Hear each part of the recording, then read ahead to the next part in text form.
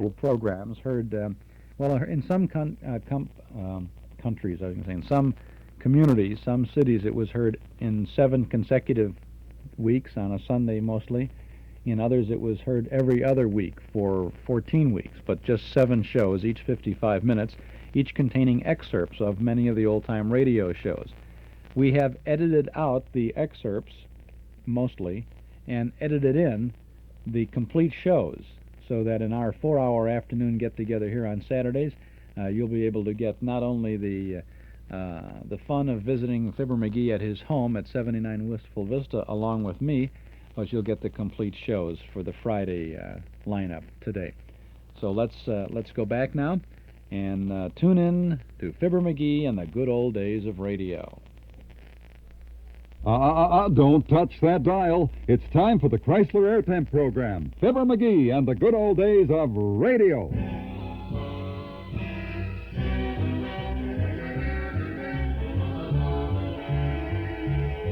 The makers of Chrysler Air Temp, air conditioning for the home, for business, and for industry, bring you Fibber McGee and the good old days of radio. Written by Phil Leslie and starring Jim Jordan, Chuck Shaden, great voices from radio's golden age, and me, Larry Thor. Tonight you'll hear again great sounds from not so long ago. Sounds from those golden days when radio was radio and every night a new adventure. So come with us for the next hour as we visit once again with Fibber McGee and the good old days of radio.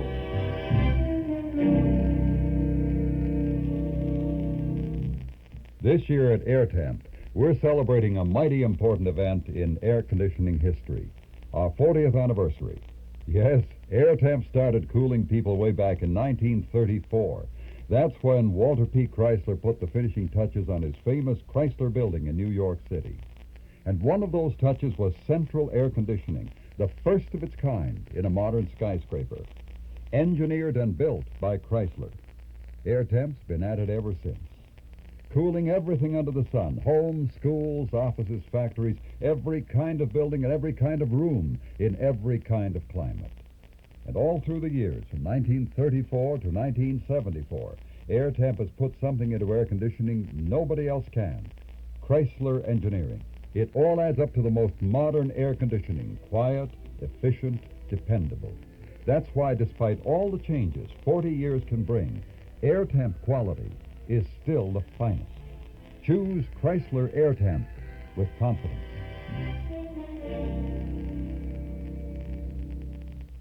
Any minute now, the doorbell will ring at 79 Wistful Vista as Chuck Shaden, that superfan of the good old days of radio, drops in for another round of nostalgia.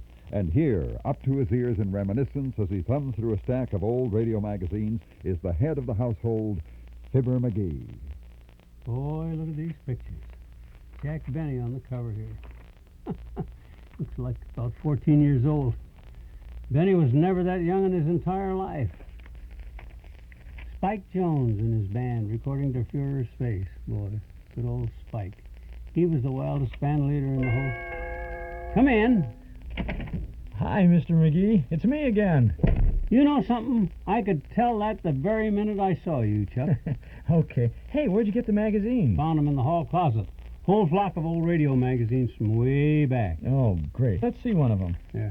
There ought to be some real history in these babies. All the hottest news of the 40s. Like it says here, programs reshuffled.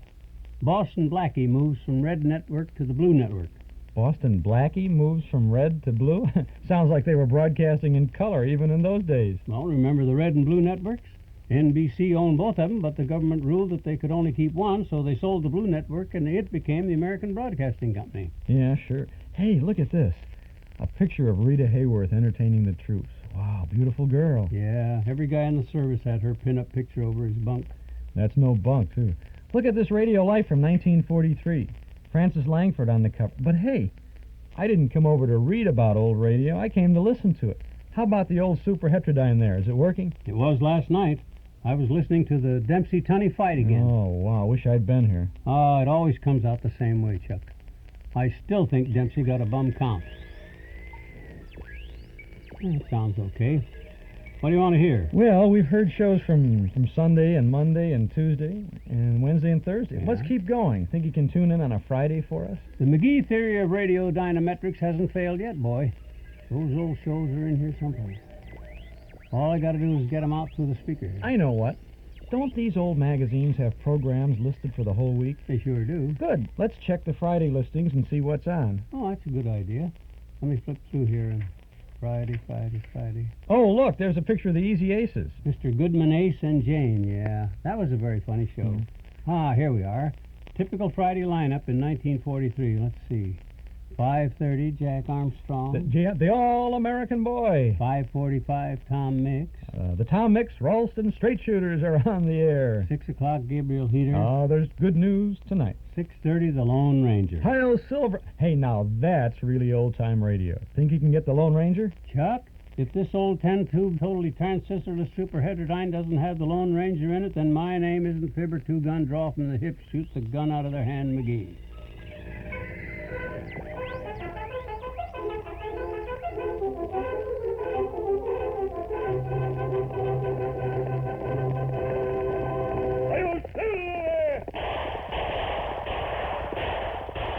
A fiery horse with the speed of light, a cloud of dust, and a hearty hi-yo silver, the Lone Ranger.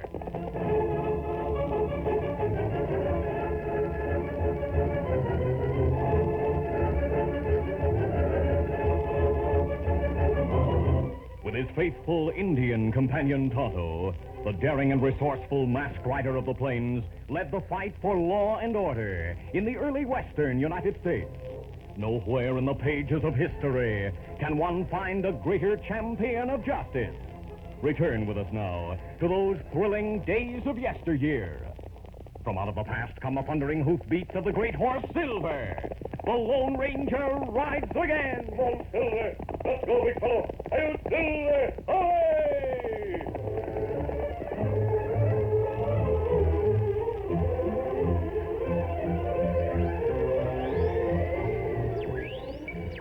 He's really a great character, you know that? Yep, law and order in the saddle. Always on the side of justice, strong in the face of danger. Must have been strong in the seat of the pants, too. If I rode a horse as much as he did, I'd have saddle sores up to my shoulder blades. The Lone Ranger never killed anybody, you know that? Yeah, he just shot the guns out of the bad guy's hands.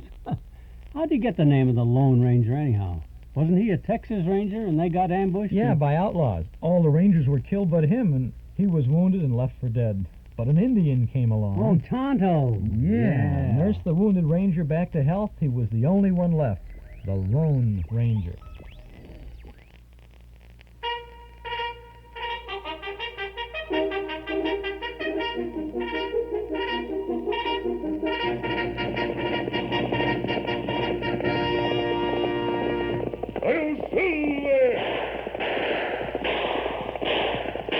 A fiery horse with the speed of light, a cloud of dust, and a hearty hi-yo Silver, the Lone Ranger.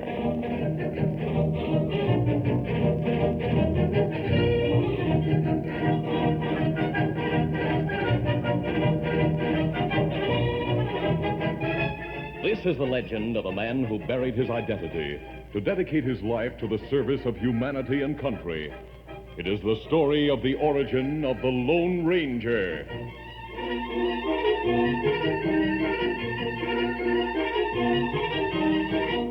Early settlers in the West had to be brave men and women, ready to fight for their lives at any moment. There was danger on every side. There were wild beasts, savage Indians, and the Cavendish gang. Butch Cavendish headed a pack of outlaws. They struck without warning to steal and kill. Open fire on that wagon train. Wipe them out to the last man.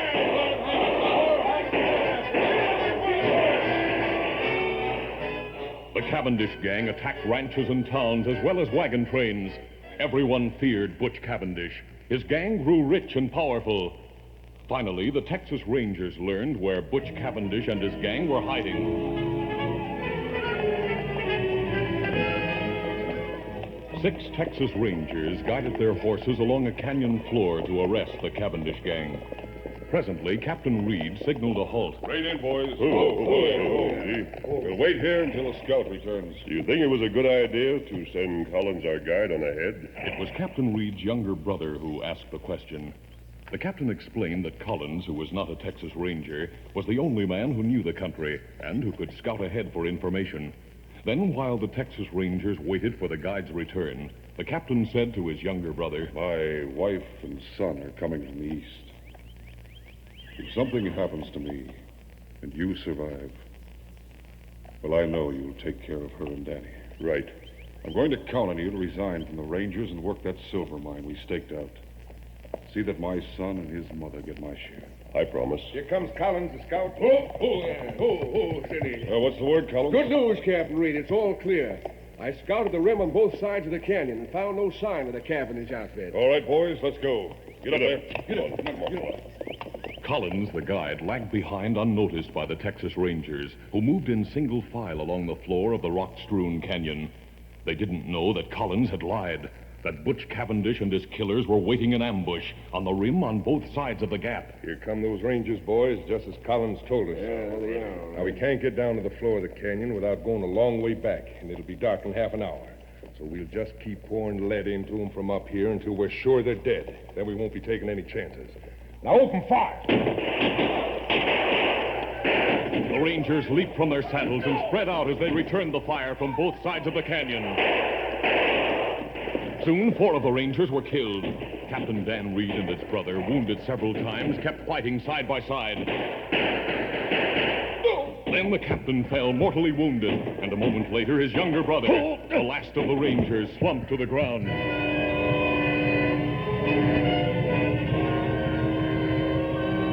The outlaws waited and watched for any sign of life from the Rangers, then rode away, convinced that all 6 men in Bryant's Gap were dead. Sunset came, then darkness.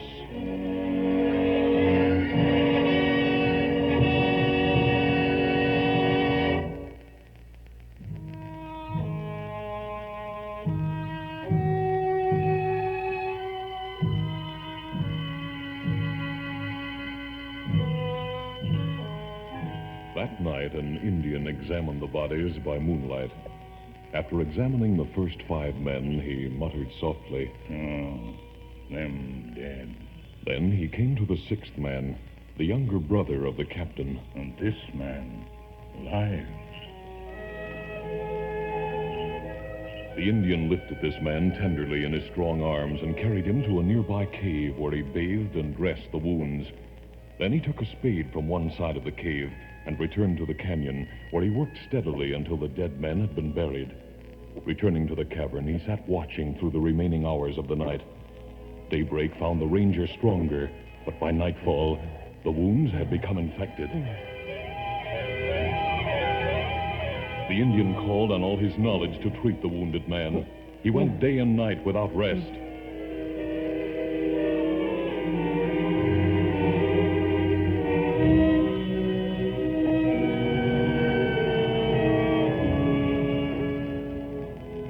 The morning of the 4th day when the Ranger opened his eyes, and for the first time the Indian saw them clear and calm. Are you awake? Me glad. Yes, but so weak. You wounded bad. I remember an ambush. That right? Me find you in canyon. Carry you here to cave. It's daylight. It's morning. Then I must have been unconscious all night. It's several days since fight in canyon. Several days. Ah. There's something familiar about you. You remember? Many year ago, you only boy. You find Indian boy in trouble. You saved life, Indian boy. Yes. Your name is Tonto. That right? Years ago, you called me Kimosabe. That right. And you still Kimosabe. It mean faithful friend. Tonto, there were 6 of us in that canyon. The others. What about the other Rangers? Other Ranger. All dead. Dead. Ah. One was my brother. You only Ranger left. You Lone Ranger.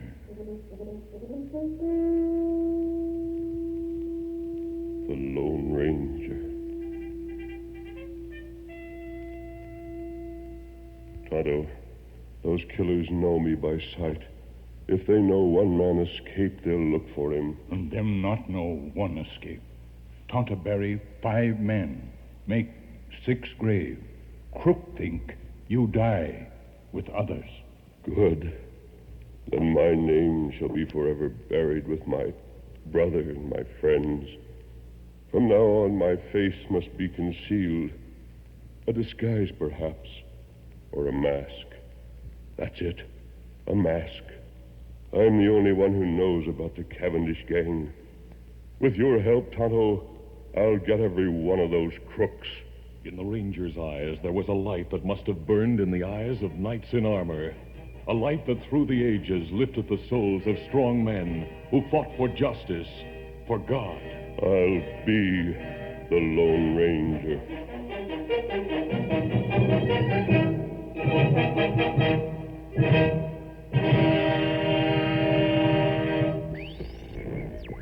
And so the West is made safe again by the masked man and his faithful Indian companion. I mind one time my Uncle Buckshot McGee. He was my Western uncle. Yes, you've mentioned him. He had a faithful Indian companion. 2 of them, in fact.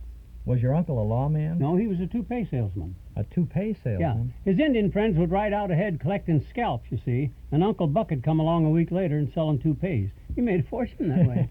Sounds like a pretty unsavory character to me. It's a good thing he didn't run into the Lone Ranger. Uncle Buck would have traded him out of his horse, his mask, and all his silver bullets. I can tell you that much about Uncle Buck. I just thought of something, Mr. McGee. I'll bet you didn't know this, but I remember the day that the Lone Ranger died. Oh, come off it. The Lone Ranger never died. Heroes like that don't die, Chuck. You know that. Listen, I'm a Lone Ranger fan. Have been since I was a little kid. He was my big hero. Well, every kid's big hero. And one night, back in the early 40s, I heard my folks talking about the Lone Ranger being killed in an auto accident. In an auto accident? They didn't even have autos when the Lone... That's exactly how I felt. I couldn't believe it.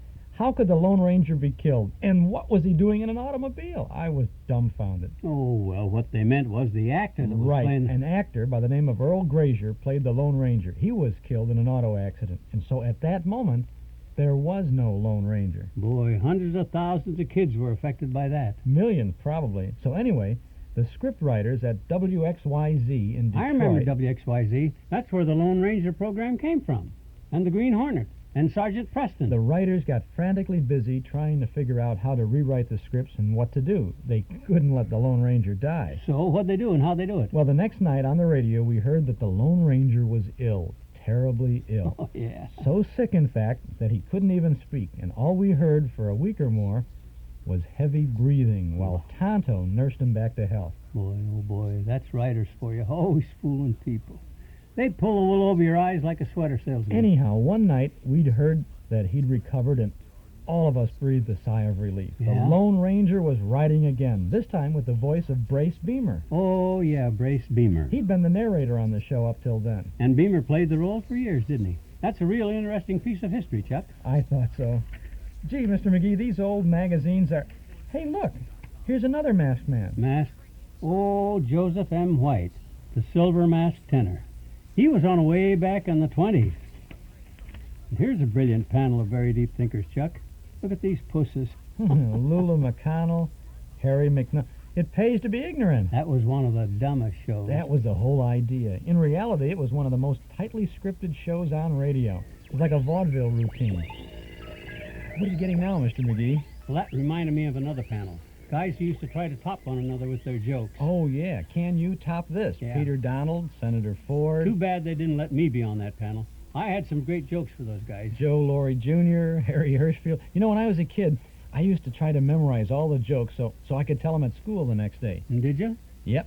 Only thing is, all the kids listened to the show, and everyone knew the punchline before I came to it. Well, let's try to tune them in now. Get some more material. Then you can go back to school and try again. Good idea. Let's see.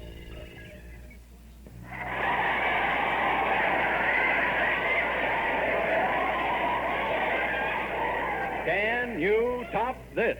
Presented by the Colgate-Palmolive Peet Company, makers of Colgate Dental Cream to clean your breath while you clean your teeth, and Palmolive Brushless Shave Cream for a smoother, more comfortable way to shave. And here is Colgate-Palmolive Peet Company's master of ceremonies, Dennis James. Well, good evening, friends. Welcome to Can You Top This? Our unrehearsed witty whippersnappers with Ward Wilson pinch hitting for Senator Ford, Yeah, good evening.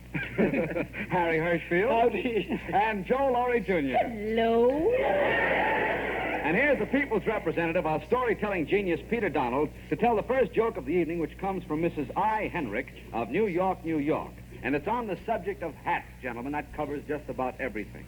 Go ahead, Peter Donald, take it. Well, this is about a great big Amazon of a woman, and she's picking on her husband, having an argument. And she said, Hercules? He says, yes, Petunia, what's on your mind? He said, I'm really ashamed to go out with you anymore. I'm ashamed to walk with you on the street. Now, look at the terrible-looking hat you're wearing. I think it's high time that you bought yourself a new one. Well, he says, dear, I don't want to get a hat. I got a swell hat now. She said, well, maybe you like it, but don't you think it's a little outmoded with a ribbon around it that says, welcome home, the Rough Riders? Don't you think maybe... I'll tell you what I'm going to do. I will take you shopping with me today. We'll go down to the hat store. The clerks are very efficient, very courteous. We'll buy you a new hat. So they go down this hat store, and the clerk, first of all, puts a fedora on the guy. He says, yeah, this is nice with the blue ribbon. I'll take this one. She said, no, you won't. No, you won't. You'll find something much more distinguished. Clerk, will you bring some Hamburgs? So they put about 15 Hamburgs on the guy. He says, listen, I still like the one with the blue ribbon, if you don't... She said, no, we'll find something that's very stylish. So they start putting on this guy derbies and snap rims and Panamas and straw hats and everything like this. Every kind of hat imaginable. At the finish, he says, listen, he says, they're all lovely hats, honey, but he says, I want the little one with the blue ribbon. She said, oh, very well. All right, if you must have your way, we'll take that one. But, clerk, she says, before you put the hat in the box, would you mind cutting 2 holes in the brim? He says, holes in the brim, madam, why? She says, because my husband is such a stubborn jackass, he has to have holes for his ears to go through.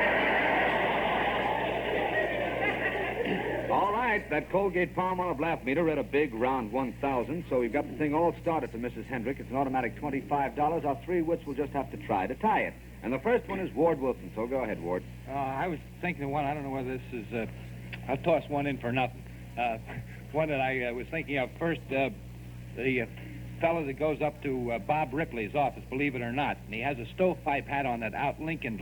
It was up about 2 feet in the air. So he walked up to this dumb receptionist at the desk, bowed very politely, and he took off this big high-top hat, and there's a bunch of tulips growing right out the top of his head. He said, may I speak to you, miss? He said, yeah, what do you want? He said, I would like to see Mr. Ripley, please. He said, yeah, what about? That's the one I threw in, and you can throw it right out of here. So just go on like nothing happened, Ward. Just continue. I won't wait, Billy. All right. This one's about the goof that was going to go in the Army, and he hit one of those hard-boiled sergeants who was giving him an IQ test, and he went through a whole rigmarole with him. He said, now imagine you're an actual combat soldier. He said, suppose a bullet whizzes by and takes off one of your ears. What would happen? He says, I'd go right on fighting. He says, well, suppose you went right on fighting. Then another bullet came along, shot off your other ear. What would happen? She says, I'd go blind. He says, you'd go blind? Why? He says, my hat would fall down over my eyes. That's more like tulip time, boy. That's the 1,000. That's more like it. All right. It's little Joe Laurie Jr. next. Well, this fella comes into a hat store, and this kind of a goof, and this fella says, what can I do for you? He says, I'd like to get a hat. He says, you come to the right place. He says, what size, please? He says, size 8. He says, size 8. So his partner says, we haven't got an 8. He says, shut up. Try this on for size. So he gives him a 7. He says, that's too small. Look at it, credit. He says, push it down a little bit. He says, no. He says, look, let me push it a little bit. And he pushes it. And the fellow says, oh, it stopped. You know, finally pushed the way down. He says, there, that fits you. He says, no, this thing is, it's giving me a headache. Look. Oh, it's tight now. He says, give it a little more push. Push it again. He says, no, I don't want to buy it here. And he walks out. So the fellow says to his partner, says, what did you do? What did you do to the customer? You knew we didn't have a size 8. He says, that's so. Now we got a size 8.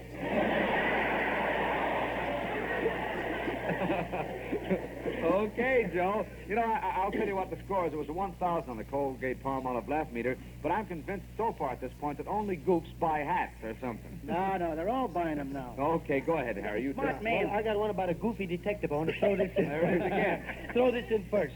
A detective is taking a fellow to jail. So he's walking him down the street, and when they get to a corner, a sudden wind comes up and takes the prisoner's hat and blows it down the street, and the prisoner makes a lunge to go ahead and get it. Says, "No, you don't, wise guy." He says to the prisoner, "You stand where you are, I'll run and get it." What I will tell now is a woman is walking down the street, and a big flower pot from the 4th floor falls on her head, wham!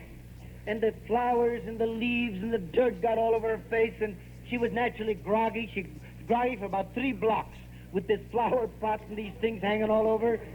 That night, 2 women were discussing. One says, is that Miss LeVere? Oh, boy, is she a dame. Oh, I saw her on the street today, staggering with the lousiest hat on you ever saw. Was she drunk? Okay, brother, that does it. That completes the first round, and checking over it, it's a perfect round. Peter Donald got the first 1,000, followed by the 3 wits, and so we send Mrs. Henrik $25 with the compliments of Palmolive shave creams, plus a phonograph record of Peter Donald telling her story on the air.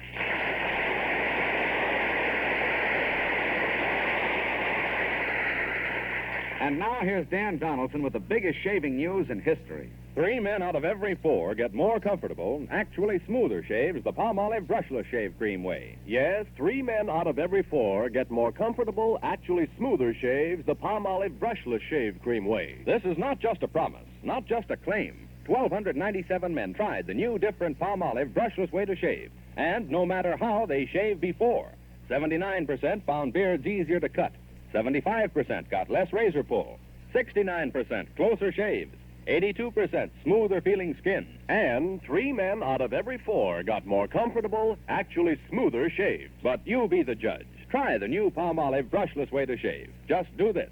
Wash your face with soap and water. Rinse.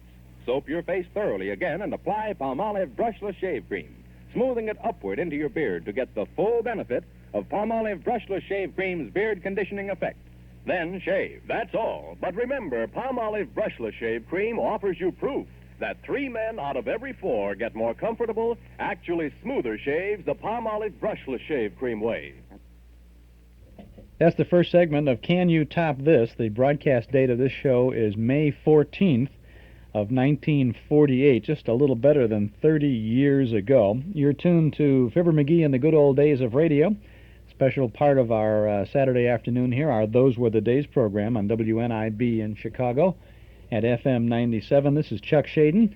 We're here every Saturday from 1 to 5 with all these good old radio shows. We'll be back to this program in just about a minute. Next Sunday, not tomorrow, but next Sunday is a very special day, right? It's Father's Day. Now, what are you going to get Dad for Father's Day? You're going to get him a nice shirt and a tie, right? No, you're going to get him some aftershave lotion, something like that. Dad doesn't get too excited about the shirt and a tie anymore. What do you get him? Handkerchiefs? A bottle of 7-Up or something like that?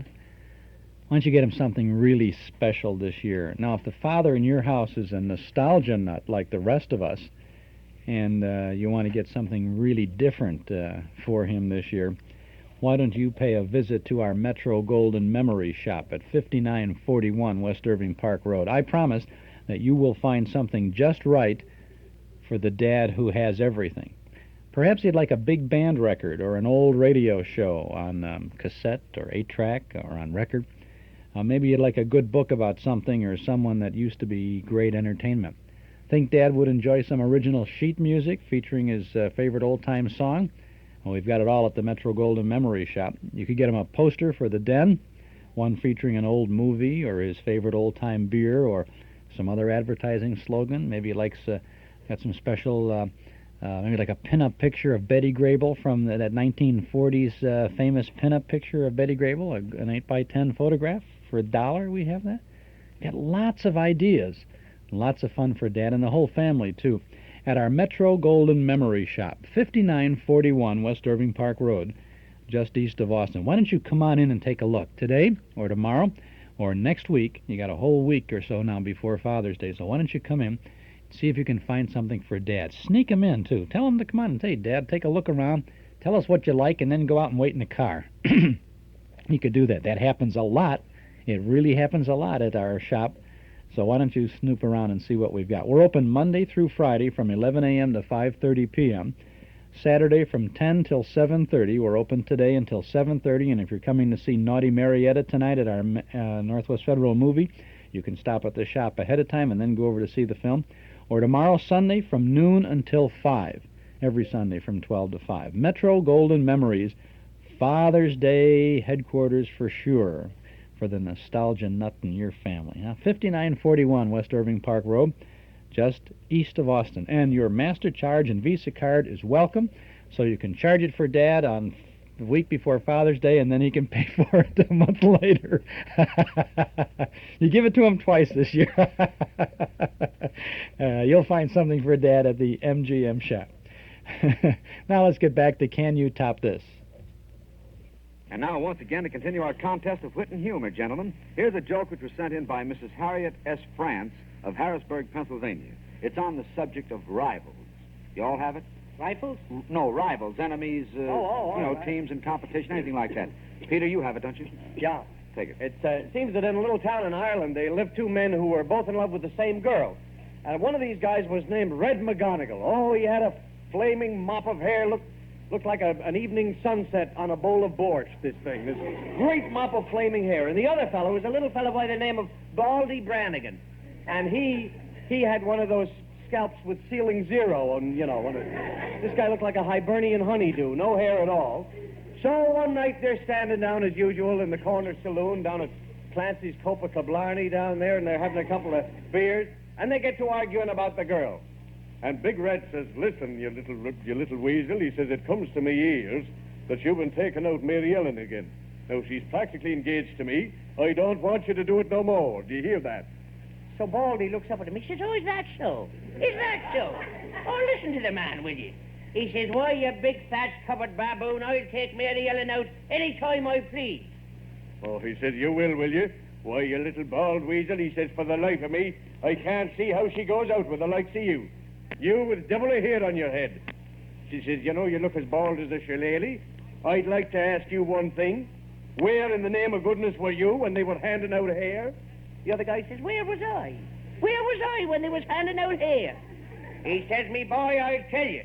He says, I was around with the rest of them, but I told them I didn't want any hair because the only color they had left was like yours.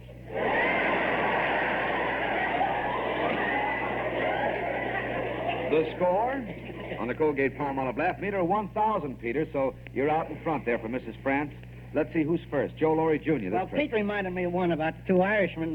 This I'm throwing in for nothing, Dennis. Okay. This is for free.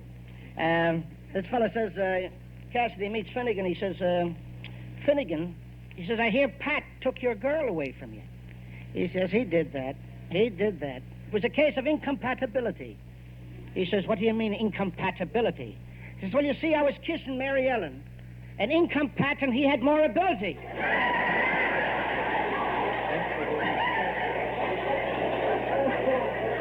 You threw that in. I like those kind. I enjoy. Now, the one I want to tell is about this fellow's on a buying trip in New York, and he's buying coats for his firm, and he goes all over, and finally gets into one man's place. He says, how much for the coats? He says, by the dozen. He says, yes, by the dozen. He says, I'm wholesale. He says, $100 a dozen for you. He says, $100 a dozen? He says, you know that rival place across the street? Selling their coat for $50 a dozen. He says, the same coat? He says, yes, the same coat for $50 a dozen. He says, it's a lie. He says, all right, it's a lie, but it's cheap, ain't it?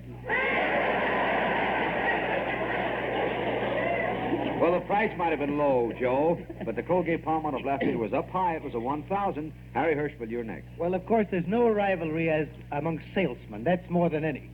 So a fella comes into a store, a business concern, and he said, I'd like to get a job here as a salesman. Fella said, are you a good salesman? He says, I am the best salesman in the world. Well, he said, that's a big thing if you say you're the best salesman in the world. Well, I says I'll test it. You see these big boxes of cigars that I got here? I've had them here now for 1 year. Go out and sell these. So, all right, I'll take them out. So every place he went with the cigars says, take those stinkeroos out of here. No place could he sell the cigars. After 4 hours, he came back and he said, with the cigars, says, I got one little correction to make. I am not the best salesman in the world. I'm the second best salesman. The guys who sold you these stinking cigars, he's the best salesman.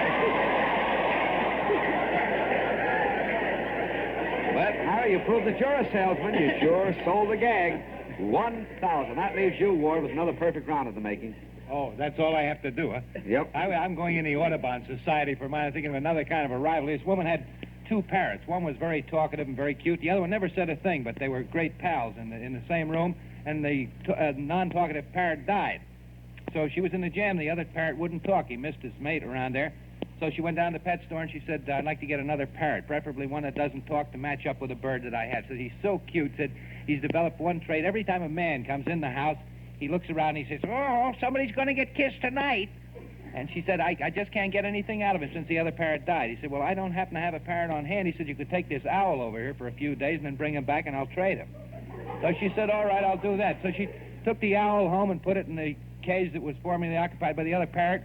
And the parrot immediately took a terrific dislike to this owl. Kept looking over at him all the time, wondering what that was in the other cage. So that evening, the doorbell rang and the woman went to the door, opened the door, and a man walked in. The parrot perked up its ears and looked around and said, oh, somebody's going to get kissed tonight. With that, the owl looked around and said, whoo, whoo. Parrot looked back and he said, not you, you flat-faced son of a gun. Well, it's all according to which punchline we count, War, but it makes no difference because the first one got a 1,000 and the follow-up line got a 1,000 too, so that was more than a perfect round. We had 5 1,000s in it. We're going to send Mrs. France $25 with the compliments of Palmolive shave creams, plus a phonograph record of Peter Donald telling her story on the air.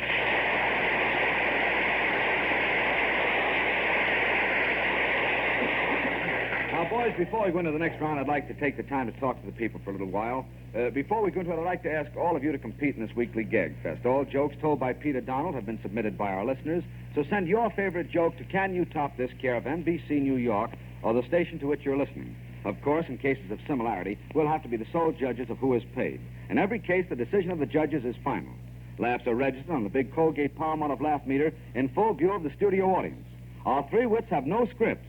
They rely on memory and ability to switch jokes to make them fit the subject. All right, now let's continue with the laughs. The next joke comes from Mrs. Lillian H. Appleton of Brookline, Massachusetts, and it's on the subject of gossip. We'll get a lot of female impersonations now, I'll bet. Go ahead, Peter Donald.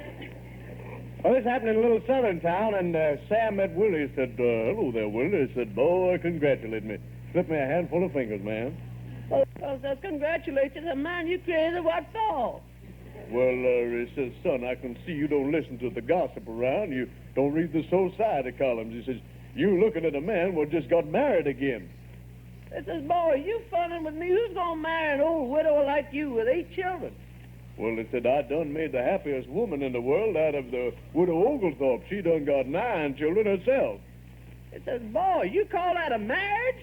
Well, he said, what else is it? He says, man, when a fellow with 8 children marries a woman with 9 children, son, that ain't no marriage. That's a merger. Well, I heard your merger, Pete. 1,000 on the Colgate-Palmolive laugh meter. That puts you out in front. Who have we got here? One hand up, and it belongs to Harry Hirschfield. I want to throw this in quick. I heard that there was a scandal in a radio studio the other day. They caught a disc jockey trying to dope a record. But a goofy old one is about the... on a hot summer's day in an asylum, in a goofy joint, there's a fella, kind of a goofy guy with a bucket of green paint, and he's painting the grass with the green paint. So a fella coming along with an automobile sees that and said, what are you doing there? He said, there's nothing wrong with me. There's nothing wrong at all. He said, I'm just so they know where I am, but I'm here for another purpose. I heard some historians the other day, they were gossiping and talking about that right on this place is gold buried long time ago. And he said, of course I can't get away, but he said, if you go and get it, and I'll give you all the directions, you go over there and get it, And he said, we'll split 50-50. He said, from what I heard him say, it's there. You go 150 feet straight, then you turn for 30 feet right, and then you turn left and you'll see a tree, then 10 feet to the tree, and you dig down 25 feet and 40 feet wide. So the fella goes and then comes back about 8 hours. He said, I didn't find any gold. He said, I dug there just like I went 150 feet, I dug the 25 feet, the 40 feet, and there was no gold. He said, you did it? He said, yes.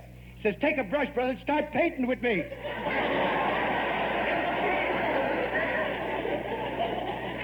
You do it too. 1,000. I put too many O's in there, I think. Go ahead, Ward, you take it. I'm thinking about what happened to my wife and I on our honeymoon. We went down to Virgin Islands in January and got down to the Blackbird Castle Inn down in St. Thomas. And a little colored fellow was a wonderful servant down there. He did everything for us, met us at the airport. So before we got up to the hotel, I said, now, Sam, when we get up to the hotel, be sure you take all those labels off the bags and don't be gossiping around the place about us being just married or anything. Just keep your mouth shut. Don't tell anybody we're married and get all signs of it out of the way, will you? He says, yes, sir, Mr. Wilson, I'll do that. So we get up to the hotel and unpack, and we're there a couple of days. And every time we came out for meals, people were in little cliques, gossiping, and, you know, that double talk that they give behind your back. Nobody said hello, how are you, how do you do, or anything. So after 2 days of that, I finally got Sam aside. I said, Sam, what's the matter with you? I specifically told you when we landed we didn't want to be known as newlyweds down here. I asked you, please, not to tell anybody we're married, and obviously you have. He said, no, son, Mr. Wilson, that ain't right. He said, just the opposite is true. I've been telling everybody you're just good friends, that's all.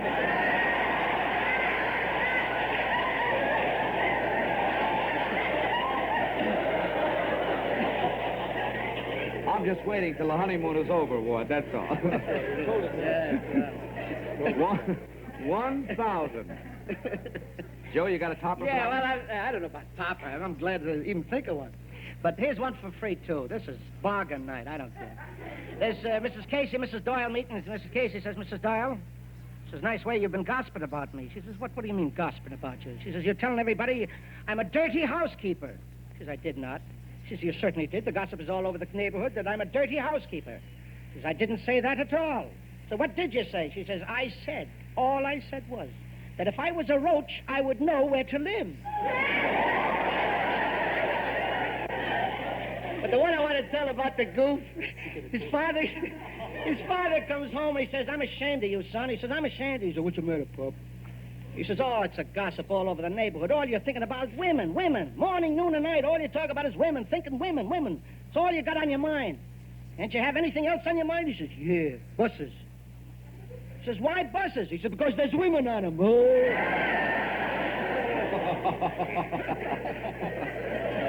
Yeah, I know, Joe.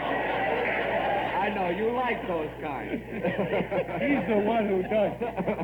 Well, he did it, though. Buses or no buses, it was a one... Double-decker bus. It had to reach 1,000. It was another 1,000, another perfect round. So we're sending Mrs. Appleton $25 with the compliments of Colgate Dental Cream, plus a phonograph record of Peter Donald telling the story on the air.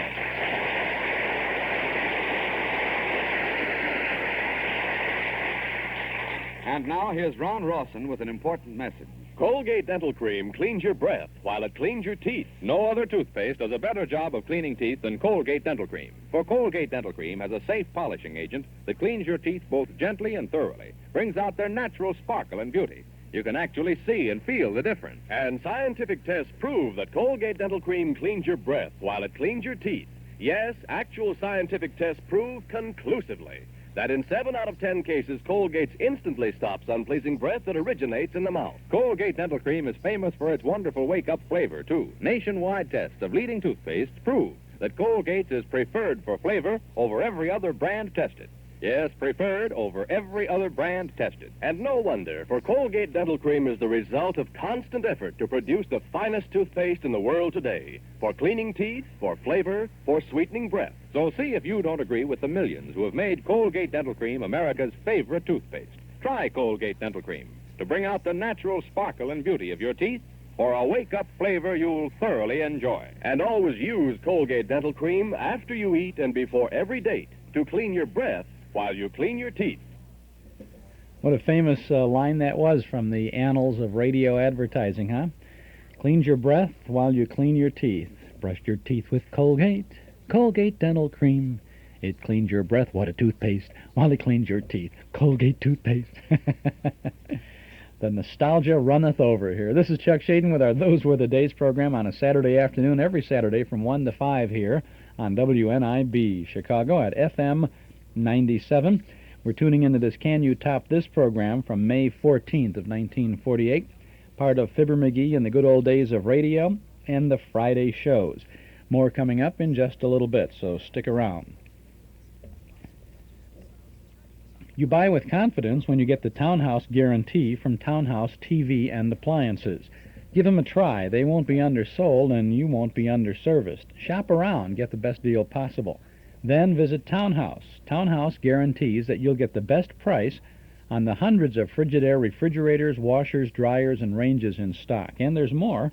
Townhouse guarantees to make delivery on the day promised, guarantees normal installation on all products delivered, guarantees to move your old appliance to the basement or the garage or to remove it from the premises if you like.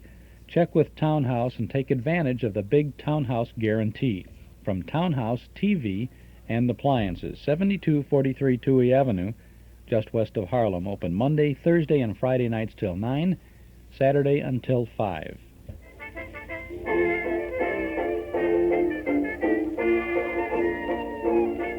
Running boards and rumble seats were standard equipment on a new Ford back in 1931 when Nelson Hirschberg Ford first put up their "We're in business to serve you" sign on Irving Park Road. In the 47 years since then, running boards and rumble seats have become but a fond memory. But Nelson Hirschberg Ford is still in the business of serving thousands of Chicagoland families with the bright new Fords at the same location, 5133 West Irving Park Road at Laramie. And when you visit Nelson Hirschberg Ford, you'll discover what's made their business prosper all these years. You'll discover that Nelson Hirschberg Ford wants your business today and tomorrow, too. They stand on their reputation as one of Chicagoland's oldest, most respected Ford dealers. And you can be sure that when you buy a new Ford or a clean, select used car from Nelson Hirschberg, you'll get more than an automobile. You'll get a Nelson Hirschberg automobile, one with reliability and dependability as standard equipment. Ask the man who owns one. Nelson Hirschberg Ford, 5133 Irving Park Road, 5 blocks west of Cicero at Laramie. Now let's return to Can You Top This? All right, gentlemen, if you're all ready, we'll start again. Here's a joke sent in by Maurice Sir, and I'm going to spell that because I don't want to mispronounce anyone's name. It's C-Y-R, I believe it's pronounced Sir, of Westport, Connecticut. It's on the subject of lectures, so start lecturing, Peter Donald. Well, it's about a well-known explorer and a world traveler that's come up on Duck Creek, and he's talking at a ladies' club one day. And as he gets to the close of his address, he says, "Now, ladies, as I have described the wonders of the globe to you, I've described all the strange habits of the various peoples of the continents of the world, including the mystic habits and customs of that little group that lives in territory known as Yob-Seratan. Yob-Seratan. That's Nature Boy spelled backwards." Now, he said, "I'm concluding my lecture," he said, "on the landmarks of the world." He said, "I should like to ask some questions. Is there anyone here who can name some of the historic landmarks and wonders of the world?" So in the back of the room, little Mrs. Pufnik put up her hand. And she said, "Ooh, Professor, ooh." She said, I could name you a couple things. He said, "Very well, madam. Will you try, please?" Well, she says, first over in Egypt, it's right on the edge of the Hirschfield Desert. He says, "The what? The Hirschfield Desert?" She said, yeah, that's the Sahara they got over there, the Sahara. She says, they got a monument there. They call it the, you should excuse the expression, Sphinx. And she says, this is looking sort of like a tiger until you come up the front. It's turning into a beautiful girl with bobbed hair. Looks like a pussycat is swallowing Lanternip or something. It's very beautiful. He said, "That's very good. Now, can you name any other wonders of the world?" He said, "Any of the famous towers?" Yeah, she said, I could. Also, they got in London a tower, and he says, by Paris is also a tower, and they got likewise a tower is in a place called Pisa. He says, "That's right." He says, "That's the Leaning Tower." Now, he says, "Madam, can you tell me, what makes it lean?" She said, is that a dopey question? Is that a... He says, "Why is it that you say a dopey question?" She says, "What makes the tower lean?" She says, "Listen, Buster, I weigh 230 pounds. If I knew what made the tower lean, I would take some myself, believe me."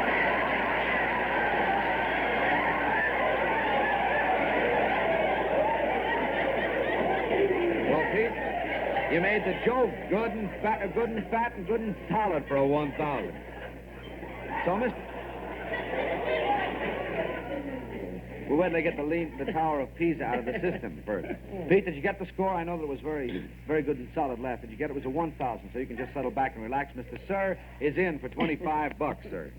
First, it's Ward Wilson. I was thinking of a fellow in the penal institution who was a pretty good guy to have around the place, except that he had one terrible habit and seemed to be incorrigible with it. Every time they'd give him a prison uniform, they'd come by at the end of the day and he had it all ripped to shreds, all torn to pieces. And they'd give him a new uniform the next day. Did his work all right, but by nighttime they'd come back and his prison uniforms all torn to shreds again. So they finally went to the chaplain of the prison, said, why don't you go down and talk to this man, see if you can't do something with him. So he went down to the cell and he said, now look, Charlie, he said, you've been a good member of our little community here. He said, you've done your work well, and you're coming along fine, except that this tearing of uniforms must stop. He said, you're wasting all the taxpayers' money, and it isn't doing you any good. He said, now, I'll make you this promise. If you go along without tearing your uniforms for a while now, we'll make you a trustee, and then you'll be able to go around the grounds and have some freedom. He said, all right. So Monday, they watched his cell, and by evening, same uniform, perfect. Tuesday, Wednesday, Thursday, well, everybody's feeling very good about the whole thing. Sunday evening, they went to check up on his cell. Here's the uniform, all torn to shreds again. The chaplain from the prison came down and said, now, Charlie, look, all week long you've been wonderful. You've kept your uniforms. We come down tonight, you spoil the whole thing, tearing this thing all in shreds again. Why do you do that? He says, what do you mean? I got to work on Sunday, too? Well, he only got paid half pay, Ward. It was $500 on the 1,000 first meter, yeah. All right, let's see. Who's next? No hands? Yes, belongs to Joe Laurie Jr. Go ahead. Well, this woman was lecturing a little class and a lot of little kids on the Lower East Side. And she was lecturing about mothers. And she says, mother is the foundation of the home. A mother is the soul and heart of the home. What is stronger than mother's love? And a kid jumps up and says, father's breath. Nothing stronger than your gag either, Joseph. The Colgate-Palmolive blast meter set a 1,000, and Harry, it's your turn to take it.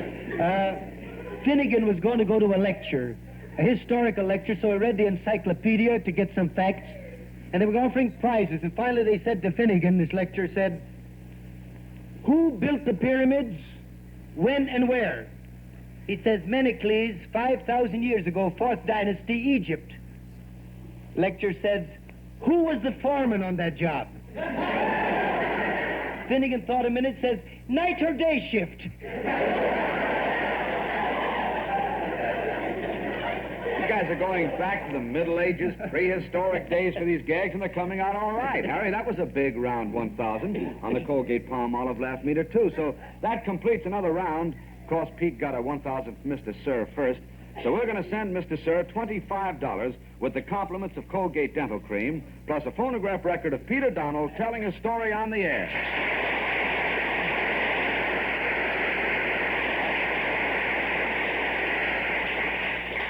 I want to congratulate you, gentlemen. You really did a job tonight. I want to congratulate you, too. You did a good job, too, didn't it? Very good job. That is all.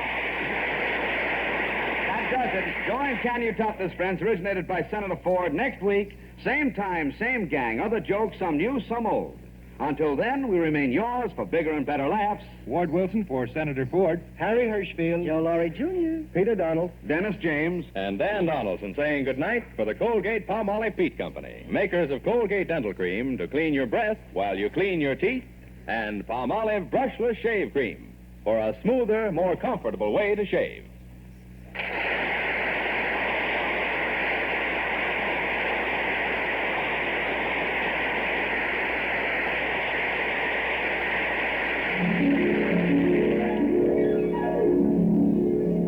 For soft, glamorous dream girl hair, try Luster Cream Shampoo. Not a soap, not a liquid, but a dainty new cream shampoo. In tubes or jars, whichever you prefer. Be a dream girl, a Luster Cream girl. Dream girl, beautiful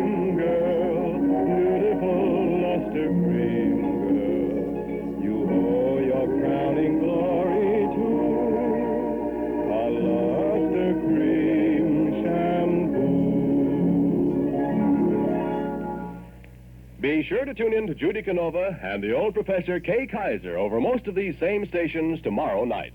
This is NBC, the National Broadcasting Company.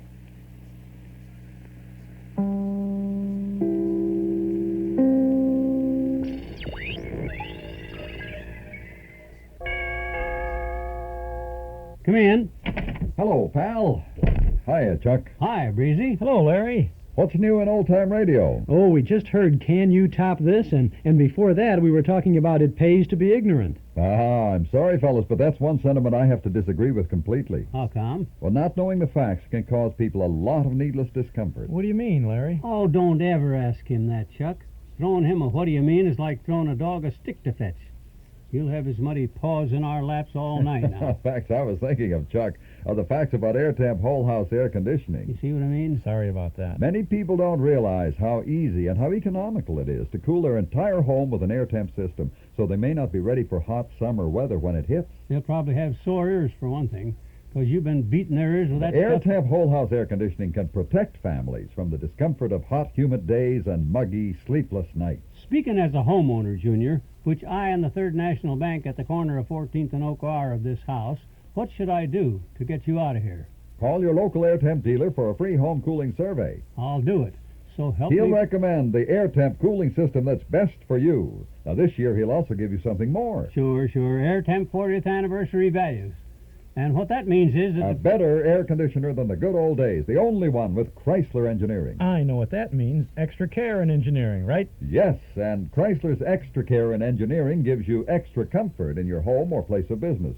So call your AirTemp dealer now for a free home cooling survey. AirTemp 40th anniversary values and Chrysler Engineering.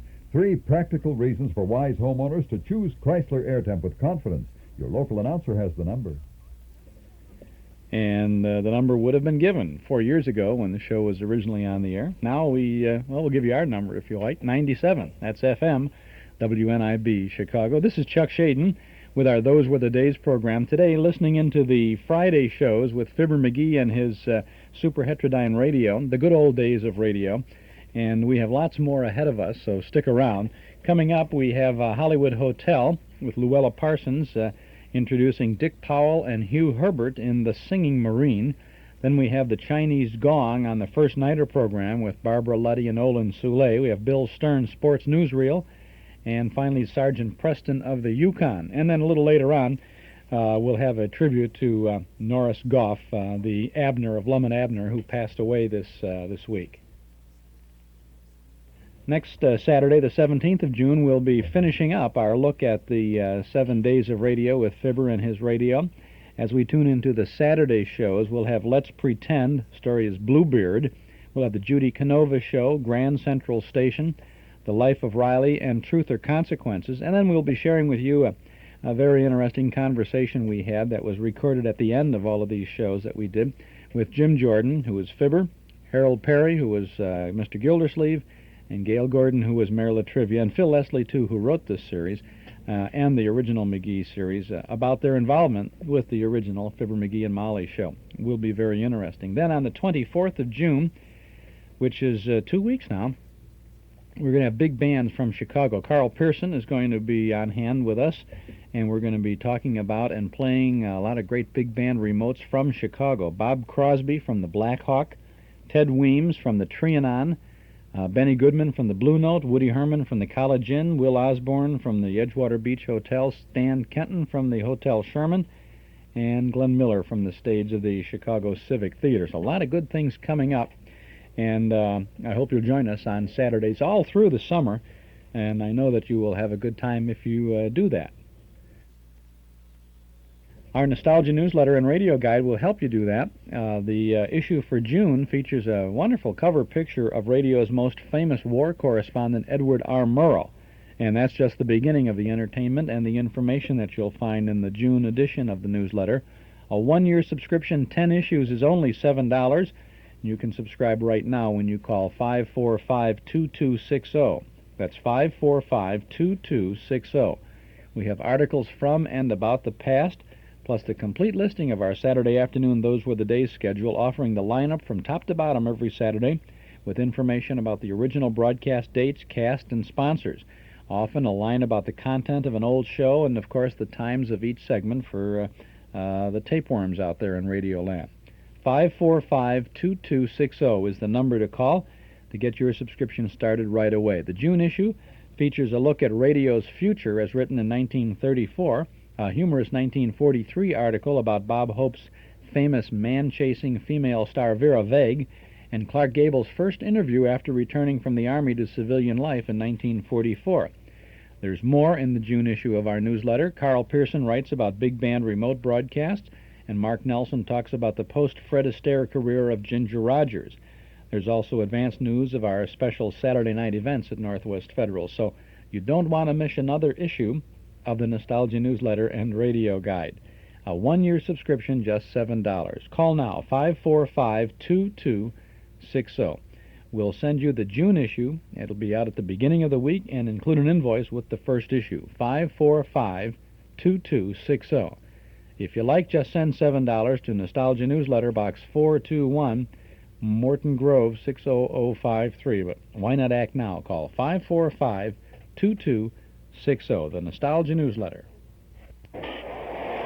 It's another key hit, and a baseball hero leads his team to victory.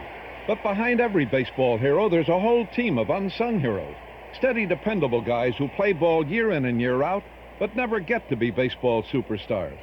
This is Bob Elson for Northwest Federal Savings, and I'd like to pay tribute to some of Chicago baseball's unsung heroes. I picked 20 from past Cub and Sox teams, and if you can guess who they are, you could win 2 tickets to a Chicago game. Who was the hustling Sox outfielder nicknamed No Neck, who is best remembered for his aggressive play? Or the versatile, smooth-fielding infielder for the Cubs, who backed up Beckert, Kessinger, and Santo? Look for the contest in the sports pages of your newspaper, or pick up a copy at any Northwest Federal Savings Center.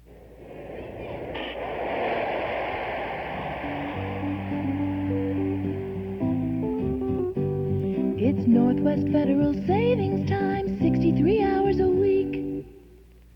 This is Chuck Shaden on WNIB Chicago at FM 97. Now let's return to Fibber McGee and the good old days of radio. Hey, Breezy. Yes, pal? What do you plan to do when they light those 40 candles on the air temp anniversary cake? Blow? Now you're talking. So long, bud. Oh, so long, pal. Bye, Chuck. Which one are you looking at now? This is from 1934. Look, Jessica Dragonette on the cover. Wasn't she pretty? Yeah, she was a big singing star for a long time. She's still singing. Just did a record album a few years back. My gosh, here's a picture of Mert and Marge. Remember them? Oh, sure I do. Myrtle Vale was Mert and Donna Damarel played Marge.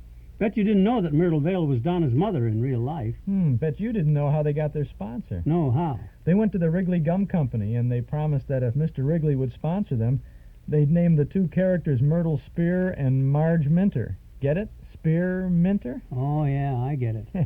That Mr. Wrigley must have been the same guy that hired a guy to manage the Chicago Cubs by the name of Charlie Gum. Oh, that's grim. So is this routine. Hey, here's a show I never heard of. The Housewives Protective League. Oh, sure. Molly used to listen to that. It says, today's program will tell you how to feed a family of 4 on $18 a week. Imagine that. $18 these days wouldn't keep a family in toothpicks. Which, if the cost of eating keeps going up, who'll need toothpicks anyhow? Isn't it murder? Nowadays, a woman can buy $30 worth of groceries and take them all home in her purse. Some of the women's purses I've seen lately, you could lug a horse home in one. The way beef prices are, that might not be a bad idea. Well, this whole inflation thing's just a vicious cycle. That's what this whole thing's a vish. When a guy has to pay 3 times as much for his food to a grocer whose rent's been raised twice by a landlord that cost him $40 for a $12 pair of shoes from a shoe man that can't pay enough to buy groceries, then the government ought to, and the gasoline to... What did I start out to say in the first place? That it's getting awfully expensive to eat these days. But what are we going to do, quit? What I'm going to do is get us a couple of root beers out of the icebox here before the prices go up again. Wait. Get this old radio warmed up first, would you? There's so much to hear, Mr. McGee. Okay, what do you want next? Well, the Friday listing here says, see, Breakfast Club in the morning. Here's Ma Perkins, Club Matinee with Ransom Sherman, Little Orphan Annie, Nero Wolfe. Hey, Hollywood Hotel. Remember that? Oh, sure. Louella Parsons was hostess. Dick Powell was on there, Fred McMurray sometimes, Herbert Marshall. Can you get it?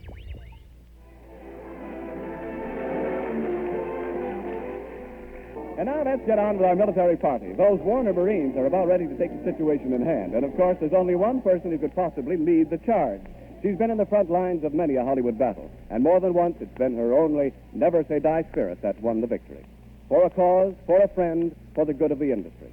Our First Lady of Hollywood, Louella Parsons, and her guest stars, Dick Powell, Hugh Herbert, Doris Weston, and Olan Jenkins.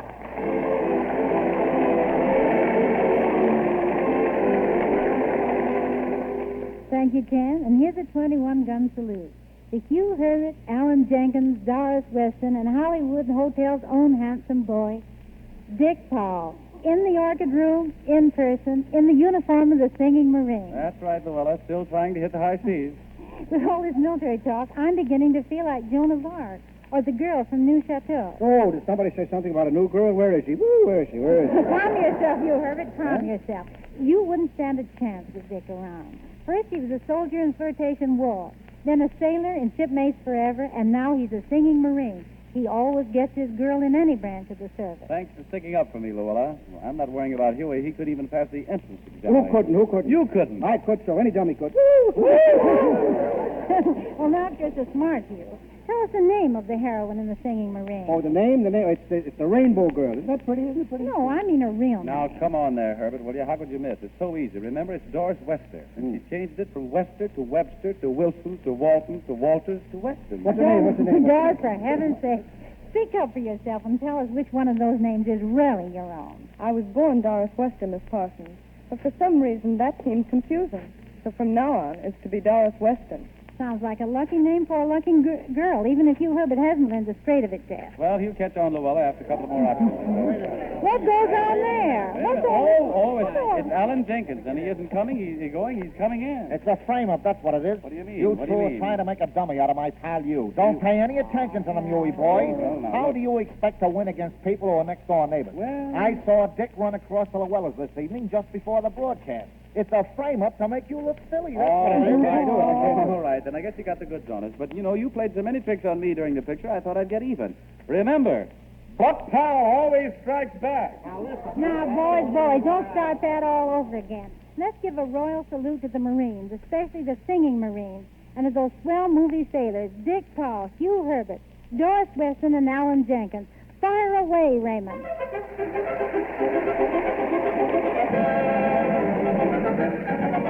Over the sea, let's go, men. We're shoving right up again. Nobody knows where or... The Singing Marine, starring Dick Powell in the role of bashful Bob Brent, Arkansas Bob to his friends, private first class in the U.S. Marines.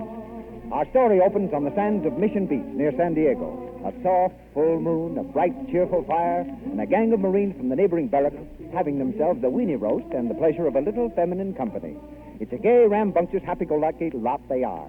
And the very devil with the ladies sometimes. But it so happens this is not one of the times. Moon and fire have both been wasted. The ladies have refused to thaw. And that's where Arkansas Bob comes in with his guitar. As a matter of fact, that's why he was brought along.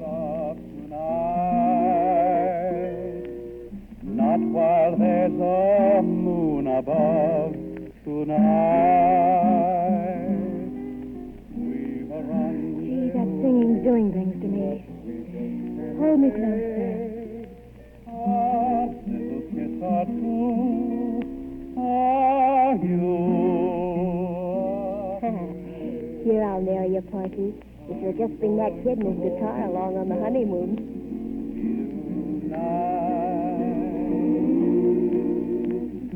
In the dark, I'll make you see the light. The dawn may find you gone. That's quite all right. But you can't run away from love tonight.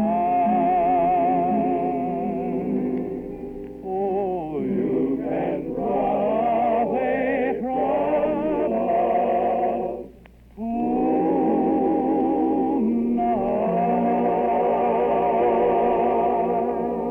Arkansas. That was swell, kid. I see the yodeling, Well, thanks, fellas. I guess I better be going now. I'll see you later at the barracks.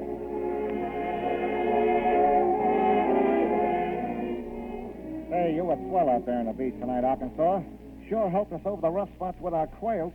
Yeah, I guess it was fun for you. Why, what's the trouble, kid? Oh, I don't know, Sarge. I just don't have a good time at those weenie roasts. Always makes you feel kind of squirmy to see all you fellas making love and me only having a guitar to play with. Well, there's no law against your taking a girl. Me? Gosh, I wouldn't even know how to ask one. And you've been a Marine for 2 years? Yeah, I guess maybe it's the Arkansas in me. Oh, but I don't know. I guess I just don't understand women. Well, how about that quail who cashiers down at the Marine Grill? Haven't I seen you waiting for her quitting time? Yeah, just waiting. Oh, a girl like that wouldn't even look at me. She's got a future, she has. She sings on the radio. Oh, look, the next time you go down there, you just... Well, Sarge, there won't be any next time. I'm leaving for Arkansas on my furlough tomorrow, and besides, she's going to New York. They picked her for that San Diego night on that amateur hour. Amateur hour? Mm-hmm. You're the one that ought to be going to eat for that.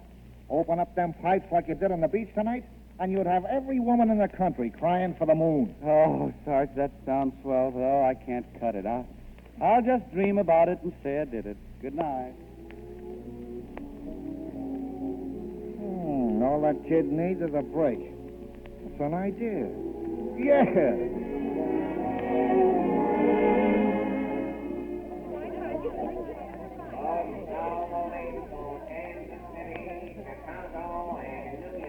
Hold it, boys. Get to the bus. Hey, where's the suitcase? Happy days, sir. Hey, wait. Let me go. Hey, fellas, now, wait a minute. Put me down, will you? Look, this isn't my bus. This bus goes to New York. And that's where you're going, Arkansas, straight to New York. But I don't know anybody in New York. Why should I go there? For that amateur hour.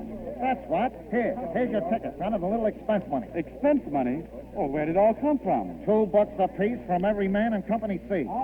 Just tell that to Major Rose that we sent you. Oh, gee, fellas, that's swell of it, but you know I'm not good enough for Sure it. you are. Just give them what you gave the gals on Mission Beach. Well, I'll do the best I can.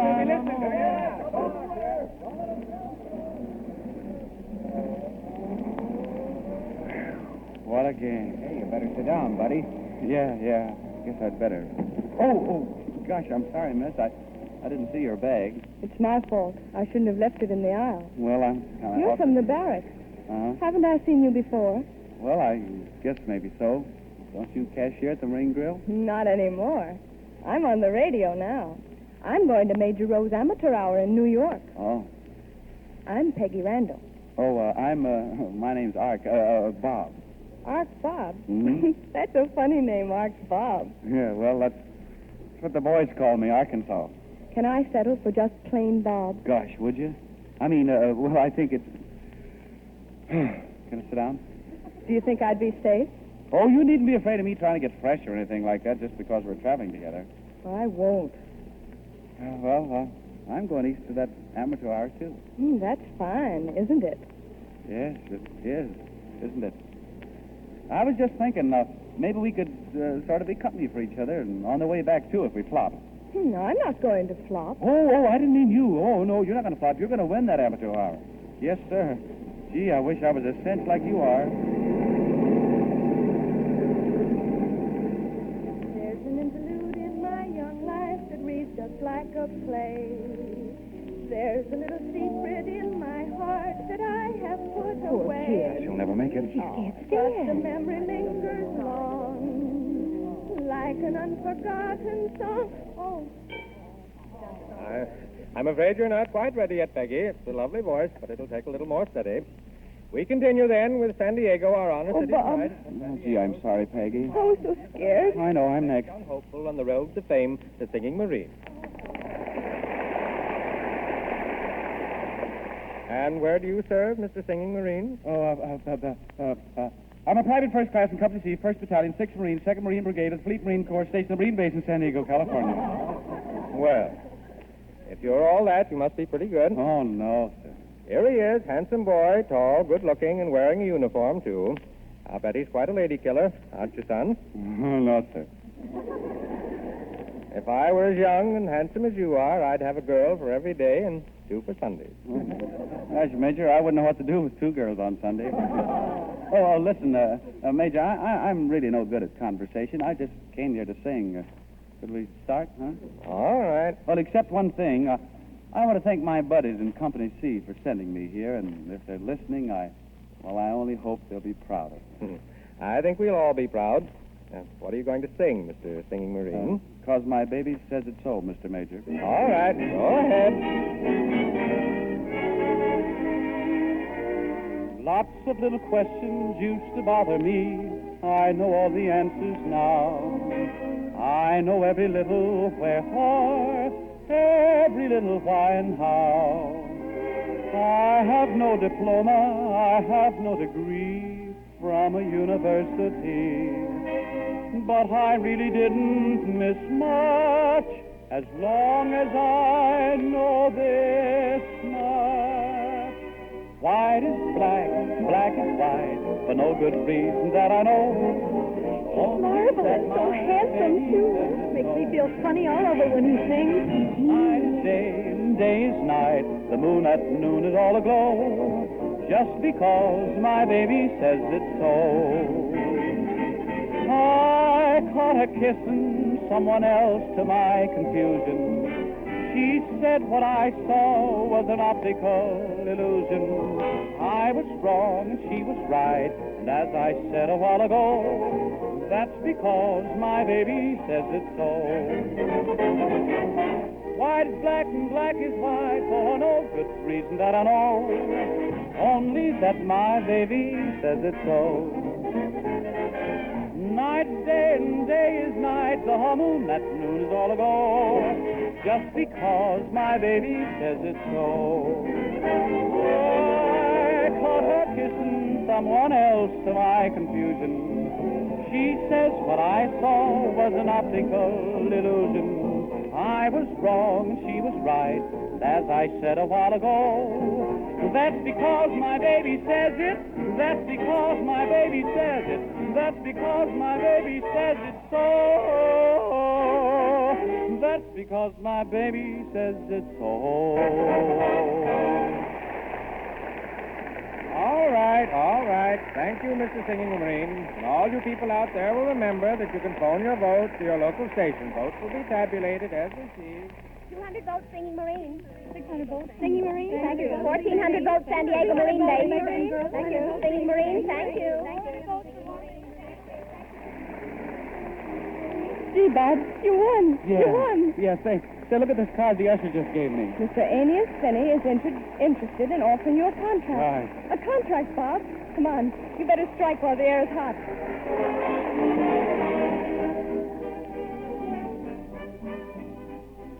Glad you came, Mr. Singing Marine. You were wonderful. You were marvelous. Well, anyway, you were good. You were good. Thank you. My name Thank is you. Finney. My name is Finney. How do Please you do, tell you, sir? Marine. What a chest. What a chest. Fine.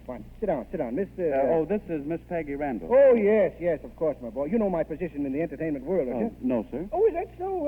My, you see all those pictures on the wall? I made all those people stars. Oh, did? Yes. Really? Yes, and I could do the same for you. That's if you sign a contract, a contract. He means for one of those amateur units, Bob. Gee, you tell me you make $30 or $40 a week with them. Oh, mere bagatelle, my boy. Oh, mere what? Well, unless I'm wrong, and I'm never wrong, I expect to be making at least $4,000 a week. Oh, you're crazy. Sure, of course I am. Woo, said I'm crazy. Had to be crazy.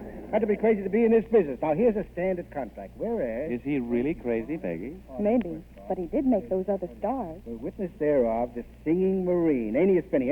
I'll sign here. Sign him. But what about Peggy, sir? She sings swell, only she just got scared tonight. Well... Mr. Finney's not looking for flops, Bob. Don't worry about me. I'll get a job. Would you consider 100 a week, miss? well, 50 to 50 Well, to I don't know. Well, compromise at 75. Why, sure. Excellent. The Singing Marine will need a secretary to handle details. Appointments, appearances, fan mail. And... Who, me? Say, are you sure you got the right guy? Go ahead, Bob. Sign it. Sure. Well, I'll sign anything. Now, that's fine. Excuse me. Hello? Get me a theatrical cast agency. Miss Figaro? Yes, Mr. Dillon. Miss Figaro, engage Sweet Pea at the Waldorf for the Singing Marine and a secretary. Yes, register him in just like that. Yes, sir. Yeah, and now, my children, just run along. I have a little shorter. Well, we'll see you later. Wait me at the elevator. Hello? Hello. Theatrical cast agency? Aeneas Finney speaking. Yes, the Boston Finneys. I want 200 women outside the Waldorf in 20 minutes, all shouting for the Singing Marine. Yes, $5 apiece. Some for $7.50. Sprinkle it in with a few $10 ones. Yeah. And when he gets there, I want him to be mobbed. I want him to be mobbed. Okay? Hey, what is this? Stay off me, will you? Let go. Let me go now. Let me go. Oh, Bob, that was awful. Did they hurt you? No, but look at my uniform. The buttons all gone, all torn. Well, this is my best dress uniform. Cost me $40. Oh, think nothing of it. Think nothing of it, my boy. I'll order you a dozen in the morning. A dozen? Yeah. Well, one would be plenty. Okay, but from now on, you'll be mobbed every day. You know, women in uniform and all that stuff. Well, maybe I'd be safer if I got out of the Marine. Oh, no. The singing ex-Marine? Oh, wouldn't mean a thing. As a singing Marine, you're going to make a fortune. Now, just forget everything and go to sleep, my boy. I'll see you at 8 o'clock in the morning. At 8 o'clock? Well, Mr. Penny, I sort of planned on going over to the Brooklyn Navy Yard in the morning to see some of the fellas there. Oh, no, Navy Yard of pot. Keep away from those docks. Impossible. Horrible thought. You can't run around with nobodies Well, no they're more. just old friends of mine. Tomorrow you're going to make me wake up famous. You won't have a minute to yourself. You won't even have time to think. Even I don't. 8 o'clock, 8 sharp, 8 sharp. Gee, Peggy, did you hear that? Not even time to think. Look. Am I crazy, or is this really for us? For you, Bob, not for me. I can't take this job. Can't take it? Well, you've got to. Mr. Finney only did it on account of you, not for me. Oh, but you made me sign the contract. You've got to stand by me now. I wouldn't know what to do without you. Do you mean that, Bob? Well, sure, Peggy. This Finney's sort of screwy, but he makes things happen. Think of the fun if they happen to both of us. I guess it would be more fun that way, Bob. Sure, and then we'll... Hey, look. I still got some lipstick on my face where one of those gals kissed me. I never thought it would end up like this when we left San Diego. Did you? Gosh, no. You know, it makes you feel kind of funny being kissed by somebody you never saw before. Bob, I want you to know that You know, one of them was kind of pretty, too. You think maybe she'll come back tomorrow? Maybe? Maybe. Good night. It sure is a lot of lipstick here.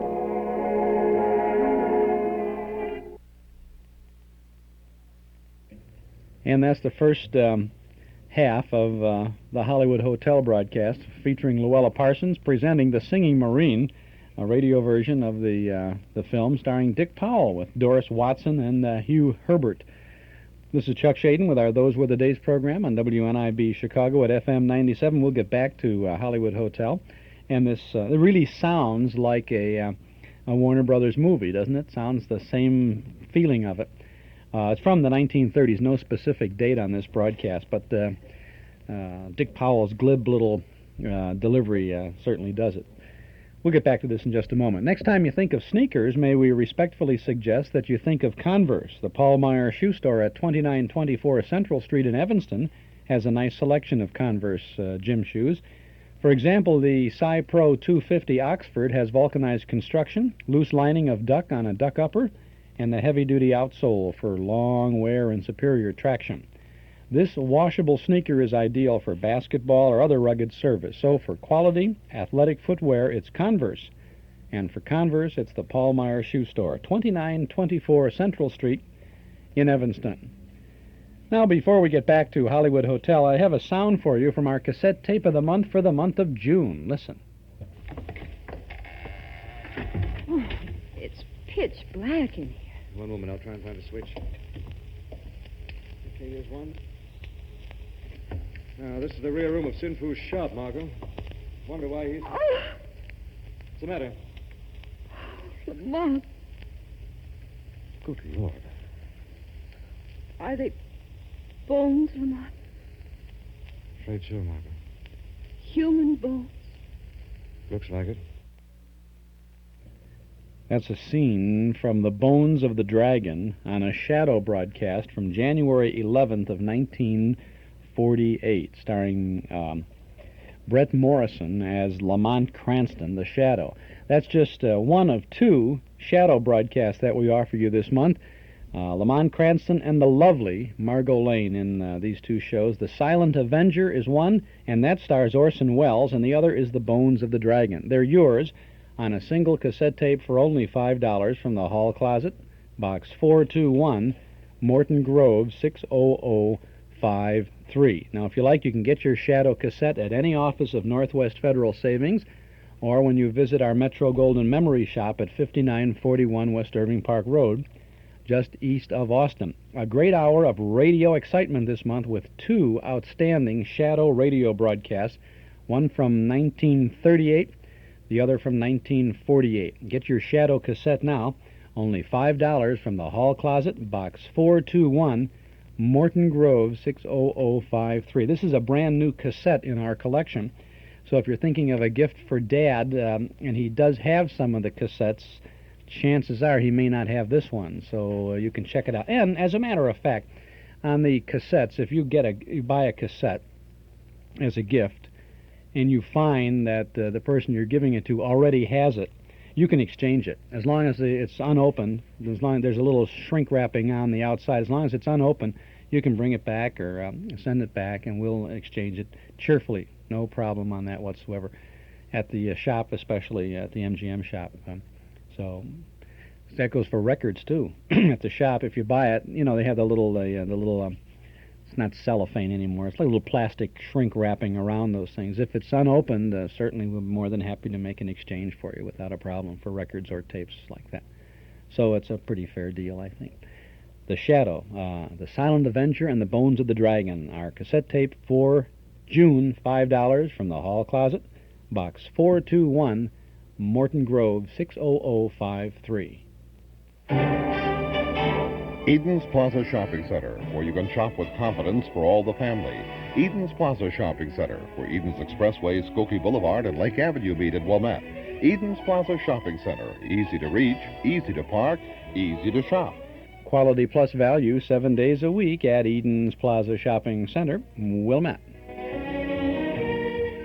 WNIB Chicago is the place. 97 on your FM dial is the spot. Chuck Shaden with our Those Were the Days program is your host. And now let's get back to the Hollywood Hotel production of The Singing Marine. The next morning, he was famous, plastered all over the nation's front page, ballyhooed on the air. Wherever he went, mobs of new fans, hysterical women, riot calls. But then, the rewards. Nightclubs, theaters, radio sponsors clamoring to get him. Money in a golden tide, new contracts with every mail. And Arkansas Bob forgot the most important contract of all, with the United States government at $30 a month. But suddenly, word from San Diego. His follow-up, his regiment sailing for Shanghai, ordered to report at once. Arkansas Bob had come out by bus. The Singing Marine went back by plane. Well, the gyrenes in the Brooklyn Navy Yard say you were too busy to go and see them. Well, I was, Sarge. I never worked so hard in my life. Oh, but I liked it, though. New York is the life. No more Mission Beach for me. The company used to be good enough for you, Bob. Oh, the company's swell, but I don't want to go to China. I'm going back to New York. Maybe we'd like that, too. Hey, now, wait a minute, Sarge. Don't get sore. I was just kidding a little. But getting into the big money sort of changes a fellow's ideas. It'll do the same to you if you got the break. Well, now, fellas, wait a minute. Don't get the wrong idea. Look, they just paid me $50,000 for being a singing Marine, and there's more where that came from. I'd be a sap to run away from dough like that. Who knows about the singing Marine in China? Who cares? That's right, who does? That's a guy we used to know. I think we chipped in $2 apiece to send that chromo to New York. Big shot now. Big shot. Well, it looks like I made a mistake coming down here to say goodbye to you guys. Yeah, it does. Well, got anything else to say? Well, fellas, it looks like the boys from Brooklyn were right. He's turned out to be a swell-headed, over-flatted, overpaid, fat-eared heel. And as for you, I'm dedicating the next month of my life to give you the most complete going-over any Marine ever got. Well, where are you going to do all this? Between here and China. That's what you think. My manager's fixing that with a general right now. But don't you see, General, this particular Marine is different. He's a singing Marine. He has a voice. He has contracts. He has a prior contract with the Marine Corps, Mr. Finney. I see no reason why he should be detached from his company. You had better prepare to transfer your professional duties to Shanghai. Good day, sir. Peggy, you mean to say that Penny just picked up and lit out for China without even telling me? But he went for you, Bob. He's going to make you a Chinese sensation. I don't want to be a Chinese He'll have sensation. 10 days in Shanghai before your transport docks. Now, look, Peggy. The Sarge said he was going to give me a complete going-over on that transport. Well, the joke will just be on the Sergeant. There's nothing in the Book of Regulations that says a private can't pay his own way as long as he reports on time. So just phone the steamship line and get 2 cabins on the first boat. 2? Well, aren't you going with me? You didn't ask me. Well, did I have to ask you? Don't you know I need you? You sure, Bob? Oh, sure, Peggy. Gosh, I need somebody to keep that mob of angry women off of me. So in style to Shanghai, and more languishing women for Bob, more heartache for Peggy. Finally, unable to stand it, she quit. That same day, Bob learned that his $50,000, every penny he had in the world, had been invested by his erratic manager in a fantastic nightclub scheme. He was broke. And then, to top it all off, Bob, Yes, Sarge? there hasn't been much love lost between us lately, but we've come to ask you a favor. Not for us. It's for Ma Marine. You've heard of her. Sure, she runs the Anchorage. She's been running that eating place for 20 years. Been like a mother to every Marine who ever landed in Shanghai. Sort of place a fella could eat and not worry if he was broke. Sure, Sarge, but what is it? Well, she's gone busted. And we've got to help her out. You're swimming in dough, and we're asking you to lend her $5 grand. $5 grand? But I haven't even got $1 grand. I haven't got a penny, Sarge. I'm broke. I told you, Sarge, that canary'd run true to form. But I haven't got it, fellas, I tell you. Haven't got it. Who are you trying to kid? Oh, you don't believe me, huh? Well, that's a laugh. Yeah, that's a laugh. So why don't you laugh yourself right out of this outfit? Yeah. Why don't you get out and save yourself the trouble of getting kicked out? Nobody's going to kick me out. Well, the longer I see that kiffer of yours around here, the more I want to push it in. Well, there's no time like the present. The line forms to the left. Just one of you guys step up here and... That's a nice sock, Slim. That was for Ma Marine. Someday I'm going to smack him for the whole company. That blow did something for Bob, made him realize how far he had drifted from the boys. Through the next few days, he tried to get back on the old footing, but met only a cold silence on every hand. Finally, tense and high-strung, he walked into company quarters. Who asked you here? Well, I just came here to get something off my chest. Any objections? Plenty. Well, you won't have much longer. I'm washing myself out of this outfit tomorrow. All right. That's great. About time. All right. Thanks, fellas. Thanks. I feel the same way about it. But before you've cheered yourselves hoarse, get a load of this. You know, I've made a lot of mistakes since I've been in the Marines, and you've made it plenty tough on me for making them. Well, maybe I had some of it coming. But when you tried to make me the fall guy for Ma Marine losing her place, you forgot one thing. If you guys had paid her what you owed her, she wouldn't have needed that $5,000 I didn't have to give her. It's your fault she went broke, not mine. You don't like to hear that, do you? Well, I didn't think so. Well, I'm clearing out of this outfit. But I just wanted to tell you what a nice bunch of guys I think you are before I go. And now, if there's any of you that want to take one last crack at me, the line still forms to the left.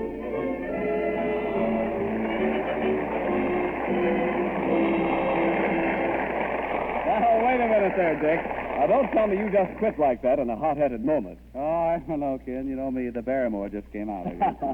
I'm afraid you'll have to see the picture, Ken, but I'll tell you what to do. I'll give you a tip, huh? At the finale, you'll find us all in there, shoulder to shoulder. Something like this, huh? Company, attention. One,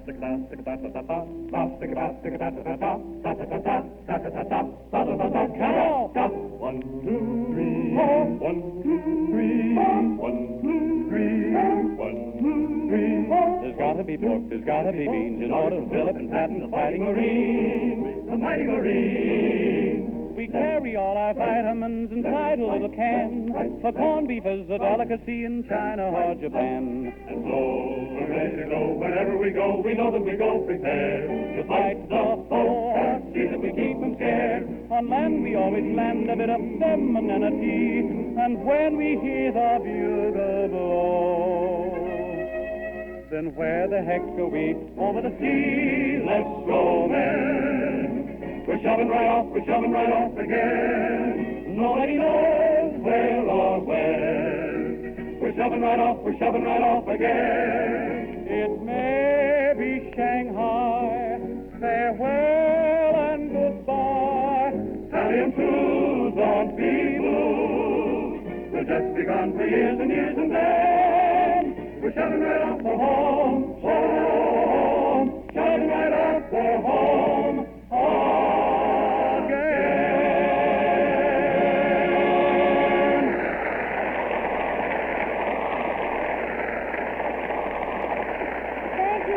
and Hugh and Doris and Alan for a most entertaining contribution to our party. And congratulations, Jack Warner.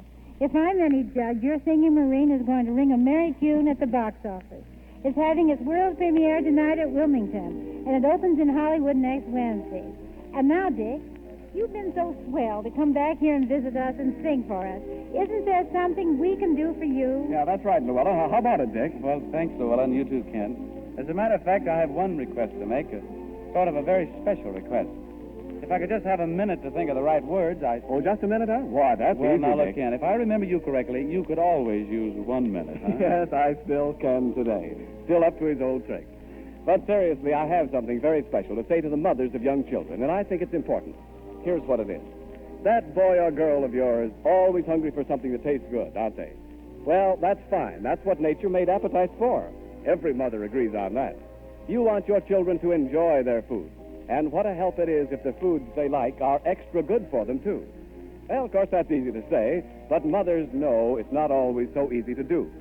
But here's one wholesome food you'll find receives a hearty welcome from any child, Campbell's tomato soup. And here's why. All the bright flavor and goodness of specially grown tomatoes are in it, enriched with fine table butter, too. Many mothers serve it as cream of tomato by adding milk instead of water to give to their youngsters a food that just teems with wholesome goodness, a soup that delights the taste of every member of the family as well. Why not have it tomorrow? Just remember to say to your grocer in the morning, Campbell's tomato soup, please.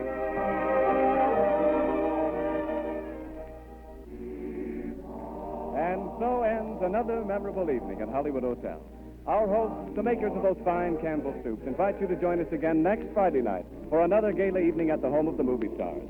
And Louella Parsons will bring us her guest stars, George Brent, Anita Louise, and Charles Winninger, who will bring to life one of the most famous characters in modern fiction, beloved Cappy Ricks of the Peter B. Kyne story. And remember, there's never a cover charge in the orchid room for the friends of Campbell Soup. Just ask your grocer tomorrow for Campbell's tomato soup, and we'll reserve a table for you in the orchid room next Friday night. Until then, Campbell's, a good soup, bids you good night. This is the Columbia Broadcasting System.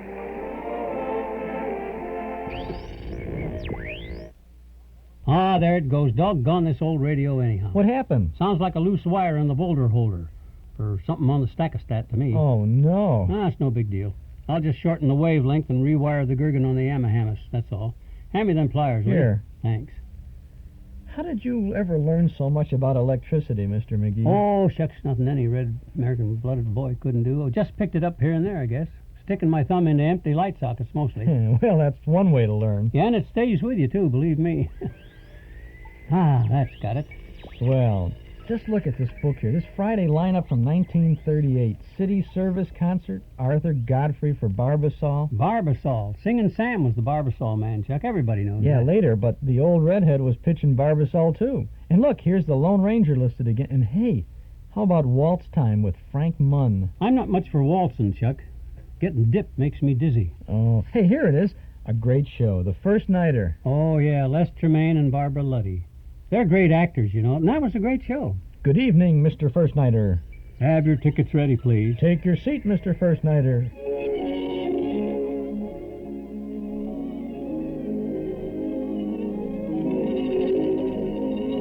The First Nighter program, a copyrighted feature coast to coast, presented by Campana, the makers of Solitaire, the new cake makeup, and Campana Balm, the famous hand lotion.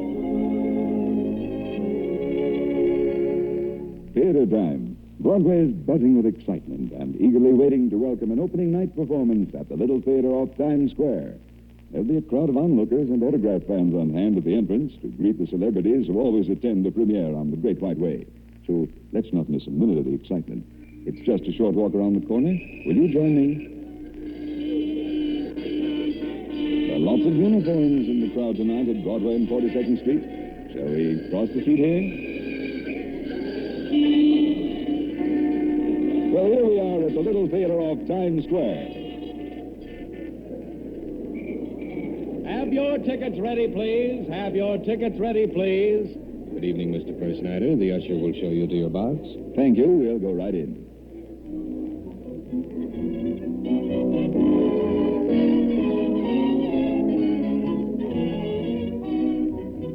Well, here we are, and every seat is taken. Advanced theater notices have heralded tonight's play as a thriller, packing plenty of excitement in every scene, with the biggest surprise coming at the very end. Its title is The Chinese Gong, and it was written by Arch Oboler. Topping an all-star cast is our popular leading lady, Barbara Luddy. And opposite Miss Luddy is her guest leading man, Olan Soule. The play is pure fiction, of course, and does not refer to real people or to actual events. And now, before first curtain, let's listen to Eric Sagerquist's First Nighter Orchestra.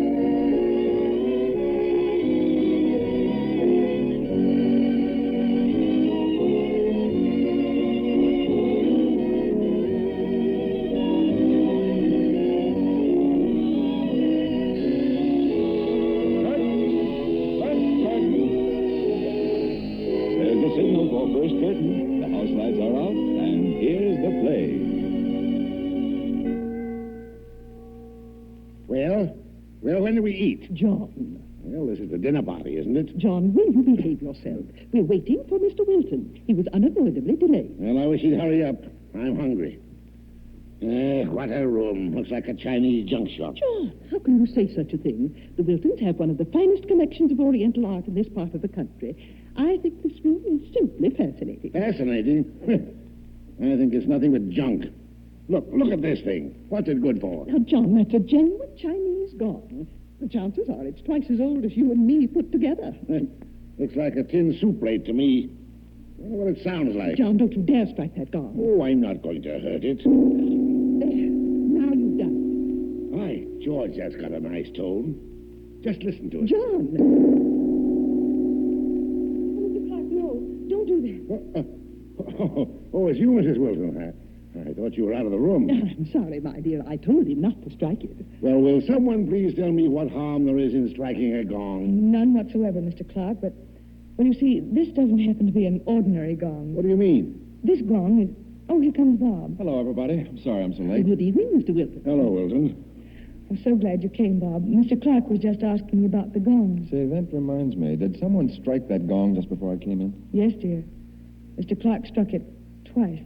I stopped him before he hit it the third time. Good. Say, what is all this? Is there something wrong with me or with the gong? Oh, everything's all right, Mr. Clark. Just a little family superstition, that's all. You see, this gong is... Oh, well, let's forget all about it. Forget it, nothing. Young man, I want to know what this is all about. Yes, please tell us. It sounds simply fascinating. Well, Look here, Jean, you tell the story. I don't tell it very well. All right, Bob. Shall we sit down? Yes, sure. Well, the story of the gong begins in Shanghai. Bob and I went there, on our honeymoon. It was almost 10 years ago. We were very young and very much in love. And our stay in China would have been simply perfect if it hadn't been for a certain man who decided that he was in love with me. We'd met him on the boat. His name was Count Renikoff. A count? Oh, how fascinating. Don't interrupt. Well, the Count's attentions to me became more and more insistent until finally Bob decided to take matters into his own hands. One night, without my knowing anything about it, Bob went to see Renikoff to demand that he stop annoying me. The Count was staying at the same hotel that we were.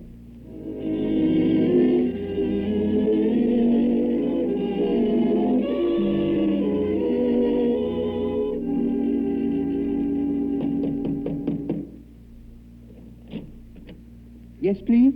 Is Count Renikoff in? What name, please? Who is it, Wong? Well, if it is not the bridegroom himself. Come in, Wilton, come in. Well, this is an unexpected pleasure. Here, take this chair by the window. Thank you. Wong! Now, where did he go? Wong! Yes, please? There you are. Yeah, that will teach you to come the first time I call you.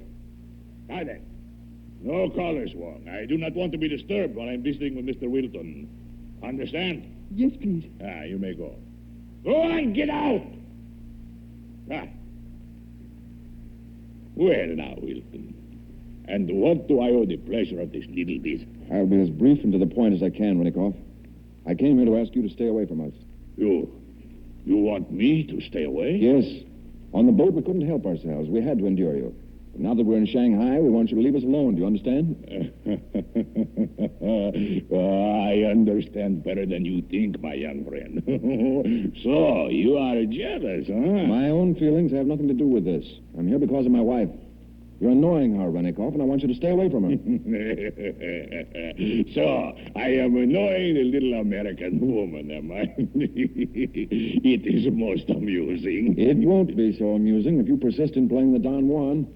Great Scott, man. Can't you see when you're not wanted? My wife doesn't want your hand-kissing, your cheap compliments.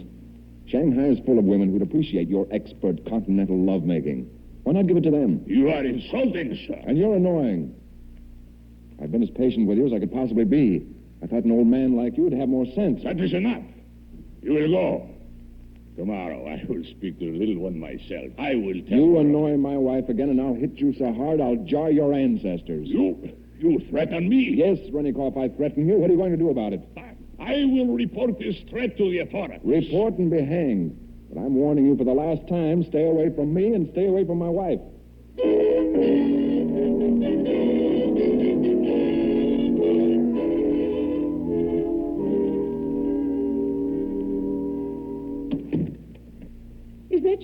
Yeah. Bob, where have you been? I've been waiting for you for hours. Sorry, dear. I had some business to attend to. Bob, you didn't go to him. Well... Oh, Bob, you didn't. Yes, I did. I've stood all I'm going to stand from that hand-kissing four-flusher. What did you do? I told him to leave us alone from now on. Oh, Bob, you didn't. Certainly I did. Gosh, Jeannie, now you're not going to be angry at me, are you? Angry at you? Bob, I've never been more pleased in all my life. Oh, you That don't. big ape. He might have been God's gift to the women on the Volga, but he certainly is the pest of Shanghai to me. Well, I guess I settled that. I'm sure he won't spoil our honeymoon anymore. Spoil our honeymoon? Oh, Bobby, how could anyone spoil that? I love you so. And I love you. Oh, Bob, I'm so happy. It's been the most glorious honeymoon a woman ever had. Has been great, hasn't it? We could only stay like this forever. You mean here?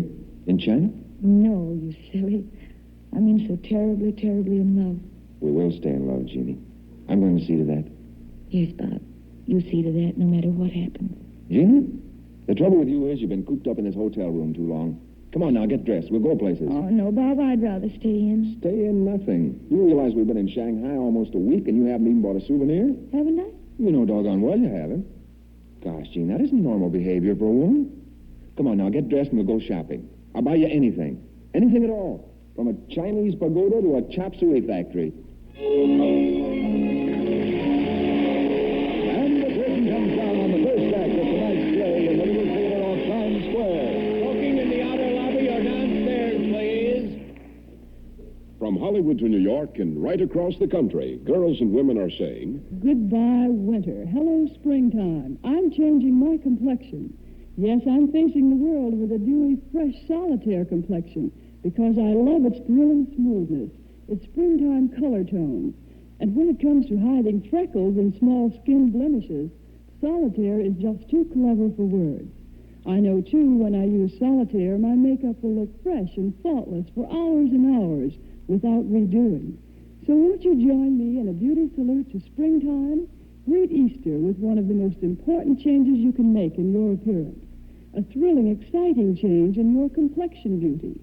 Once you try Solitaire, Campana's new cake makeup, you'll want to start every day with the long, lingering loveliness of a Solitaire complexion. For nighttime dates, Solitaire will give you a bewitching charm that you never dreamed possible. and is Solitaire kind to your skin? Adorably kind, because Solitaire has a rich lanolin base that helps prevent skin dryness. All right, ladies, isn't that a challenge to match the new season's loveliness with a new loveliness of your own? Ask for Solitaire Cake Makeup in any one of 6 flattering shades. And remember, Solitaire gives you a big compact, 3 inches in diameter for only 60 cents. There's also a handy 25-cent trial size.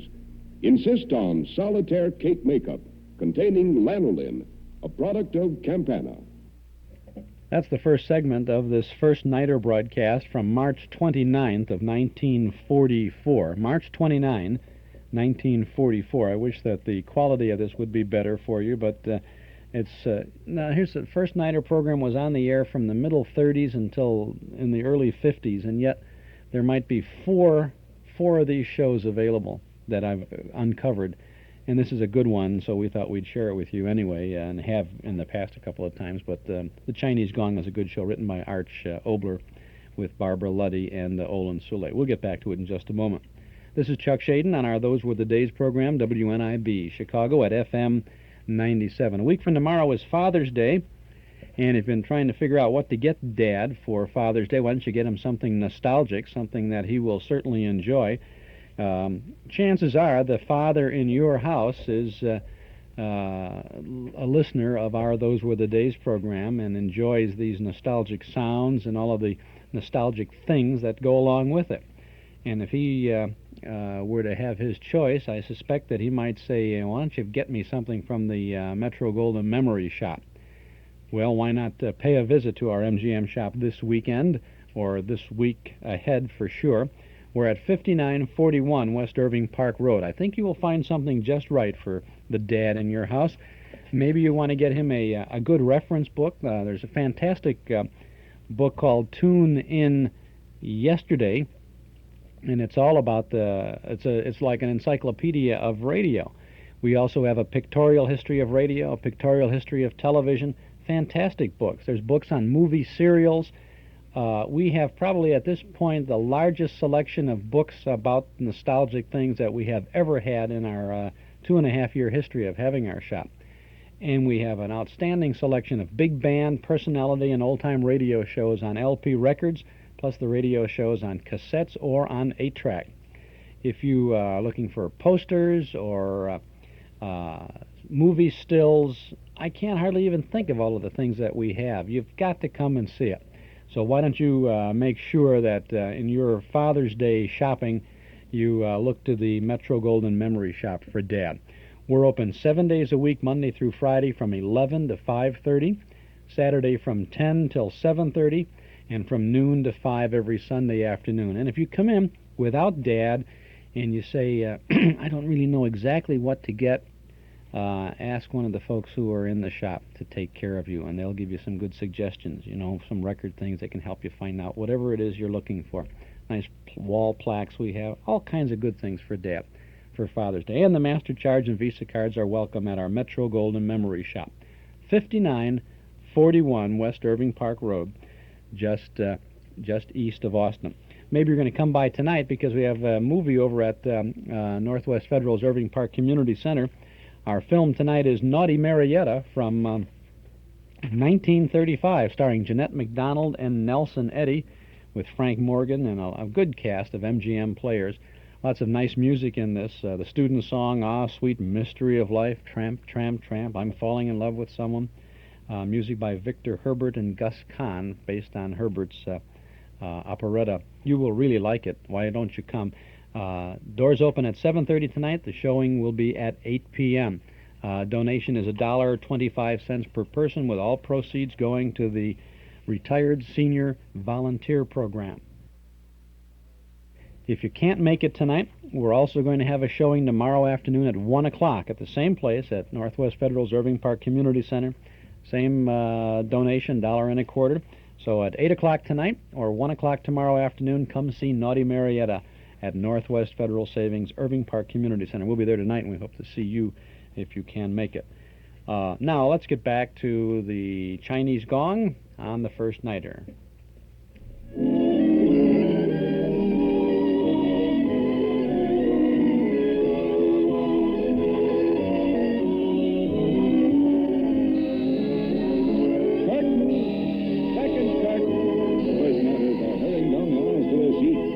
Dimmed, and here's the second act of the Chinese gong. But, Bob, we simply have to buy something. We pawed over practically everything the old man has in the shop. Yeah, but his prices, Jeannie, I'll bet he doubled them the minute he saw us coming. Here he comes. Here, me see a bracelet I speak of. Hand carved, good jade, no glass. Oh, they're beautiful. Very cheap. $50. $50? Now, look here, Mr. Sentai. We'd like to do business with you, but get this straight. We're not millionaires by a long shot. Too much money? Well, that's the general idea, yes. All right. $45. No, really, Bob, I don't want this jade at any price. Listen, Mr. Ty, what we would like is something we can take home with us to use around the house. I mean, a vase or a lamp or something of that sort. Yeah, I know. Look, see, very fine vase. Very old. No, wait. This gong, how much is it? No gong. Yes, gong. Mrs. Wilton wants that gong. She gets it. How much? Well, wait, Bob. I want to hear the tone first. Oh, that's beautiful. That's all right. Hit it again. Oh, I want this gong, Bob. Shh, not too enthusiastic. You want $1 million for it. Well, come on now. It's my turn. Let me hit it. No more. What? You mean you don't want me to hit it again? No hit. 1 time, all right. 2 time, all right. 3 time, no good. You mean it's bad luck to hit the gong 3 times? Yes, Missy, bad luck. Very bad luck. Terrible thing happen. Oh, yeah? All right, what's the bad news? How much? You want buy? Sure, I won't buy. How much? $15. Sold. Gene, the gong's yours. I'm not so sure I want it now. What, you mean because of what he said? Mm-hmm. Ah, forget it. That's one of those silly superstitions. Come on, Mr. Ty, wrap it up. We're taking it with us. All right, mister. But don't forget, don't never hit gong 3 times one day. Bad luck, mister. Very bad luck.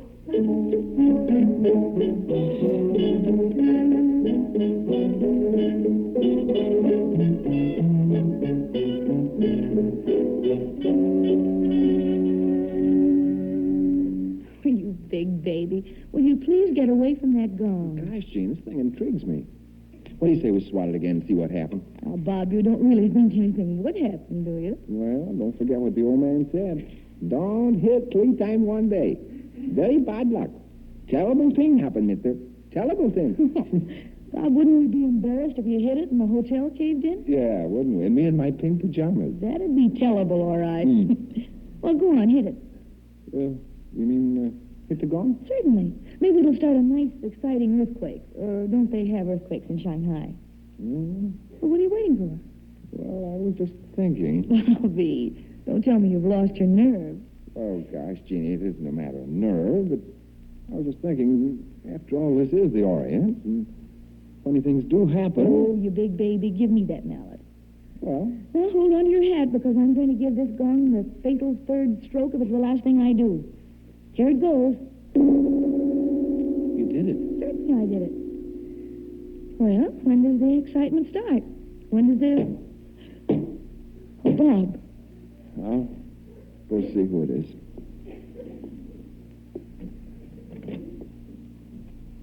Yes? What? Mr. Robert Hilton? Yes?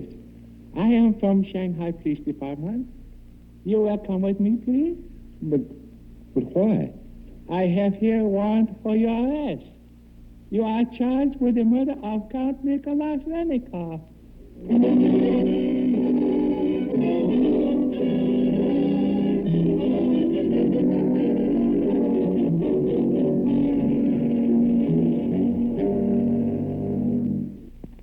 Isn't there something I can do?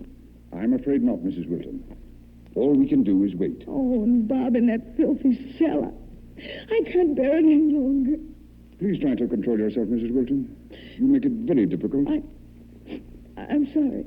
As your lawyer, I assure you I've done everything possible. But, well, to speak bluntly, the law must take its course. But Bob didn't kill Renikoff. I know he didn't. Of course he didn't, Mrs. Wilton. But I assure you there's nothing further I can do. We can only wait. Wait. I'm going crazy waiting. Day after day in that hotel room. I tell you, I can't stand it anymore. Why won't they believe Bob? He didn't kill that man. Everyone knows he didn't. Unfortunately, Mrs. Wilton, the evidence in the case indicates otherwise. What? Now, please understand me. I'm not saying that I believe the evidence, but there it is, and it's quite damning to say the least. Your husband was overheard quarreling with Count Renikoff. He threatened the man with bodily harm, unless he ceased his, might I say, unwelcome attentions to you. But that doesn't prove anything. No, perhaps not. But a few hours later, Count Renikoff was found murdered, a knife in his back. And on that knife were the fingerprints of your husband. Oh, no. I assure you I'm telling you the facts, Mrs. Wilton. Your husband's fingerprints were right there on the handle of the dagger. I saw them there myself. But that's impossible. Quite. And yet it's the very evidence that'll put a noose around his neck. Oh, no.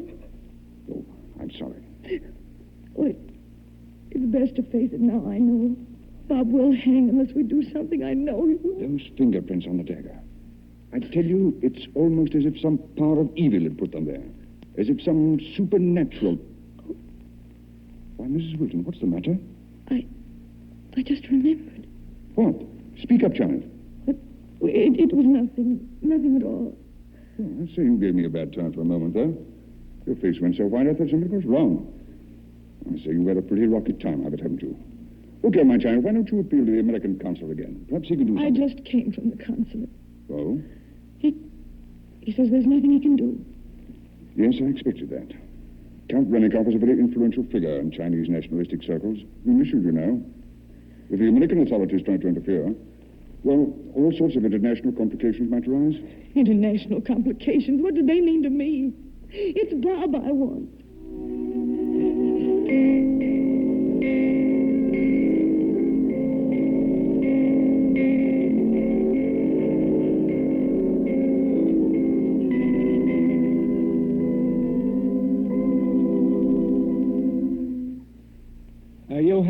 3 minutes. In there, please. Bob. Oh, Jean. Oh, Bob, what have they done to you? You're so thin, so white. No, I'm all right. Really, I am. Oh, my darling, let me hold you close. Oh, Bobby, what's happened to us? We were so happy. It's that gong, Jeannie, that confounded Chinese gong. Oh, no, Bob, that can't be it. It just happened, that's all. I'm half crazy with worrying. Tomorrow they're going to try me for murder. Jean, me, Bob Wilton, murderer. Oh, Bob, please. I'm sorry, dear. These weeks in this filthy hole, and just not myself, I guess. Oh, my darling, what a horrible honeymoon I've given you. Oh, no, Bob, please don't say that. Those days we had together, let's not forget them. Glorious days, and we'll have them all over again. I know we will. Yes, Jean, we will. I'm going to be brave. As brave as you are. It's the one thing that's kept me sane all these horrible weeks.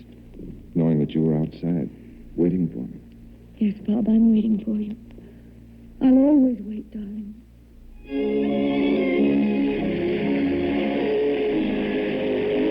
And the curtain comes down on the second act of tonight's play in the little theater off Times Square. Smoking downstairs or in the outer lobby, please. Everywhere you go, women are doing extra work, subjecting their hands to extra punishment. Yet have you noticed how some women keep those busy hands well-groomed, soft and youthful-looking? You can do it, too, by choosing original Campana balm when work and weather threaten to make your hands look coarse and unlovely. Begin tomorrow using original Campana balm before you start work as protection against dirt and grime. And be sure to use it every time after your hands have been in water also to help bring back the soft, adorable smoothness that your skin loses when you scrub it frequently with soap and water. Original Campana balm acts so quickly and with such positive results that you, too, will soon be calling it the before and after lotion. Remember that smooth, protected, unchapped hands add to your efficiency, bolster your morale, and please the man who holds them. Lack of certain basic ingredients for a while caused a shortage of original Campana balm. We're happy to say that these ingredients are again available, and your dealer can now obtain supplies of original Campana balm. If he does not have it, ask him to order it for you from his wholesaler. If you prefer a lighter lotion, ask for the new Campana cream balm, the creamy lotion with lanolin. Be sure you get either original Campana balm in the green and white carton or the new Campana cream balm in the yellow and white carton. We'll return to this first nighter program in just a moment or so. This is Chuck Shaden on Those Were the Days, WNIB Chicago at FM 97. Frigidaire appliances, TV by Sony, Magnavox, and Quasar. Stereos by Sony and Magnavox. Corning electric ranges. Crown and Hardwick gas ranges. Shop no further. Townhouse TV and Appliances has them all. Visit Townhouse and you'll be surprised at the selection and at the price. And that's not all. You'll get the Townhouse Guarantee. Guaranteed delivery on the day promised. Guaranteed normal installation on all products delivered. Removal of your old appliance to the basement, to the garage, or off the premises. And Townhouse also guarantees to remove all cartons and packing material as well.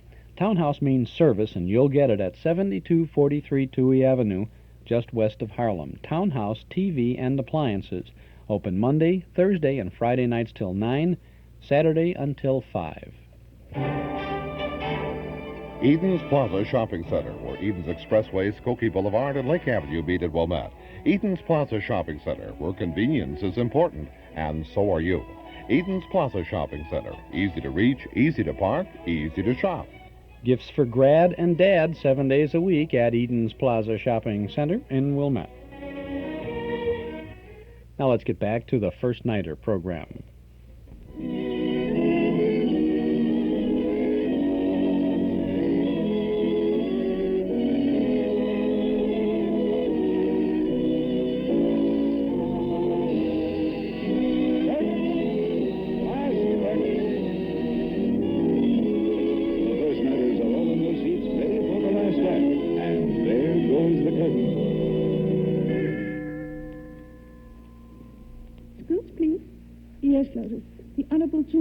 Want to see you, please? No, I don't want to see anyone today. He say not. Please, Missy. All right, show him in, whoever he is. Thank you, please. Oh, come in, see. Well, what is it? What can I do for you, Mr. Suntai? You remember me, please, Suntai? No, I'm afraid I don't. Oh, yes, I do. You're the old man in the antique shop. That's right. I sold you Gong. Yes, you did sell us the Gong, didn't you? Yeah, I sell. Well, what is it you want? I don't want to buy anything. Suntai no come sell. Then what do you want? Mr. Wilton, he very much trouble, no? Yes. Clive tomorrow looking very bad, no? Yes, very bad. Mr. Wilton, no kill that man. No, of course he didn't. Please go away. I'm very tired. I'll see you some other time. No, wait, please. I help. You can't help us. No one can help us. No one. Please, Missy, don't cry. I help. Mr. Wilton, good man. Lenikoff, evil. I know. Please go now. No, Missy, please listen. Suntai, very old man. He know many things. He know Mr. Wilton no kill man. But what good does that do? They're trying my husband for murder tomorrow, and neither you nor I nor anyone else can stop them. Oh, yes, please. Suntai stop. What do you mean? Suntai know who killed everyone. You know who killed Renikoff? Yeah, I know. Who? Tell me. Who? My son. Your son killed Renikoff? Yeah. My third born, Wang. Wang Lenikoff 7. Lenikoff, evil man. He beaten Wang many times. Wang killed him. But my husband's fingerprints were on the knife. I know. Wang tell me. Mr. Wilton come talk Lenikoff. Mr. Wilton very angry. He pick knife up from table while talk. Put knife down. Go away. Wang wear kitchen gloves. No show a knife. Oh, I see. Bob handled the knife while he was talking to Renikoff, but in his anger he didn't realize it. Yeah. Then when Bob went away, Renikoff hit your son, and your son stabbed him. And since your son was wearing gloves, only Bob's fingerprints appeared on the knife. That lie. Oh, but what's the use? The police will never believe that. Oh, yes, police believe. See, Wang write everything down on paper. You mean that's a confession? Yes, please. Wang write everything. Chinese. Police savvy. But I don't understand. Your own son, they'll hang him. No hang Wang. Wang, good boy. China so big, won't go far away. But why are you helping me, a stranger? My family very old, very humble. No can see good man die. So I come see you. Oh, bless you. Bless you. No, Missy, please, no cry. Everything fixed. Everything all right. Goodbye, please.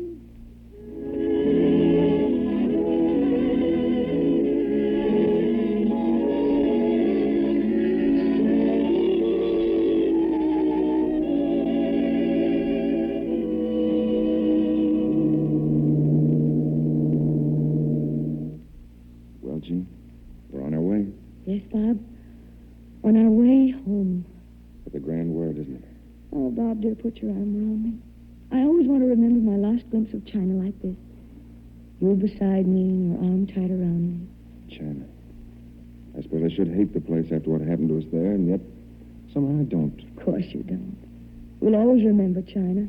Not for those terrible weeks, but because of what we've been through. It's brought us so very close together. As if we've been married for many years instead of just a few weeks. Yes, I guess that's right, isn't it? We are close together, aren't we? Oh, yes, Bob. We're going to stay that way forever. Oh, dear, I forgot to ask you, that gong, what did you do with it? It's down below in one of the trunks. You mean to say you didn't throw it away? Well, of course not. Why should I throw it away? Why, because of the bad luck it brought us. Don't tell me you've forgotten already. The gong didn't bring us any bad luck, Bob. It was the stroke of good luck our buying it. How do you figure that? Well, if we hadn't gone to Sun Tai for the gong, he'd never have known who we were. He'd never have come to me with his son's confession. Well, that's one way to look at it. But believe me, I'll never strike that gong 3 times again. You can bet on that.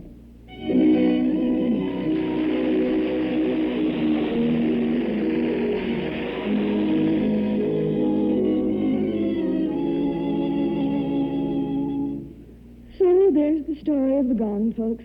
From that day to this, neither Bob nor I have struck it 3 times. We're not superstitious, No, but we know when to leave well enough alone. Why, George, that was an interesting story. Oh, wasn't it, though? Oh, John, just think what might have happened if you'd hit it a 3rd time. Yes, I'll have to admit, Mrs. Wilson, that I'm glad you stopped me before I struck this thing. It certainly was a close call. I had my hand raised like this. John, you hit it. I didn't mean to. Good heavens, that was the 3rd time. What'll happen now? Well, I don't know, but... Bob, it's happened. Just like that night in Shanghai. I'm going to faint. Come in. Well? What is it? Yes, for heaven's sake, speak up. What is it? What's happened? Jenkins? Beg pardon, madam, but dinner is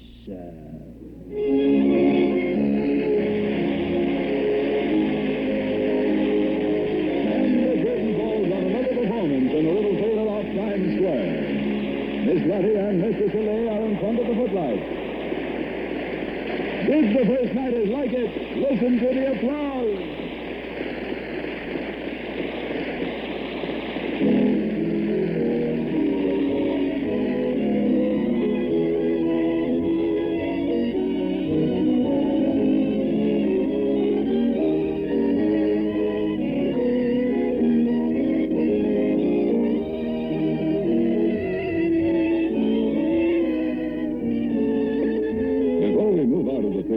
Let me invite you to be with us again next week at this same time. By special request, we are presenting next week a beautiful play about Easter. It's entitled The Third Day. Special Easter music will accompany the drama. Be sure to tell your family, including your children and your friends, to listen to this special Easter performance.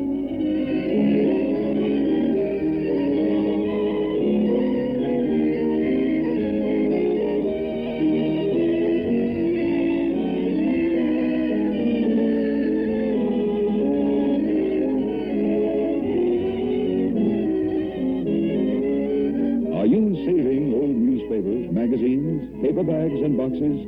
Paper is a vital war material, and there's a serious shortage. Sell your waste paper or give it to a local charity. And now we move out of the theater and into the street.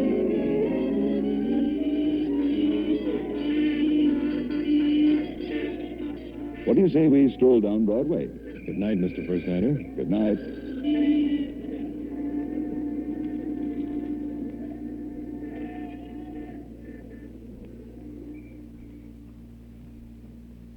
The First Nighter program is a copyrighted radio feature.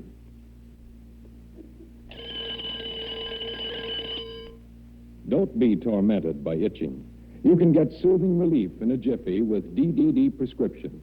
This soothing, greaseless, medicated liquid brings quick relief from itching caused by eczema, skin rash, industrial allergy.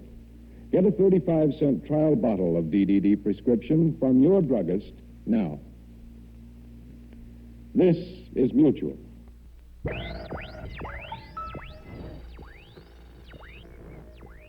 That's the closest I ever got to New York, you know that? The little theater off Times Square. Well, actually, you never got very close at all because that program never came from New York. What do you mean by that? Look at this magazine. There's a whole story telling how the First Nighter broadcast originated in Chicago, then in Hollywood, but never from New York or Times Square. What? You mean to tell me that Les Tremaine, a guy that I always thought was a fine actor and a very sincere guy, even if I could have played some of them roles better than he did if I had a chance, would mislead me like that? He ought to be ashamed of himself. Oh, come on. It all came from your imagination. You know that. The radio told you Times Square, but your imagination is what took you there. Yeah, I guess you're right. But there's one thing you don't need imagination for when you're listening to radio. What's that? It's a problem they had with the very first set they ever built, Chuck, and they haven't got the bugs out of it yet. No matter what kind of radio you got, and no matter how you tune it, right in the middle of the fun, some guy always comes in and says, You know, many people still remember the good old days when a dollar was worth every penny. Chrysler Air Temp does. You see what I mean? It's him again, Larry Thor. That guy's harder to shake than a lead tambourine. Chrysler Air Temp has seen a lot of hot weather come and go since 1934 when they made their first air conditioner. He shows up in more places than Siamese twins at a nudist convention. And while most everything else has changed radically since the good old days, there's one thing that has stood the test of time.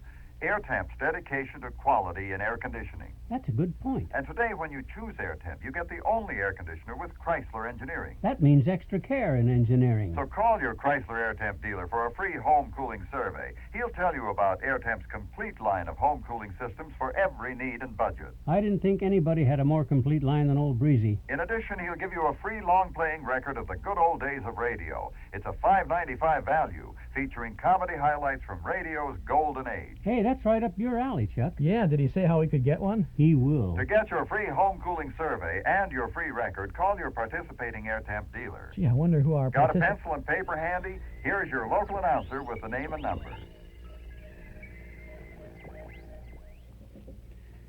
And we don't have a name and number for you, but we do have a little station identification. This is WNIB Chicago at FM 97. I'm Chuck Shaden with you every Saturday afternoon. Rain or shine, snow or sleet, or good or bad weather. Whatever it is, we're here on WNIB Chicago at FM 97 with all the good old radio shows for you. Our Those Were the Days program. Our Nostalgia newsletter for June features a great cover picture of radio's most famous war correspondent, Edward R. Murrow. That's just the beginning of the entertainment and the information that you'll find in our Nostalgia newsletter for June. A year's subscription, 10 issues, is just $7, and you can subscribe right now if you call us at 545-2260. Articles from and about the past, plus the complete listing of our Saturday afternoon broadcast schedule, offering the complete lineup of shows that we offer every Saturday, with information about the original broadcast dates, cast and sponsored information, often a line or two about the content of the old show, and of course, we give you the times of each segment of the old shows in case you're recording these for your own personal collection. 545-2260 is the number to call. You get your subscription started right away. If you call us now, we'll get the current June issue in the mail to you by at the beginning of the week, and you'll have it in no time at all. 545-2260. A one-year subscription, $7. If you like, you can send that amount to Nostalgia Newsletter Box 421, Morton Grove, 60053. But why not call right now at 545-2260.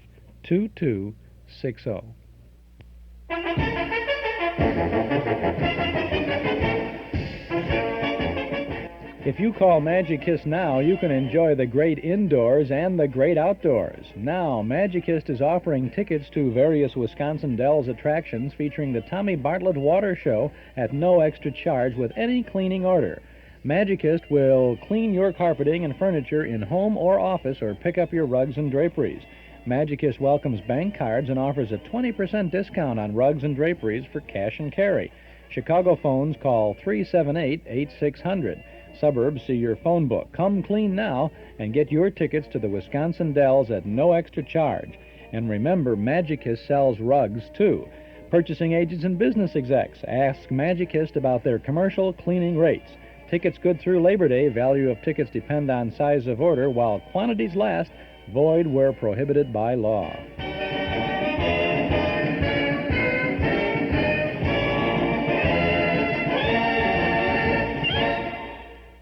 Now let's get back to Fibber McGee and the good old days of radio. You're listening to Fibber McGee and the good old days of radio, brought to you by Chrysler Air Temp and their thousands of dealers coast to coast. You know, many people still remember the good old days when a dollar was worth every penny. Chrysler Air Temp does. They've seen a lot of hot weather come and go since 1934 when they made their first air conditioner. For 40 years, Chrysler Air Temp has been dedicated to quality in air conditioning. Today's Air Temp home cooling systems reflect this dedication in every detail. There's one for every budget and every cooling need from 2 to 5 tons. And today, when you choose Air Temp, you get the only air conditioner with Chrysler engineering. That's double value. So call your local dealer for a free home cooling survey. In addition, he'll give you a free, rib-tickling record of the good old days of radio. It's a $5.95 value featuring comedy highlights from radio's golden age. To get your free air temp home cooling survey and your free record, call your participating air temp dealer now. Check the yellow pages under air conditioning and choose Chrysler Air Temp with confidence.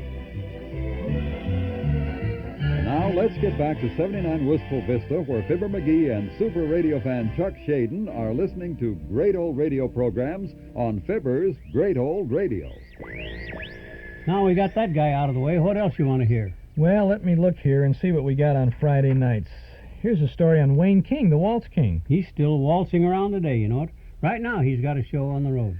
Here's one on Wendell Hall, the red-headed music maker. Remember him? Oh, sure. Arthur Tracy, the street singer. Ukulele Ike. I heard all them guys. You probably didn't know this, Chuck, but I had a great singing voice myself at one time when I was younger. No, I'd like to have heard you. Were you tenor or baritone? I could sing anything from bass to soprano. I had a bigger range than a hotel kitchen. You've heard of those opera singers that used to show off by singing a real high note to a wine glass and busting the glass. Oh, yeah. That must have been something to see, all right.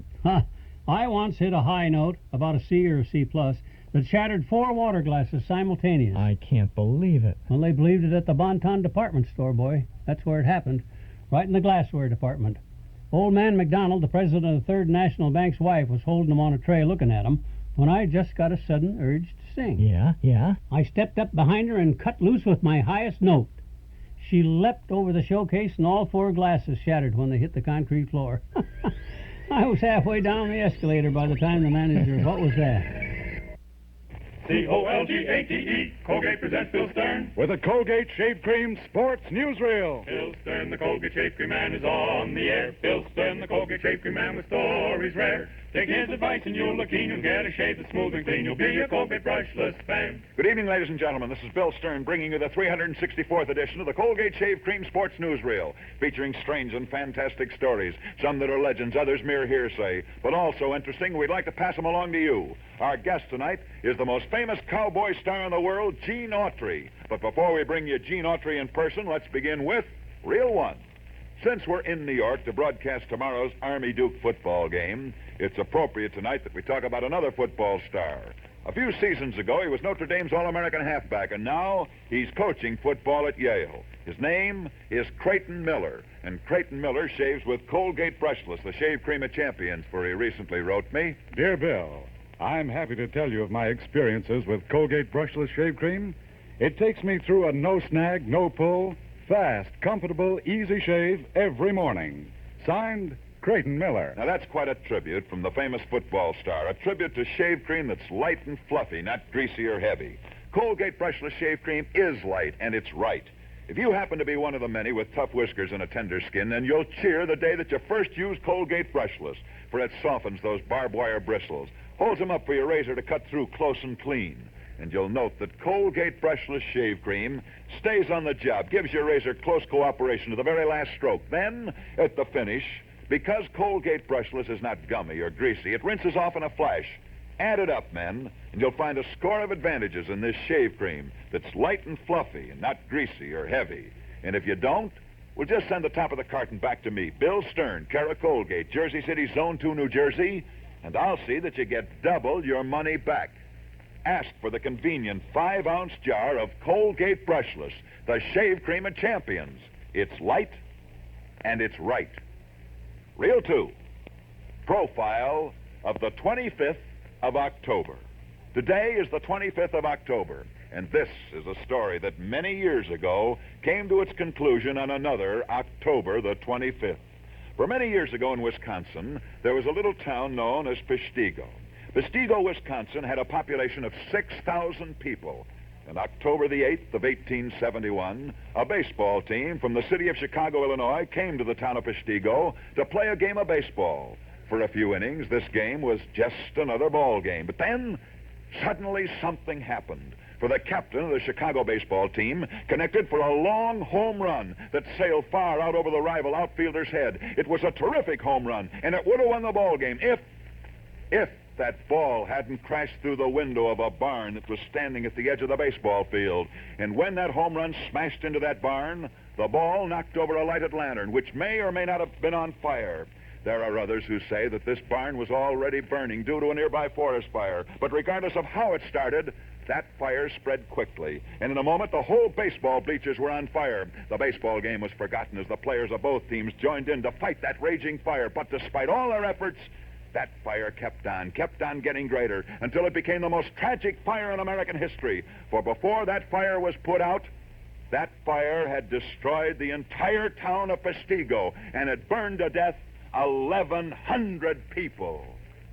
After that horrible fire in the city of Peshtigo, the Chicago baseball team returned home to their native Chicago. They were worn out, saddened, and shocked by the horrible Peshtigo tragedy. But when those baseball players got back to their hometown of Chicago, an even greater disaster was awaiting them. For when those Chicago ball players got back home, they found out that their city of Chicago had also been in a tragic fire. A fire that had burned to death 250 people, destroyed 17,000 buildings, and burned down the city of Chicago. That was the famous Chicago fire, which, according to legend, was started when Mrs. O'Leary's cow accidentally kicked over a lantern in a barn. Strange, wasn't it?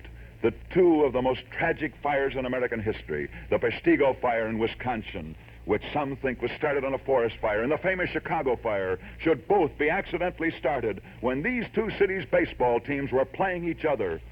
But it's even stranger when you realize that both of those fires, though hundreds of miles apart, both of those fires were begun on the very same day at the very same hour. And that's the story. The story of two cities, Chicago and Peshtigo, that were both destroyed by a fire on the very same day. The Chicago fire was discovered when Mrs. O'Leary's cow kicked over a lantern, and the Peshtigo fire was discovered when a Chicago baseball player hit a home run that knocked over another lantern. But the strangest part of the story is the fact that while everyone thinks that it was Mrs. O'Leary's cow that did start the Chicago fire, very few people remember that the Chicago baseball player who hit that home run, it led to the discovery of the Peshtigo fire, was also named O'Leary. His name was Dion O'Leary. And this ball player who discovered the Peshtigo fire was the son of Mrs. O'Leary, who discovered the Chicago fire. Profile of the fires of two cities that were discovered by the same family, so the legends say, on the same day that their baseball teams were to play. Reel 3, Arthur Gary. Fellas, we all may not be great sport champs, but I'll bet we're looking for the same thing in a shave cream that the great sports stores want. And that's a fast, easy way to shave. Okay, fellas, let's get it with Colgate Brushless, the shave cream of champions. Light and fluffy, not greasy or heavy, it's easy to spread. And Colgate Brushless stays moist and active to the last razor stroke. Gives you one grand, cool, comfortable shave. Could a man ask more? But why get less? Ask for Colgate Brushless Shave Cream tonight and enjoy a champion shave tomorrow. Colgate Brushless, the shave cream of champions. It's light and it's right. It's one of the most fantastic stories of all time, that Peshtigo Chicago fire with Mrs. O'Leary and the ball player Dion O'Leary. Unbelievable. Some hearsay, some legend, but all fascinating, says Bill Stern. This is the Bill Stern Sports Newsreel, the 364th edition of the newsreel, dated October 25th of 1946. And we'll get back to Reel 3 in just a little bit. When this tune was popular back in 1931, Norm Nelson and Ralph Hirschberg opened their Ford automobile agency on a small piece of land at 5133 West Irving Park Road. The first year they sold about 100 new Fords. Today, 47 years and thousands of new Fords later, Nelson Hirschberg Ford occupies a whole city block at the same location on Irving Park Road at Laramie, and thousands of Chicagoland families have not only bought their first Ford from Nelson Hirschberg, but have returned again and again for all their new Fords. The proof is in the seeing. Next time you're out for a drive, notice how many Fords bear the Nelson Hirschberg emblem. and you'll notice how many drivers have seen Nelson Hirschberg, one of Chicagoland's oldest, most respected Ford dealers. 5133 West Irving Park Road at Laramie. Open Monday through Friday till 9, Saturday and Sunday till 5. Nelson Hirschberg Ford, Irving Park at Laramie.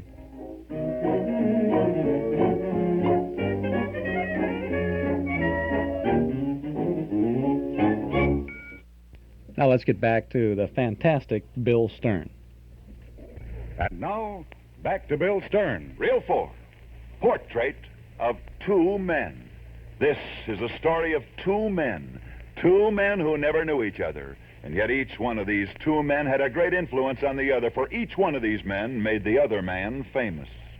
One of these men was named Carr, Mike Carr, and he was a professional prize fighter. In fact, Mike Carr was such a rough, tough prize fighter that he made quite a name for himself. He became so famous and he fought so well that he was finally offered a fight for the lightweight championship. But on the very night that Mike Carr was to fight for the championship, he quit boxing. He quit because he wanted to try the movies. Oh, not as an actor, no, but rather as a songwriter. It was incredible. Rough, tough Mike Carr. Mike Carr, the guy with a bashed-in nose writing songs. What did he know about writing music?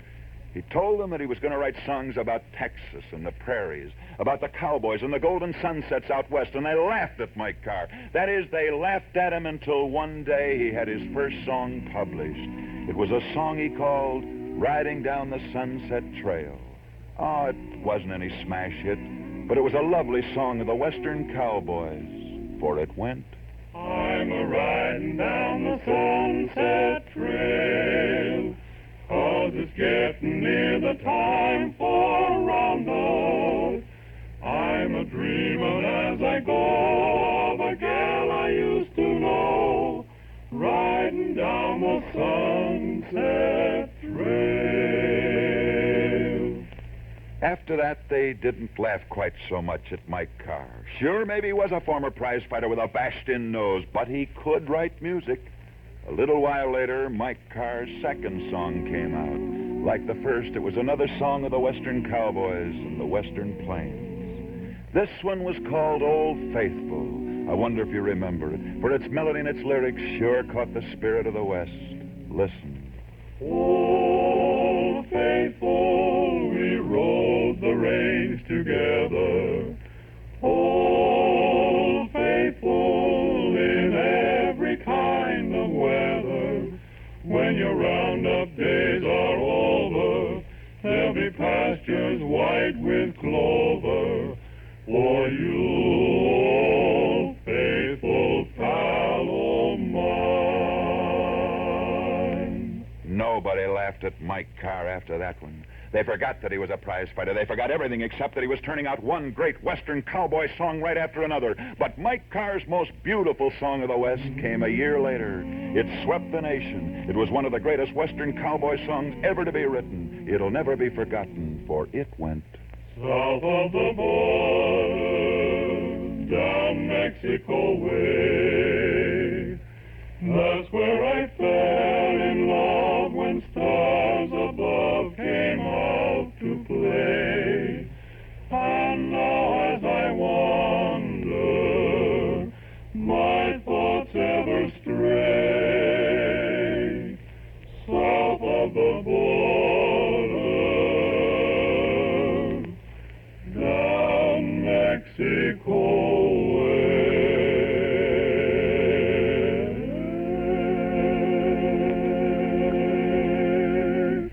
Well, ladies and gentlemen, that's all there is to the story.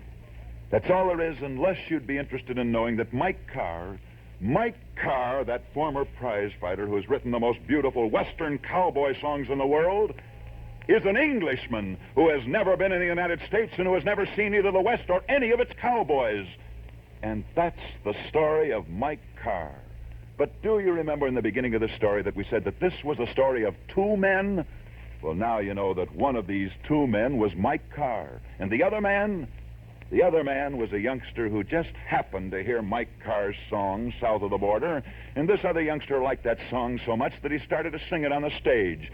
Perhaps it was the way the youngster sang that song, and perhaps it was the song itself, but whatever it was, the two seemed to go well together, for that youngster made that song a great hit, and by singing that song, that youngster became a great star. Maybe you'd like to know who that youngster was.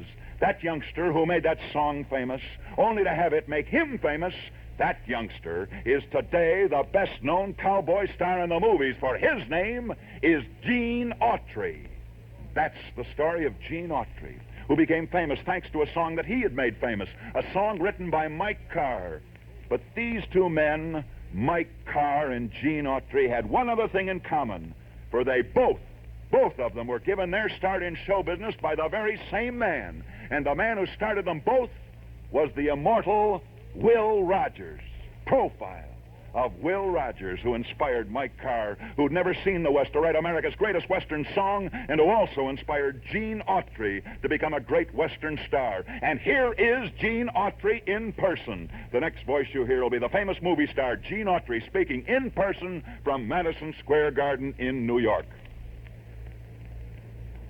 Thank you, Bill, and good evening, ladies and gentlemen, boys and girls. Yes, I did get my start in show business, and thanks to Will Rogers. And I'll tell you how it happened. Some years ago, I was in charge of a small-town railroad station when Will Rogers came in to send a telegram. He saw a guitar lying around, and he asked me if I played it. When I told him I did, he asked me to play him some songs. After he had heard me, he advised me to try the stage and radio. So that's how I got started. But after all, this is a sports program, and I love sports, any kind of sports. But the sport I like best is the rodeo, and the event, bulldogging. That's the sport where a man has to jump from a galloping horse onto the back of a steer. Once he has the steer by the horns, then the man has to toss the steer to the ground and hold him down. Well, you should see the crowds at Madison Square Garden get a thrill out of that. And there's other sport events at the rodeo, too. Roping contests and riding bucking broncos. And speaking of riding bucking broncos, once a pretty girl asked me if she could try it. Well, she said she liked to ride. I told her to go ahead. We all figured that we'd have a good laugh. But finally, the laugh was on us, for she stayed right on that bucking bronco and didn't get thrown off. Oh, yes, the girl's name was Barbara Stanley.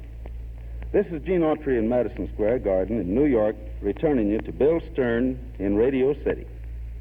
Thanks so much. Good luck and good night, Gene Autry. And ladies and gentlemen, that's the 3-0 mark for tonight.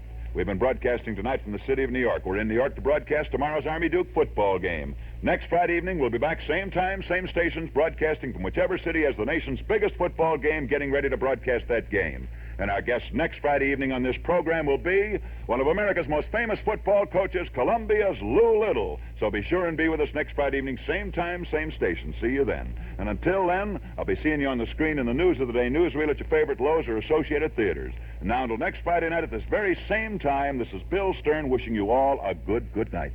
Bill Stern, the Colgate Shave Cream Man, is on his way. Bill Stern, the Colgate Shave Cream Man, had lots to say. He told you tales of sports heroes, the inside dope he really knows. So listen in next Friday night. Colgate. Ladies, it takes fat to make soap, but there's a shortage of fats, and our only source of additional fats is your kitchens. So if you want more soap, help out by taking your used kitchen fat to your butcher. He'll pay you 4 cents a pound. Don't waste fat.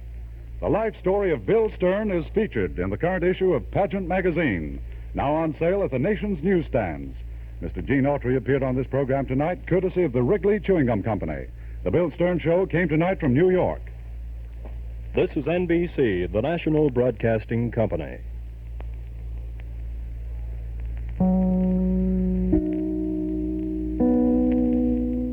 That's still great listening, isn't it? Always was. Bill Stern traveled all over the country, broadcasting everything from football to baseball to tennis to hockey. Plus, those fantastic stories of his. And speaking of fantastic, this old super heterodyne of yours is doing a fantastic job tonight. Yeah, you bet. That's an interesting word, super heterodyne, and a long one, too. I have to look that up someday and see exactly what it means. Well, now, if you want to know what a word means, Chuck, all you have to do is break it down into sibilants, or sycophants. You know, little pieces. I know, but... You know, like super, that's for superintendent, you see. Oh. And het, that means hot, you know, all het up. Roe is a kind of fish eggs. And, of course, dine, that means to eat. Thus, super heterodine, the superintendent eats hot fish eggs. Simple? Holy smoke. What's that got to do with radio? I don't know, but ain't that an interesting definition?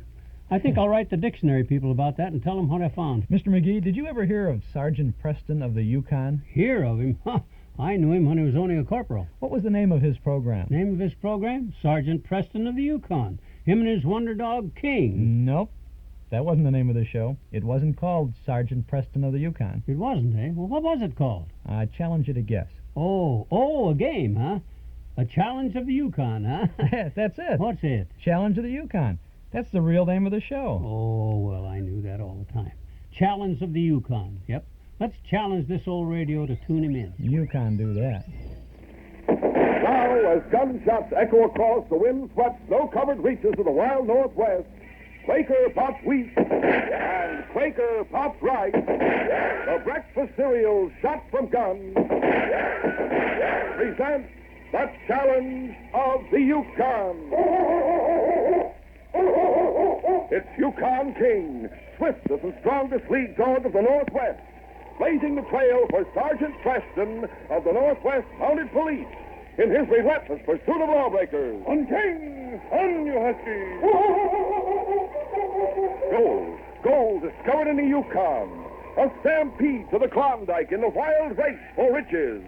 Back to the days of the gold rush. With Quaker popped wheat and Quaker popped rice, bringing you the adventures of Sergeant Preston and his wonder dog, Yukon King, as they meet the challenge of the Yukon.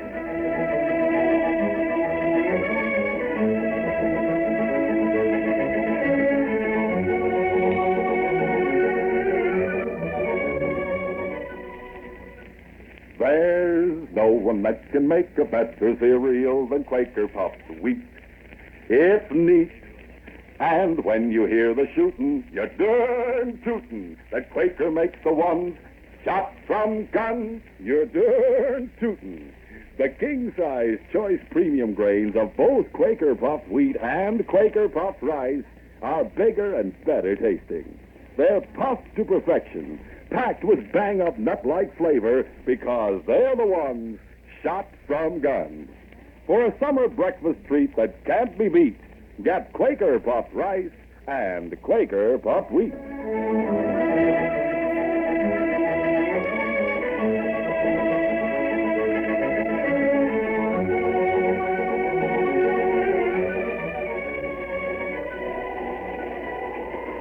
Young Constable Dick Warren was escorting Sally Lane home after the show at the music hall. What are you thinking about, Sally? Oh, it's cold. We'll have more snow before morning. But there's something else on your mind. It's only Harry. Your brother? Yes. I caught a glimpse of him as we passed the Monte Carlo. He's playing faro again. He'll lose every cent he has. That wouldn't be such a bad thing. What? If he doesn't have any money, he'll go back to work. Now, you'll have to admit that Harry's a different man when he's working and when he isn't. He's young and headstrong, but there's nothing really bad about him. I didn't say that. He's no younger than I am, though. 25 is young. It's time he settled down. I wish he would. But you don't know how I worry sometimes. Yes, I do. I can see it in your face, and it isn't right. He has a temper, and he's so strong. I'm afraid he'll get into a fight someday, and there'll be real trouble. Oh, here we are. Will you come in and have some coffee? I go on duty at midnight. I have to get back to headquarters. Well, thank you. Sally, look at me. I am. Will you marry me? We've only known each other for 3 months, Dick. That's long enough. You're just starting on the 4th. Well, I'll admit we won't have much money, but we'll make out fine. If only it weren't for Harry. Can't you forget him for a minute? No, I can't. That's just it. I can't think of myself at all as long as I'm worried about him. And it wouldn't be fair to you to ask you to share my worries. I want to, Sally. You have no sympathy for Harry. You're impatient with him, and you feel he ought to know better. There's no doubt about that. Well, there's your answer. No one can help him who feels like that, and he needs help. So, I'm elected, I guess. Tell me this. If Harry were working and settled down, would you marry me then? If What's your answer? I'll give you my answer tomorrow. That's a promise. The first thing tomorrow morning. It's a promise. The first thing tomorrow morning. Good night, Dick. Good night, Sally. An hour later, Harry Lane was saying goodbye to his friends at the Monte Carlo. Well, boys, I've dropped my last dollar at Faro. Tomorrow I head for the creeks and go to work. So long, boys. Bye, Harry. Good luck to you, boy. Thanks. I'll see you in the spring. Beyond the cafes, Front Street was dark, but there was a full moon. And as Harry passed the Wainwright store, he noticed that the door was open, but there was no light in the place. That's funny. Wainwright's usually pretty careful about locking us. He climbed the steps to the porch, and with a hand on the doorknob, an impulse made him call out. Hey, anybody in here? He heard a noise and stepped inside the store. Could be a dog getting in the supplies. Where's the match? At that moment, he heard someone behind him. Hey. He whirled and struck out with his fist. It connected solidly with someone's chin, but almost at once, something hit him on the back of the head, and he went down. His next conscious thought was that his head must have been split wide open. He lifted himself to a sitting position. He felt the bump behind his ear. And then he remembered. The open door. The blow. He struggled to his feet, searched through his pockets until he found a match and lighted it.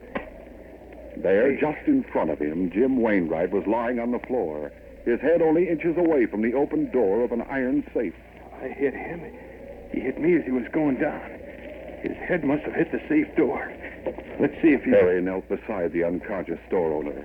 The match burned his fingers. Oh. He lit another. Yeah, he hit his head all right. What was he doing here in the dark? Why didn't he answer when I called? It looks as if he's dead. I've killed him. I gotta get out of here. It was King who discovered Jim Wainwright. He was walking down Front Street with the sergeant and Constable Warren only a few minutes after Harry Lane left the store. King ran up to the door of the store and barked. What's he barking at? We'll find out. The store is dark. There doesn't seem to be anyone inside. The door's unlocked. The lantern hanging on that wall. Better light it. Right. Something on the floor, King? Yes, a man. The safe's open. How about that lantern, Dick? Coming. It's Jim Wainwright. Nasty crack on the head. Robbery. Let's have the lantern a little closer. Is he dead? No, not yet, at any rate. Heart's still beating. Get Dr. Moran. Yeah. What's the matter? Nothing. I'm on my way. Dick Warren had noticed a red mitten with a blue border lying on the floor near the counter. Without saying anything to the sergeant, he picked it up and hurried from the store. He roused Dr. Moran, and the doctor promised to get to the store within 5 minutes. But Dick didn't return there. He headed straight for the Lane cabin on 4th Street. And when he reached it, slipped his gun from its holster. Through the window, he could see Harry packing supplies into a knapsack. Sally was watching him. Dick entered the cabin without knocking. All right, Harry, you won't need those supplies. You're going to headquarters with me. Well, what for? To answer some questions. What's he done, Dick? I haven't done anything. This is your mitten, isn't it? Why, yes, I knit them. I remembered you showing me the pair when you finished them. Harry dropped this one in Wainwright's store. I haven't done anything. Do you deny that you were in the store tonight? Well, no, Do you but... deny hitting Wainwright? I may have hit him, but let me explain. Go ahead. How much money did you get from the safe? I didn't touch the safe. I was passing along the street, saw the store door was open. I was going to close it when I heard a noise inside. I went in. It was real dark. I heard someone behind me. I turned and let fly with a punch. And something hit me on the head, and I blacked out. When I came to, it was Wainwright, lying on the floor. Oh, Harry, you killed a man. One punch was all I landed. He must have hit his head on the safe when he went down. Take it easy, Sally. Wainwright isn't dead. Not yet. But he may die. Well, he didn't look any too good to me. And they'll try Harry for murder. Harry should have thought of that when I he tell hit... you it was an accident. The safe was open. I'm not sure you took anything, but that doesn't make any difference. Your story about the door of the store being open, the store being dark, someone attacking you from behind, who can believe that? It's the truth. I believe him. You're his sister. Dick, does anyone but you know about the mitten? No. Then don't tell anyone. Let Harry go. What are you asking? You must. You say you love me. Well, now's the time to prove it. It wouldn't prove anything except that I'd be deserting my duty. Of course I love you. But your brother is guilty of assault. Perhaps even manslaughter or murder. I have to arrest him. You say that no one could believe his story. Well, I do. And if he's tried and convicted, if he goes to the gallows because of you, do you think I could marry you then? Never did. No matter how much I love you, it would always stand between us. Sally. Let him go. He can be across the border by tomorrow night. And then if they start looking for him, all right. All I'm asking is that you forget about the mitten and give Harry a chance to get away. Sally, what... If you love me. I wish I'd shown the mitten to the sergeant and kept my mouth shut. You can still do that, and it's all I ask. No, even that would be wrong. Sally, I've tried to explain to you how much the force means to me. And you've always seemed to understand. Dick turned away from Harry as he talked to Sally, and Harry's hand slipped inside his knapsack. When it came out, there was a pistol in his hand. He stepped forward quickly, gauged the spot where he himself had been hit that night, and brought the barrel of his gun down on Dick's head. Oh, Dick! Oh, Harry, how could you? It's all right. It's all right. It's all right, I tell you. At the moment when Dick Warren dropped to the ground, Jim Wainwright was being moved to the hospital. But it was an hour later before he regained consciousness and the sergeant was able to question him. I don't want to tire you, Jim. But can you tell us what happened? Not a great deal, Sergeant. I'd been at the mansion house. I was on my way home. I saw a light in the back of the store, then it went out. I wondered if my eyes were playing tricks on me, and I decided to investigate. The front door was locked all right. We found a window forced open in the rear of the store. Go on. Well, I went in. I was hit. That's all you remember? No. I must have come to for a few seconds. I don't know how much later, but I saw a man leaving the store. Recognize him? Yes. The light was full on his face. It was Harry Lane. You're sure? Positive. Just one more question. We found your safe open. How much gold was in there? About $5,000 worth. There's none now. It was in pokes belonging to different miners. I was keeping it for them. The names were on the bags. We'll try to get it back. Harry Lane. I'd never have believed that he could turn thief. We'll see. Rest easy, Jim. Yeah, it's a good idea. It was only 10 minutes later that the sergeant found Dick Warren bound and gagged on the floor of the Lane cabin. When the young constable had been freed of his bonds... Thanks. I wondered why you disappeared. How'd you happen to come here? I found a mitten in the store. I thought it belonged to Harry. It may have. It did. He admitted it. He gave you the same treatment he gave Wainwright. Yes. That isn't the whole truth. How do you happen to be here? Wainwright's recovered consciousness. What? He saw Harry leave the store. Wainwright's alive, and there won't be any murder charge. No, but there's $5,000 in gold missing. Harry lied then. He did steal. Go on. What were you saying about the whole truth? I was careless. And that isn't the whole truth either. Well? Sally asked me to give Harry a chance to make his getaway. I might just as well have agreed. I listened to her arguments. They were personal, and I turned away from Harry to talk to her. He let me have it. She's evidently left with him. I suppose they're heading for the border. I suppose. Something over an hour's start. Yes. King will follow their trail wherever they go. We'll get back to headquarters and harness the team. We, Sergeant? Yes, you and I. Do I have to go, Sergeant? Don't you want to? Don't you want to help bring Harry back to make up for letting him get away? No, I don't. And your reason? Sally. She's the girl I want to marry. Harry's her brother. I know that. Don't you think it's a good reason for not wanting to make the arrest myself? It's no reason at all for a police officer. I sympathize with you, Dick, believe me. But sooner or later, every member of the force must face this problem. Does duty come first, or are personal motives more important? Are we able to live up to the oath we've taken? Do we have a right to wear the uniform? If I have to arrest Harry, then the answer is no as far as you're concerned. What's your decision? I'm ready. Let's go. Just before dawn, Harry and Sally stopped at Louis Michel's roadhouse about 20 miles from the border. Ho there, ho now. Is it safe to stop here? You need some hot food. Forget about me. And our team's worn out. Louis will lend me some fresh dogs. Come on. All right. Then we won't stop for long. No. This door's barred. Well, not. There's a light inside. There's smoke coming from the chimney, and there are dogs around and back. There must be someone here. Louis usually keeps open house. I was just wondering about the door being barred. Against the wind, perhaps. Well, who are you? What do you want? Where's Louis? He isn't around. He must be. I can see his parka hanging on the wall. His dogs are out on the run. What do you mean he isn't around? I said he wasn't here. Let him come in. What? It's all right. Let him come in. Okay, come on in. That's better. Who are you two? What difference do names make? Where's Louis? You better take our word for it. He isn't here. Help with your hands, you're covered. Oh, Harry. It's all right, sis. Now listen, you two, we want some food and some fresh dogs, and we're going to take them. If Louis were here, he'd be glad to oblige us. But since he isn't, we'll help ourselves. See what you can find out in the kitchen, Sally. There should be some coffee on the stove. That's what we need most. Keep away from that kitchen door. Go ahead, Sally. Sally, she's fainted. We'll continue our adventure in just a moment.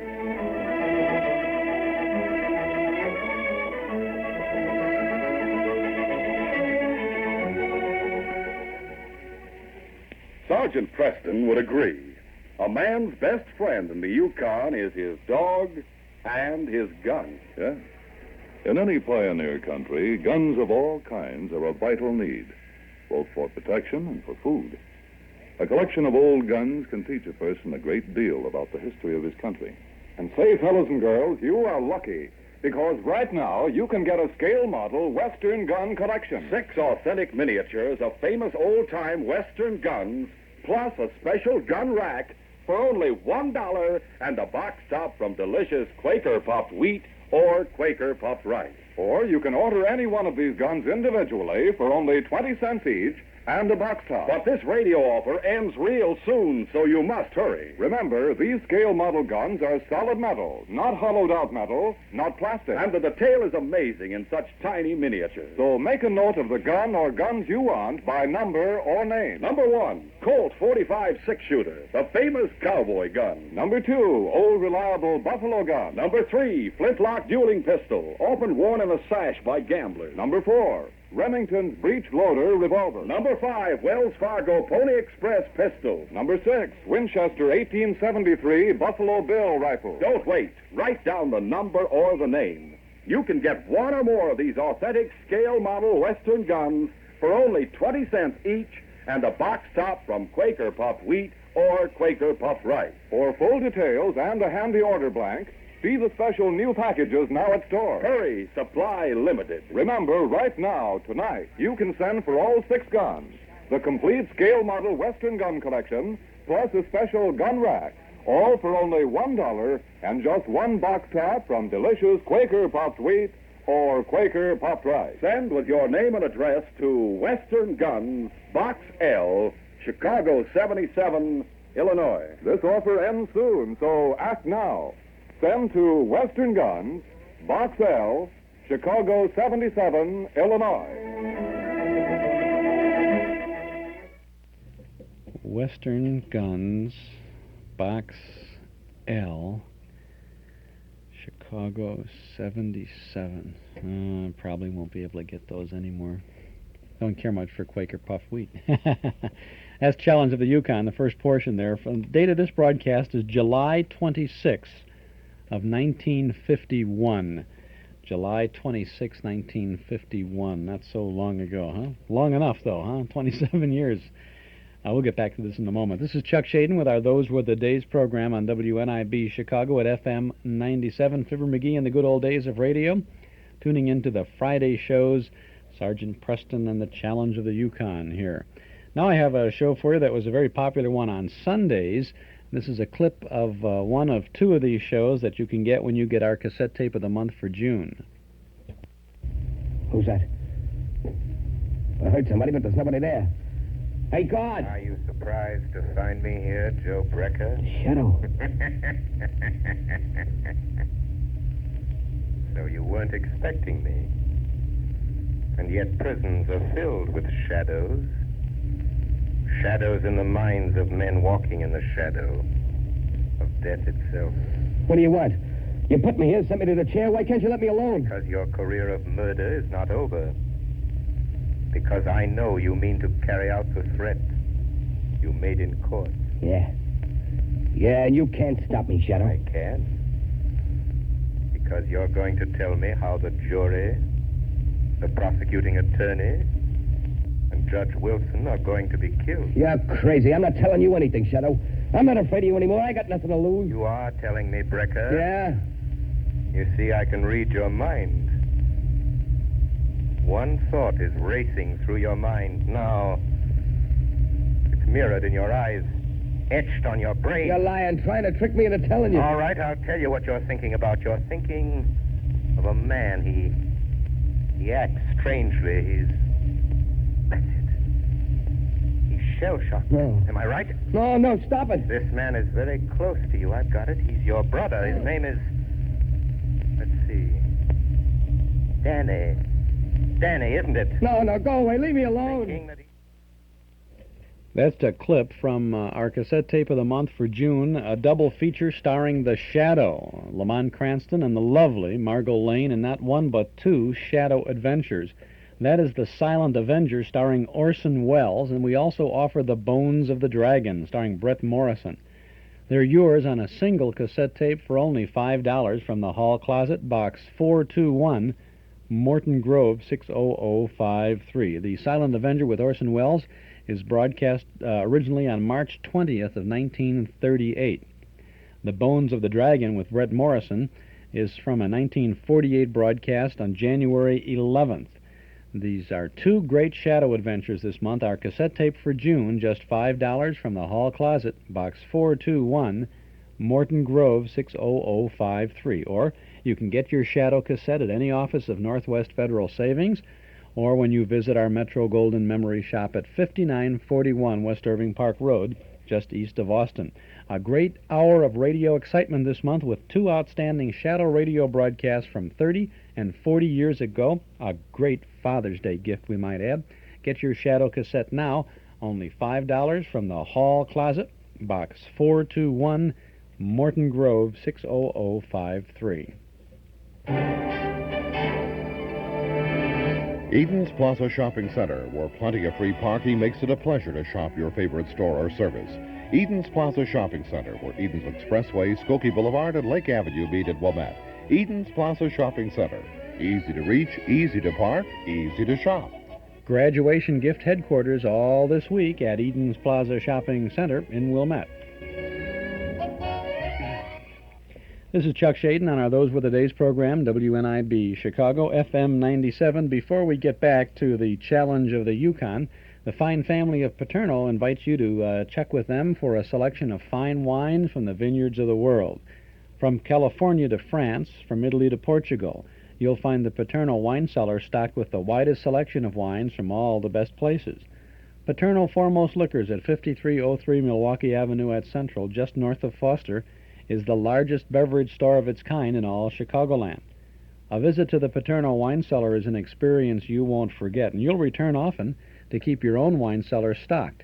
Whether it's an intimate candlelit dinner for two or an important dinner party for quite a few, you'll find everything you need to add the word special to your next occasion. Visit the wine cellar at Paterno Foremost Liquors, open Monday through Saturday from 9 in the morning till 10 at night, Sunday from noon to 6. Paterno Foremost Liquors, 5303 Milwaukee Avenue at Central, just north of Foster. Now let's get back to Sergeant Preston.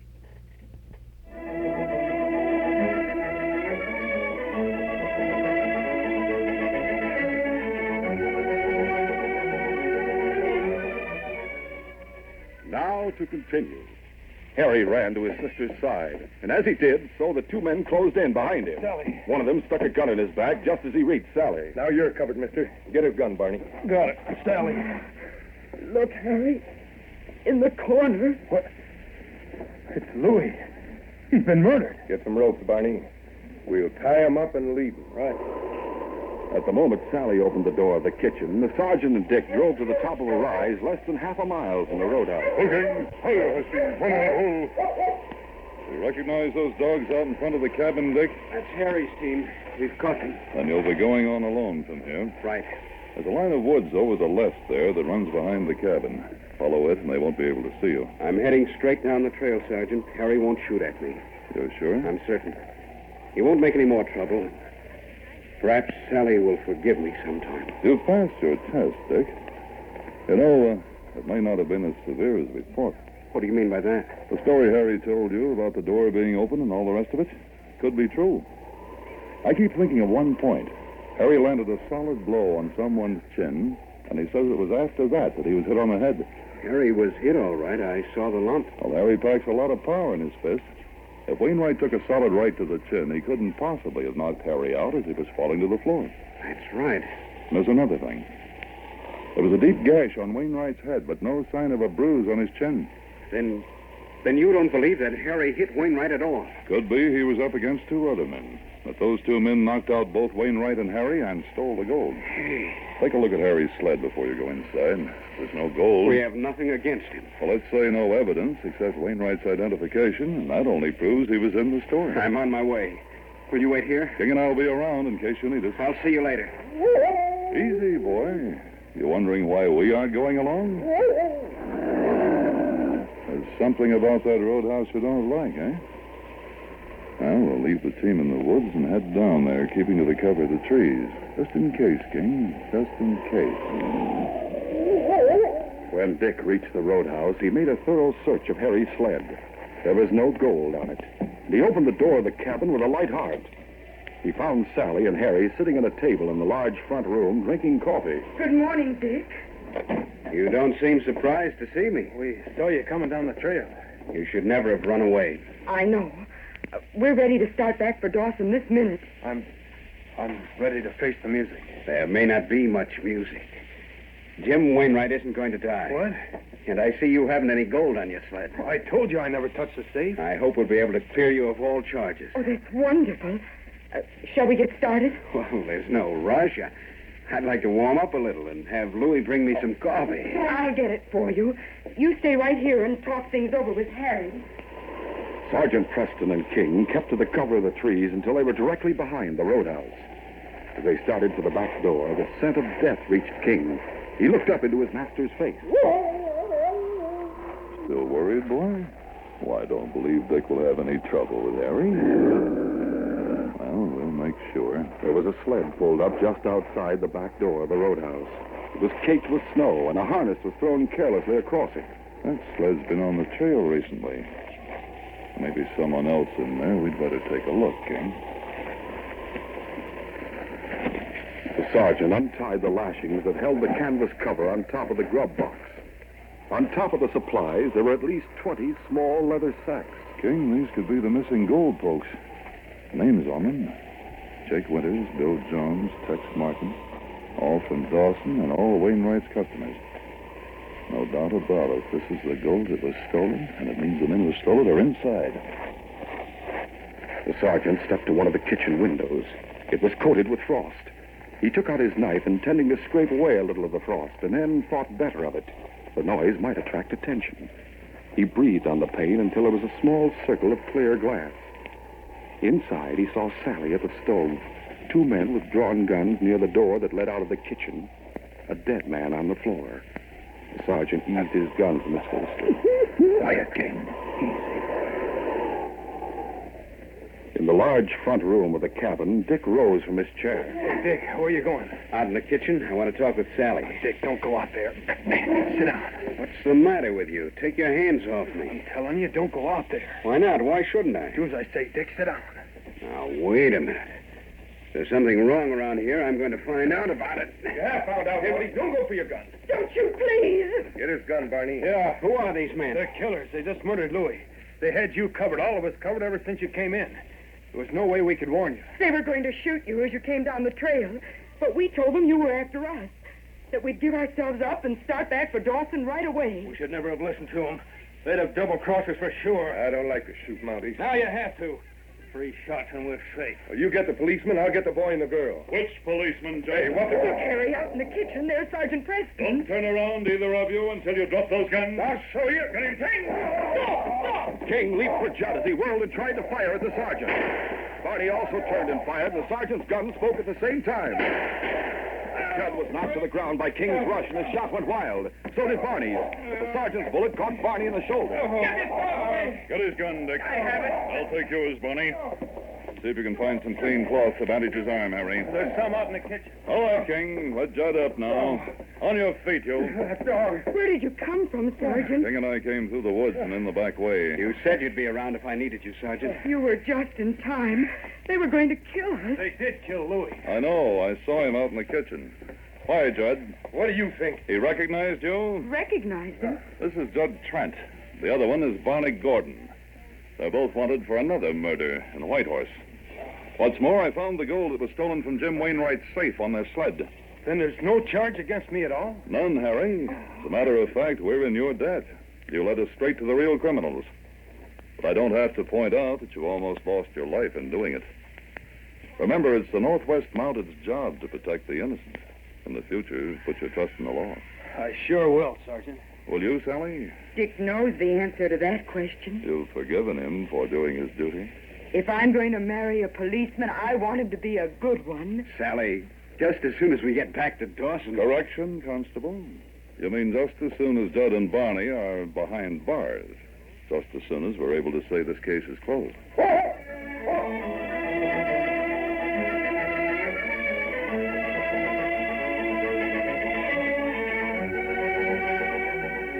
Sergeant Preston will return in just a moment with a word about our next exciting adventure. It's the winner by a mile. Yes, the cereal that's sure to win your whole family's favor these summer mornings is refreshing, nourishing Quaker Puffed Wheat and Quaker Puffed Rice. They're in first place with Mom because they're quick, ready to serve, save time in the morning. They're the winner every time with the youngsters because they're the ones shot from guns. Actually exploded up to 8 times normal size to make them extra crisp and tender. And Dad picks Quaker Puffed Rice and Quaker Puffed Wheat because you can sweeten them to suit your own special taste. You enjoy the full, natural, nut-like flavor of the choice premium grains. Then think of the nourishment your family can cash in on. Yes, in every bowlful, there are extra food values of restored natural grain amounts of vitamin B1, niacin, and iron. Top with milk or thick, rich cream. Add fruit. And there's a deluxe family breakfast that's really economical. Remember, the original crisp, fresh Quaker Puffed Wheat or Quaker Puffed Rice come only in the big red and blue package with the sealed inner lining, so they're crisp as can be. Buy both delicious kinds, and you have a winner for the whole family's enjoyment for refreshing summer breakfast. To learn his next assignment, Sergeant Preston reported to the inspector in the Northwest Mounted Police Headquarters at Dawson. You sent for me, Inspector? Yes, Sergeant. I have a difficult assignment for you. What do you know about the town of Sunset? Why, I know that some of the roughest characters in the Yukon make it their headquarters. Exactly. And on the ridge above Sunset, there's the McDonald Mine. It's getting to be one of the largest producers in the territory. That combination, so much gold and such men, may lead to serious trouble. You're to go to Sunset and make that your headquarters, Sergeant. I leave the method of handling any trouble that may arise entirely to you. Yes, sir. I'll start for Sunset at once. But the McDonald Mine has already been marked as a target by the ruthless men who inhabit the wide-open town. And Blackjack Galt, their leader, has a personal grudge to settle with the sergeant. Heading for Sunset could easily mean heading for sudden death. Don't miss this next exciting adventure. These radio dramas, a feature of the Challenge of Yukon Incorporated, are created by George W. Trendle, produced by Trendle Campbell Enterprises, directed by Fred Flowerday, and edited by Fran Stryker. The part of Sergeant Preston is played by Paul Sutton. The Challenge of the Yukon is brought to you every Thursday at the same time by Quaker Puffed Wheat and Quaker Puffed Rice, a breakfast cereal shot from guns.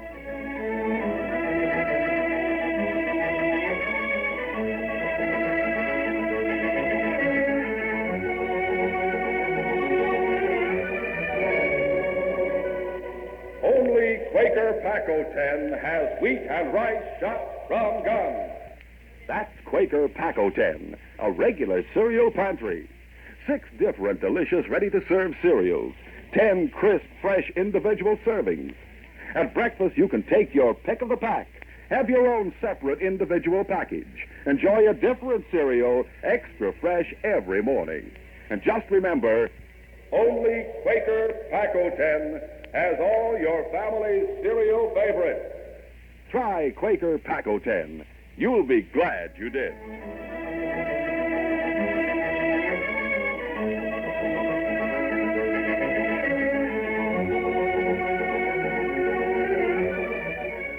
This is J. Michael wishing you goodbye, good luck, and good health from Quaker Puffed Wheat and Quaker Puffed Rice.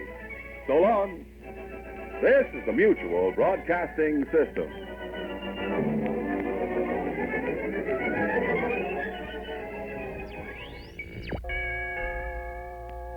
Come in. Hiya, pal. Hi, Chuck. Hello, Larry. Oh, hi, Junior. What brings you in just as this old radio has us spellbound, which don't make no never mind, since you probably have to leave soon anyway, don't you, Junior? Now, wait a minute, pal. You should be glad to see me. How come, John? Because I have a few hot scoops about Chrysler Air Temp Whole House Air Conditioning. A hot scoop on home cooling, huh? Why don't you give it... I want to give it to everybody, pal. This summer, when it's hot enough for people to say, is it hot enough for you, you'll need to do more than flap your jaw to stay cool. As an expert jaw flapper, you ought to know, boy. Get you talking about Chrysler Air Temp and you go overboard like a beer can on a bait boat. There's so much to talk about, pal. This is Chrysler Air Temp's 40th anniversary, you know. The perfect time for people to get Air Temp Whole House Air Conditioning. Air Temp makes good cooling systems, do they? Oh, ever since 1934. And Air Temp has come up with some really cool ideas over the past 40 summers. I remember last summer... Like the first corrosion-resistant all-aluminum refrigeration coil. It got coil. so hot here in Wistful Vista last summer, we were frying eggs on the sidewalk.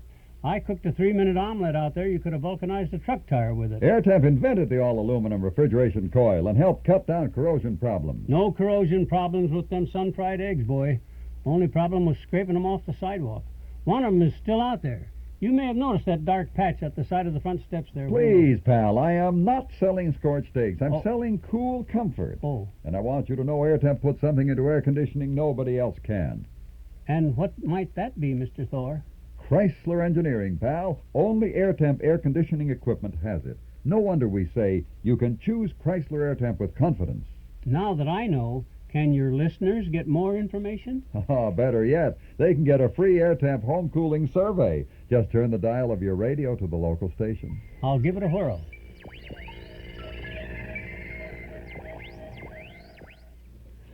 And we'll give this a whirl, too. This is Chuck Shaden on our Those Were the Days program, WNIB, Chicago at FM 97, Fibber McGee and the good old days of radio, a little bit more of that, and then a tribute to Norris Goff, the Abner of Lum and Abner, who passed away this week. Our Nostalgia newsletter for June features what it usually does every month that comes out. Articles from and about the past, plus the complete schedule of our old-time radio shows on Saturdays, our Saturday night events, all kinds of good reading and good information for you. Edward R. Murrow is on the cover of the June issue, and if you'd like to subscribe, 10 issues is only $7, and you can subscribe right now when you call 545-2260. That's 545-2260. We'll send the June issue to you out to you at the beginning of the week and include an invoice along with that first issue. 545-2260 is our number. Or if you like, just send $7 to Nostalgia Newsletter, Box 421, Morton Grove, 60053. But if it's easier, give us a call now at 545-2260. Northwest Federal Summertime, summertime. It's Northwest Federal Summertime, summer savings time. Ah, sun, fun, and song. People have lots of ways to spend summertime, and Northwest Federal gives you lots of ways to save. Choose one of 23 gifts free or for special low prices when you deposit $250 or more at any Northwest Federal Savings Center. There's an Igloo ice chest, a Weber grill, a Norelco Gotcha hairdryer, a Sunbeam hand mixer, and other gifts to help make summer savings a little easier. So when summer's over, you'll have more than a suntan to show. So sing. It's Northwest Federal summertime, 63 hours a week, summertime.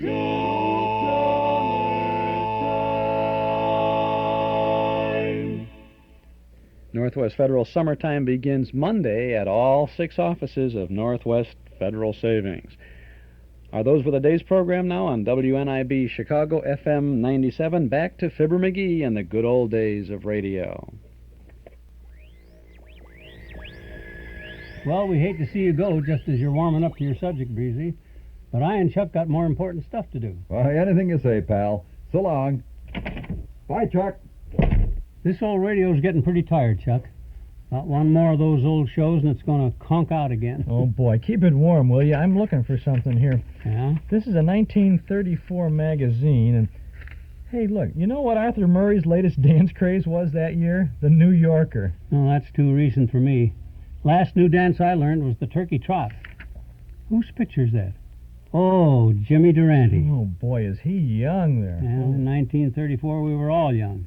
I remember Jimmy's act way back there, Clayton, Jackson, and Durant. He had another partner on radio, too, a guy named Thomas Garrison Morfitt. Thomas Garrison Morfitt? Better known as Gary Moore. Oh, my gosh, Gary Moore. Gary Moore was on a show in St. Louis back in the 30s called Mid-Afternoon Madness. Never heard of that one. If you lived very far from St. Louis, you couldn't hear it.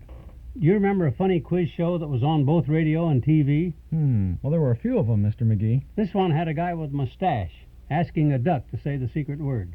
Remember that one? You bet your life. Okay, if you remember it, tell me what it is. You bet your life. I said if you... Oh, you bet your life. That's right. With the one, the only... Groucho. Let's say the secret word. Tune him in. That's it. And here he is, the one, the only... I didn't know he was running. Oh, that's me.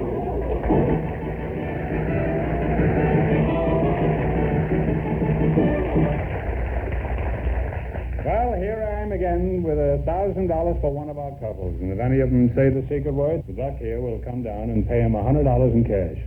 The word tonight is water. Something I have very little contact with. Groucho, we asked for some engaged couples just before we went on the air tonight. Oh, how nice. And just before we went on the air, Miss Dorothy Hildebrand and Mr. Eddie Kretz were selected to be on the show, and here they are. Folks, meet Groucho Marx. Well, welcome, youngsters, for the DeSoto Plymouth dealer. Say the secret word and divide $100. It's a common word, something you'll find around the house. Miss Dorothy Hildebrand, eh? Mm-hmm. And Mr. Eddie Kretz, a boy and a girl, eh? Where are you from, Dorothy? Los Angeles, Family 31. And what is your hometown, Eddie? Pomona. Pomona, huh? What's your nickname, son? I'm sure your pals don't call you Mr. Kretz. Well, they wouldn't dare. Kretz means scratch, I think, in German. All right, fellas says, well, I started from Kretz when I was a boy. Anyhow, it's a good, noble German-American name, isn't it? Yeah. Isn't it? Well, you're not sure of it, are you? Well, what do they call you, Eddie? well, I have been called Hot Shoe. Hot Shoe? Me. You mean you say hot shoe and somebody says Gesundheit?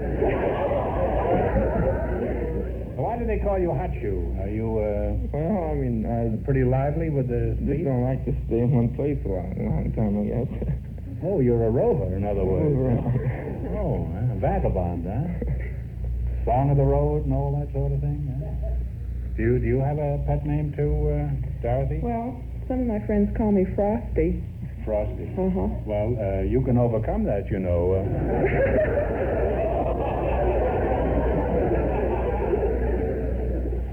I understand you're engaged, Hotfoot. When is the fatal day? Well, I haven't quite made up my mind yet. That's what you think. Footy, you're living in a fool's paradise.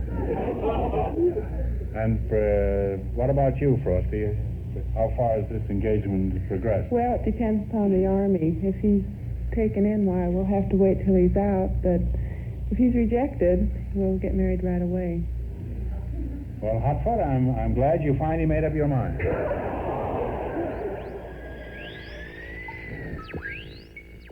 We'll get back to Fibber and Chuck in just a minute.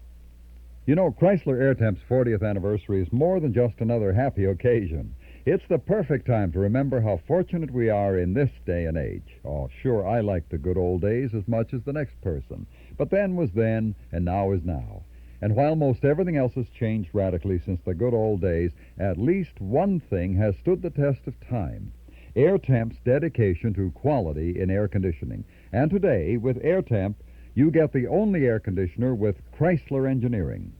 Call your nearest participating Chrysler Airtemp dealer now. He'll give you a free home cooling survey. He'll check out your air conditioning needs according to the style of your home and the size of your family. Then, he'll recommend the Airtemp system that's best for you.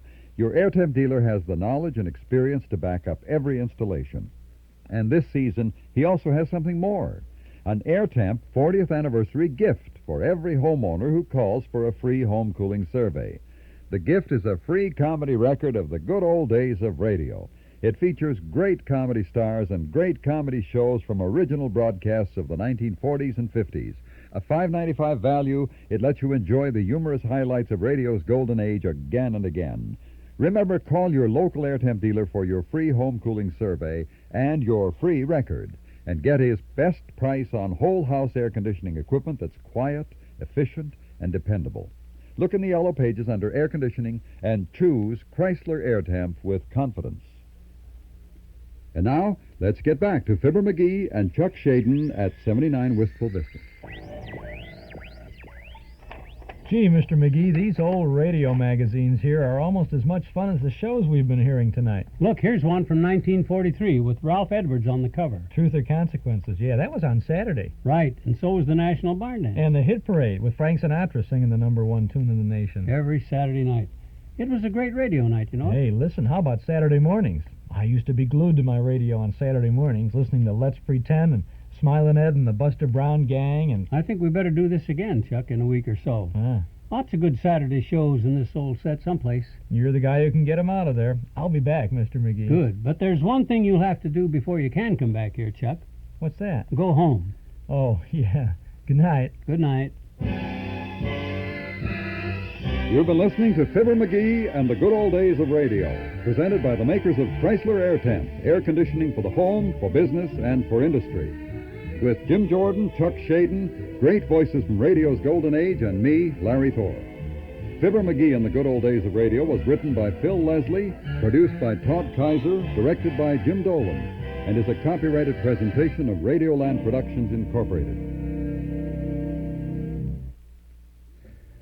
Fibber McGee and the Good Old Days of Radio, the Friday shows. And as indicated by Fibber and Chuck, if you join us next Saturday afternoon, you'll hear the Saturday shows. Let's Pretend, Judy Canova, Grand Central Station, Life of Riley, and Truth or Consequences. Also next week, we will present a tape that we made when we were out in California recording these shows initially 4 years ago.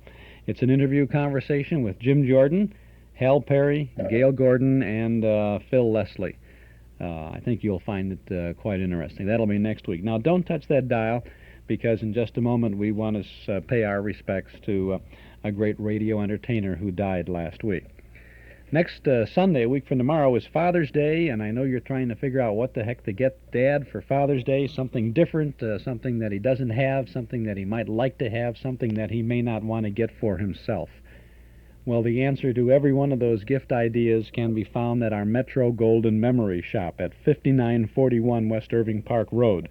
You're sure to find something just right for the dad who has everything.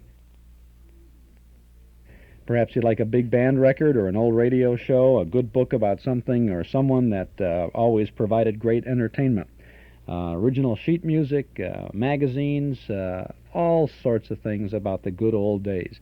Specifically about radio, we have lots of books and articles and magazines and things like that.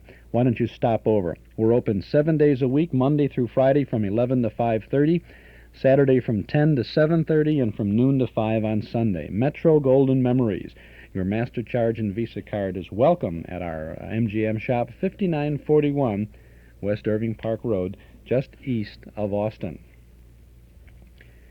This is Chuck Shaden on our Those Were the Days program on WNIB, Chicago at FM 97. There was some sad news this week as we learned of the death of Norris Goff, who played Abner on the long-running radio show Lum and Abner. He died early Wednesday, June the 7th, at the Eisenhower Medical Center in Palm Desert, California, after suffering a stroke.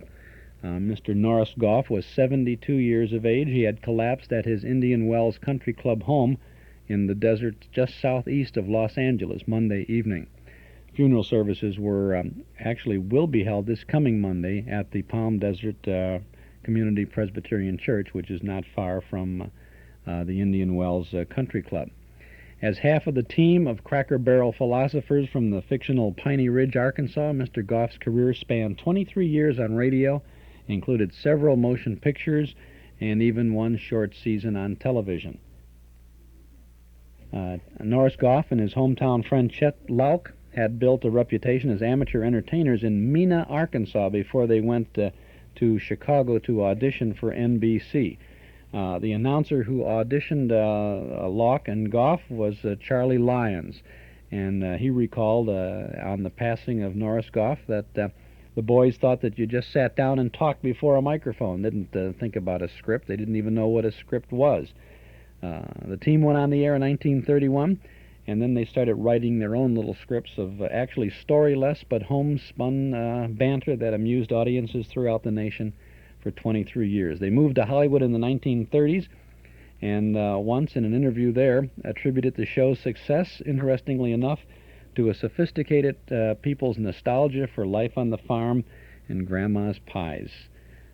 Norris Goff, at the age of 72, was Abner on the Lum and Abner radio show, passed away last Wednesday, June the 7th. We have some time on our Those Were the Days program this afternoon, and we're going to tune in to a 1948 Lum and Abner broadcast. It was on the air for Frigidaire. It was a half-hour show, and we're going to play it uninterrupted. Lum and Abner.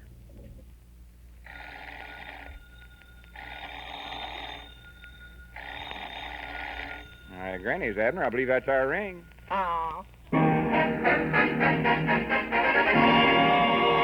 Frigidaire presents the new Lum and Abner Show.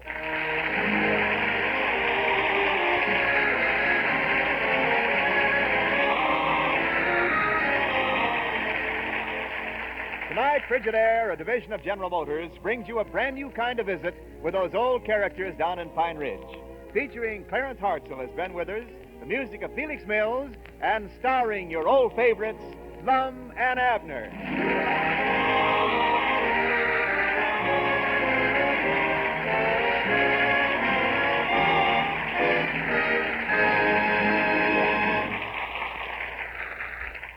America's #1 refrigerator is Frigidaire. Yes, any way you look at it, America's #1 refrigerator is Frigidaire. #1 in popularity. For more Frigidaire refrigerators serve in more American homes than any other make. #1 in thrilling new advantages, as you can see for yourself at any Frigidaire dealers. And #1 in dependability.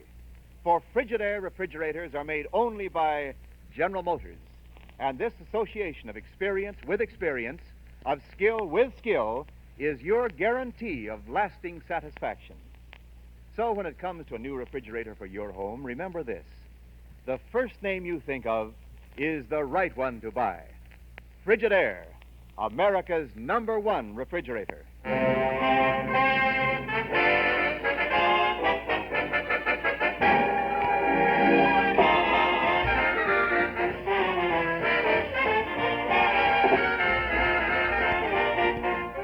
As we look in on the little community of Pine Ridge, we find the old fellows in their jot-em-down store. Lum is seated at the checkerboard. Abner's talking on the telephone. Listen. Prunes? Just a minute, Miss Barton. Hold the phone. Lum, have we got any prunes? Prunes. Just a second here Hey, now. you can't move that man there. You're cheating. I am not. You're cheating. I'm playing just like you do. Oh, so you admit it, huh? All right, I'll put the checker back if it'll make you happy. There. Well, that's better. Let me see. Wait a minute. It's still my turn. Get your lunch hooks off of them checkers. Excuse me. There. Now go ahead. All right, sir. Let's see here. Prunes, you say? Yeah. Believe I'll just move that little... Oh, no. You know, by rights, we oughtn't to be playing checkers during business hours, Abner. No, we oughtn't. There. Sure move, Lum. All right. Miss Pomeroy told Miss Blevins that we get so wrapped up in a game we even forget to answer the phone. That's ridiculous. Hurry up and move. Don't rush me. Morning, Lum. Morning, Abner. Hurry up, Lum. My, ain't it a grand morning? Let's see now. I say, ain't it a grand morning? There. Go ahead, Abner. I want a bucket of lard and 2 cans of... Say, did you hear me? I want a bucket of lard. Doggies, you got me in a bad spot here, Lum. Say, listen here, you lazy varmint. This is the last time I'm ever going to trade here. And I'll see to it that nobody else trades here neither. We'll close this junk shop up so tight you couldn't open it up with a crowbar. What do you think of that, Abner Peabody? Oh, well, morning, Miss Goshen. Nice to see you. Abner, don't sit there gabbing all day. Move. Well, I'm going to. There. How do you like that? Dad, blame it. I was hoping you wouldn't see that. What can we do for you today, Miss Goshen? Yeah, I reckon I'll just have to do this. Say, wait a minute. You can't move there. You got to jump. I do, huh? Why, sure. Then I'll land in the king row and you'll have to crown me. Be a pleasure. Go ahead, Long. Move. Oh, gosh, fellas. Have I got trouble in the home? T-R-U, T-R, trouble in the H-O-M home. You got to do it, Lum. There's nothing else you can do. Oh, that there woman of mine is on the warpath again. She's had me in the doghouse so long, I'm starting to chase alley cats. I don't know what to do. Go ahead and move. Oh, how can I do that? Just as quick as I get in the house, she locks me in the upstairs bedroom. There's just one thing to do. Jump. From the upstairs window? Granny Abner, there must be some other way out. No, there ain't, Lum. No, sir. I believe it's worth a broken leg to get away from that there wildcat. Hell, all right. There. Now watch me. Right into the king row. Yeah, but what if she catches me a-leaving? Crown her, boy. Crown her? Yeah, that's the time. Well, by Jiminy Abner, now I'm going to take that there advice if it's the last thing I ever do. And it may be. Did somebody just go out the door just now? Yeah. Goodbye, Miss Goshen. I dog is it taking me a long time, but now I've got me a king. Yeah. Now you know how Princess Elizabeth feels.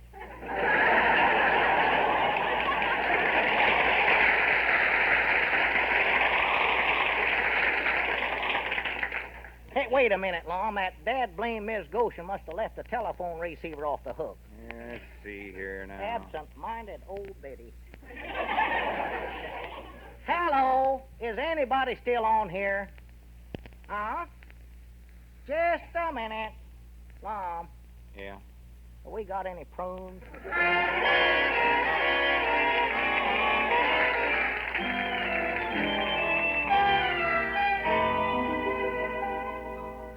Oh, no, Abner. Don't get out that checkerboard today. We're giving that up for good. I just seen Miss Goshen on my way to work this morning. She claimed she was in here yesterday, and we never even waited on her. Oh, Pretta. She run out before we ever had a chance to. Well, morning, Ezra. Howdy, fellas, howdy. Abner, old boy, let me shake your hand. Yeah, sure. Howdy do. Proud to see you, Ezra. Ain't saw you around here for a month or so. Month? Well, what about what happened here yesterday? I'd love to hear about it. What was it? Oh, don't judge me, Abner. I tell you, that there was the greatest one piece of advice I ever heard. I done just like you told me to do.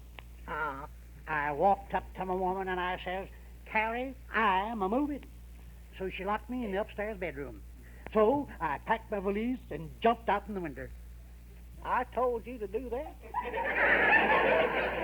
For pity's sakes, Abner, what do you go around telling things like that for? Well, Lum, Granny, it's a wonder you wasn't killed, Ezra. Was it? I was lucky. Carrie was down there waiting for me. Well, what was so lucky about that? She broke my fall. Oh. Well, when she come to, she says, where do you think you're a-going, Ezra Seastump? And right there's where I carried out the rest of your advice, Abner. I crowned her.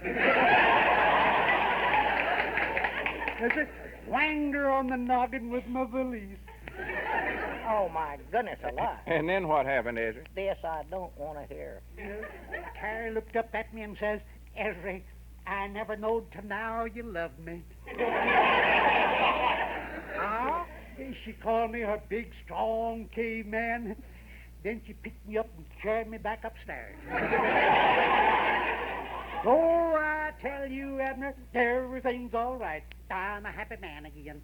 You don't know what you've done for me. Don't know. You don't even suspect. You say I gave you this advice yesterday? Yes, and since then I've told all my friends about you.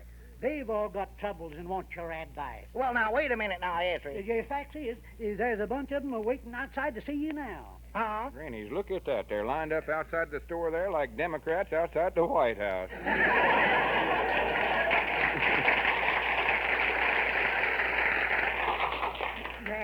Abner, these here fellows all need your help. They're all on the verge of becoming mixed up and confused. Well, they've sure come to the right man, all right. There ain't no human alive can help you get mixed up and confused more than Abner.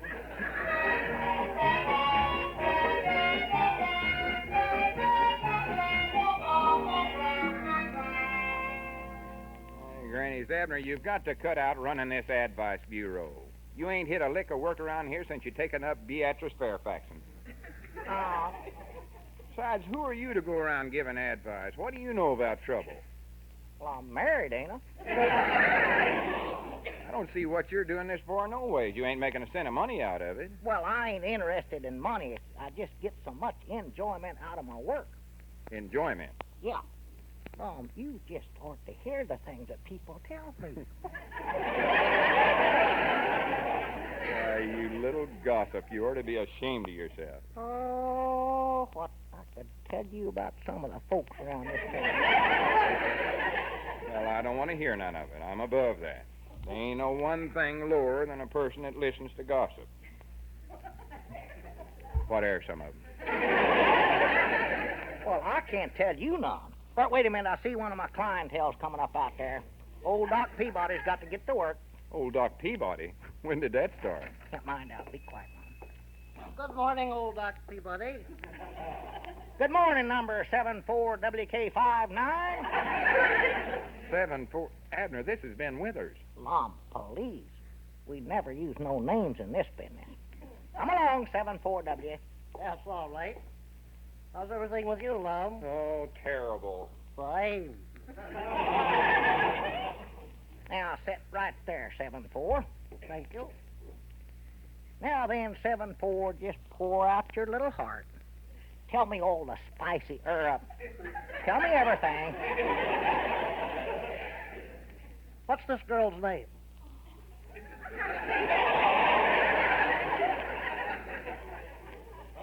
What girl? This girl you mentioned in connection with marriage. Well, I don't know who she is. Well, there you are. You don't even know her name. You should at least get acquainted with her first, Abner. Well, Ben, Maybe you'll find out she's not the right girl for you after all. But, Ben, And then, too, you've been reasonably happy with Elizabeth, haven't you? Well, yes, sure I have. And you've got to think of your daughter, Pearl, too. You don't want her to become a homeless little waif, do you? No, I sure don't. Bless her heart. Bless her little heart. All right, then. Go home. Think this over. I'm sure you'll change your mind. Well, thanks, Ben. Thank you. You just ain't got no idea how much you've helped me.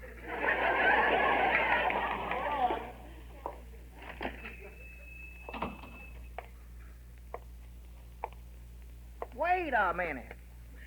What am I doing out here? I'm the advisor.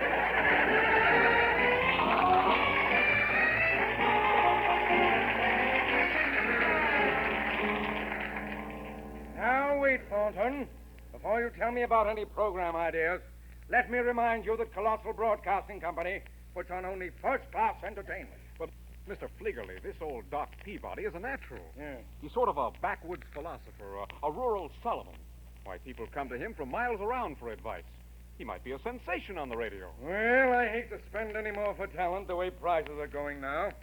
I just bought young Dr. Malone for $7 million, and look what happened. Now he's so rich he's given up his practice. Yes, I know. Then I bought Smiling Ed McCollum for $9 million, and he's been laughing so hard ever since he can't sing. I know, Mr. Fleegerly, but... Then I paid $11 million for John's other wife. Now his first wife is suing us for alimony. But, Mr. Fleegerly, I'm sure if you played your cards right, you could get this old Doc Peabody for nothing. Well, why didn't you say so? I'll put a call through to him right away.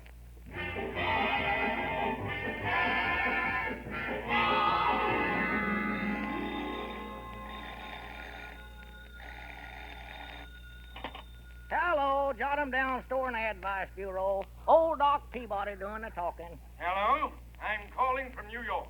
Hey, Lum, some fellers call me clean from New York. Oh, sure. Mr. Dewey, no doubt. Hello. Tell him it's too late for advice now.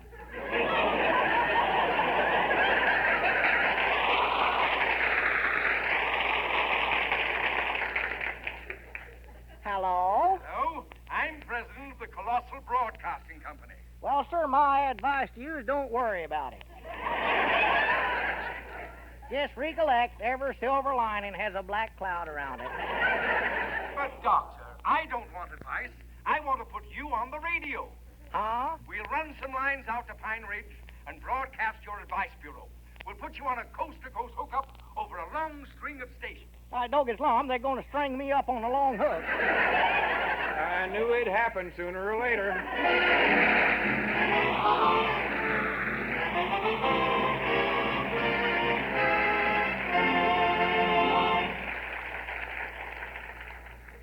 Oh, Abner, hush up your bragging. Granny's ever since you got that long-distance call from that broadcasting outfit, you've been strutting around like a he-turkey in a barnyard.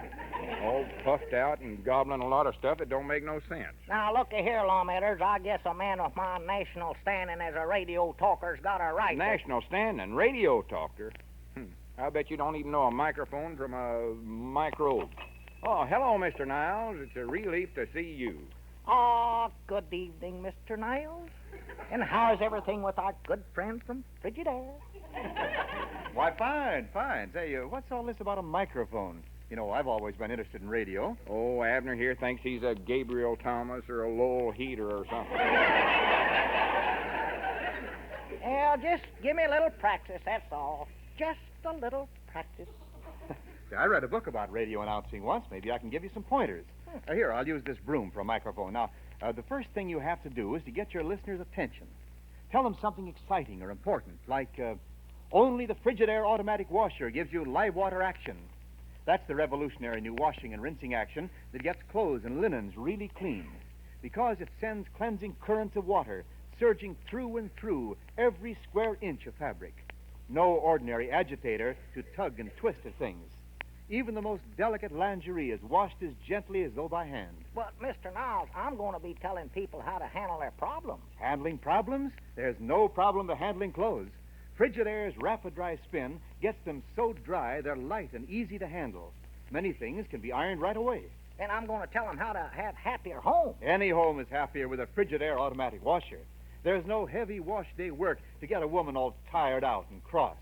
Why, all you do is put in clothes and soap and touch a dial. That's all. And I'll advise folks how to keep out of hot water. A very good point. With a Frigidaire automatic washer, your hands need never be in water. It's that easy to use. There now, Mr. Peabody, does that give you some idea of radio technique? Yeah, well, I reckon so. Sure does. Only one thing that bothers me now, Mr. Niles. Well, what's that? Well, when I get so I can give spiels like that on this Frigidaire show, what are you going to do for a job?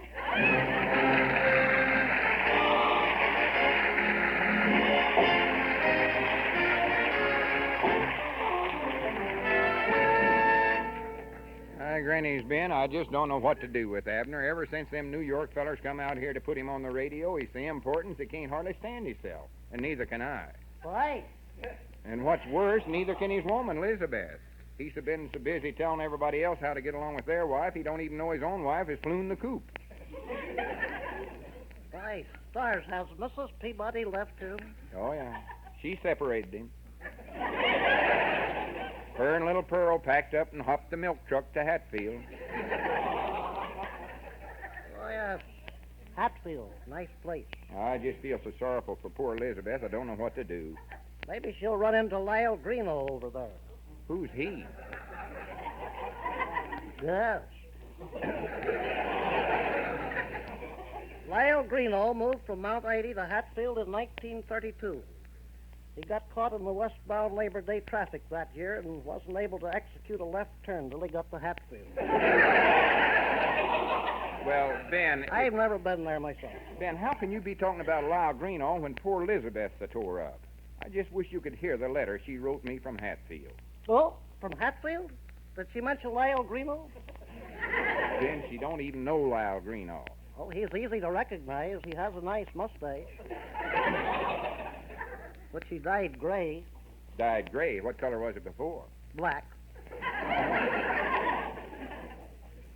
He doesn't think the black went well with his hair. What color was his hair? Red.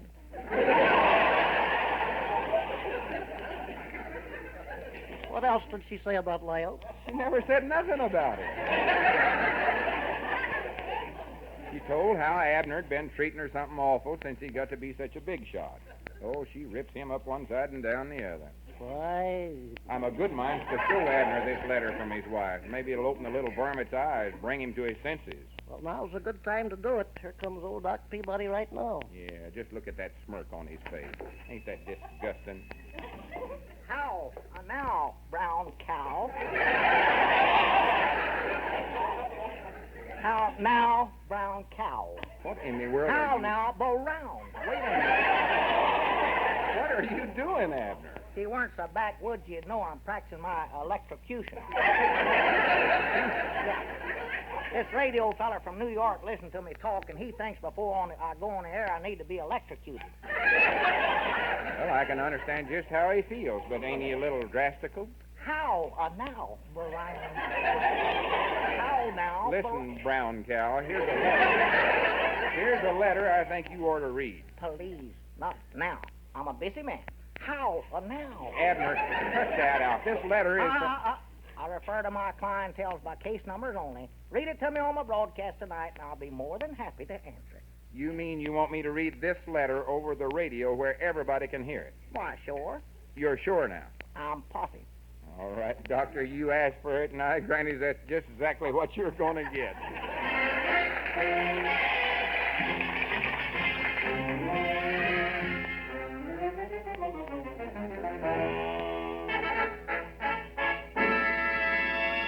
Good evening, ladies and gentlemen. Tonight we bring you a special broadcast direct from Pine Ridge, Arkansas, featuring old Doc Peabody, the bucolic counselor of the hills, to whom hundreds are turning for his homespun philosophy and sage guidance. And here he is, old Doc Peabody. And here he is, old Doc Peabody. Doc, we're on the air. Say something. How now? Doctor, I believe you have a young man here tonight who's seeking your guidance. There he is. Oh, you mean Cedric. Yeah, sure. Get up here, Cedric. Yes, Mom, I'm coming. Careful them microphone wires. What wire?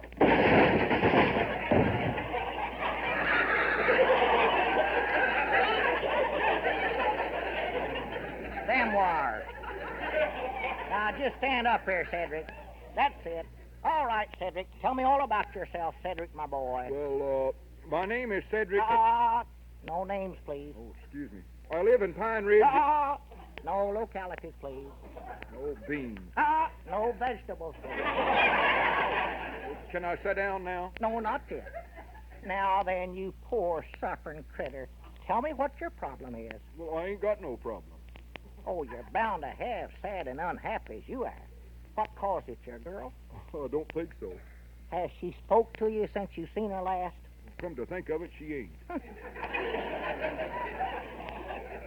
Ain't even telephoned you? No, Mom. Oh, that is terrible. It might be 'cause I ain't got no phone. That is hardly an excuse. How did the fight start? Well, well, that's funny. I don't recollect. My goodness, she hit him so hard he's got the magnesia.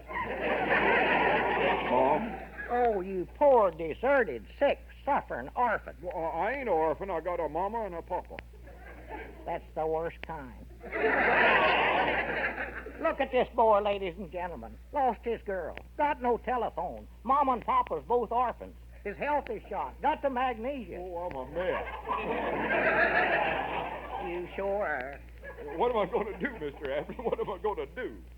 Yeah, I don't know, Cedric. Just try to work it out for yourself the best way you can. That's my advice to you. Thank you, Mr. Abner. Now, watch out for them wires there.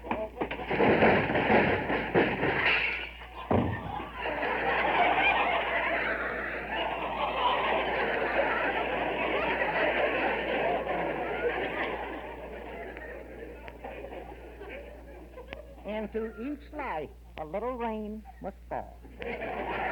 Next case. Doctor, I believe you have a few letters to answer. Is that not correct? Why, yes, I believe that is not correct, yes. Mail boy, would you read the letters to me? I can't hardly wait. Have you picked out the prize letter for today? Oh, brother, have I. Good. We'll save that for the end. Don't worry, Doc. It will be. Proceed, boy. Well, the first letter is from J.K. He writes, Dear Doc, I am in love with two women. One of them is rich and the other one is pretty. I can't stand to look at the rich one and I can't afford to marry the pretty one. What shall I do? Law, I don't know. Next.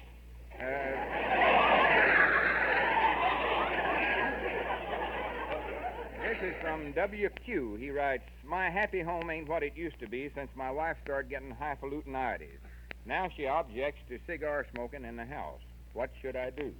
Dear W.Q., tell her to smoke 'em outdoors. Next. D.B. writes, Me and a young lady I'm going with have been planning to get married for the last 11 years, but every time we set a date for the wedding, something has prevented it. Do you think I have a chance for happiness? Dear W.Q., yes, I think so. You've been awful lucky so far.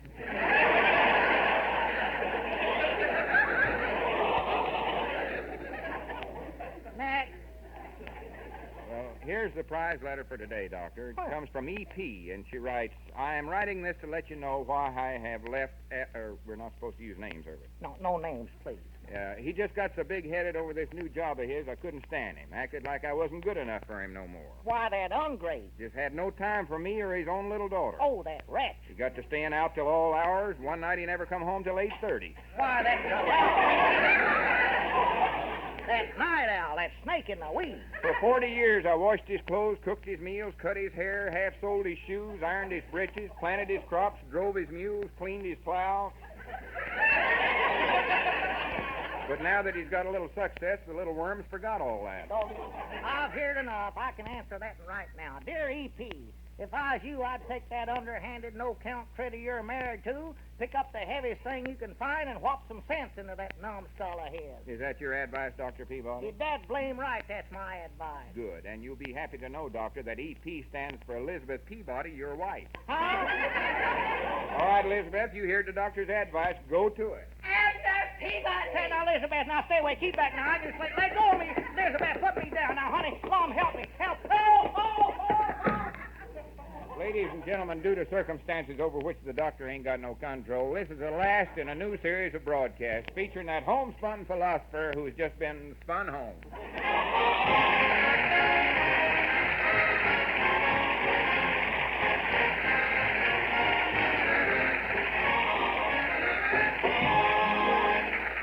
Lum and Abner will be back in just a moment, but first, here is an important question.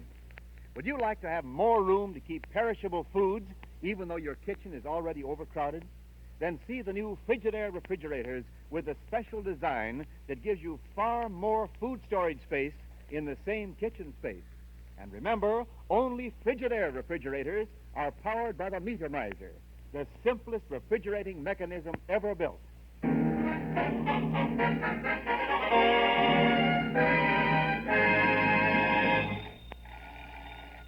I'll get it, Abner. Hello? No, I'm sorry. Abner ain't in the advising business no more. I know you need advice bad, but he can't help you. Goodbye. Who was that? Dr. Gallup. Randall now speaking. This is CBS, the Columbia Broadcasting System. That's Lum and Abner, broadcast from CBS back in 1948. I don't have a specific date for it. Played in tribute today to Norris Goff, who created and became Abner on the Lum and Abner series. Mr. Goff passed away last Wednesday, June the 7th, at the age of 72.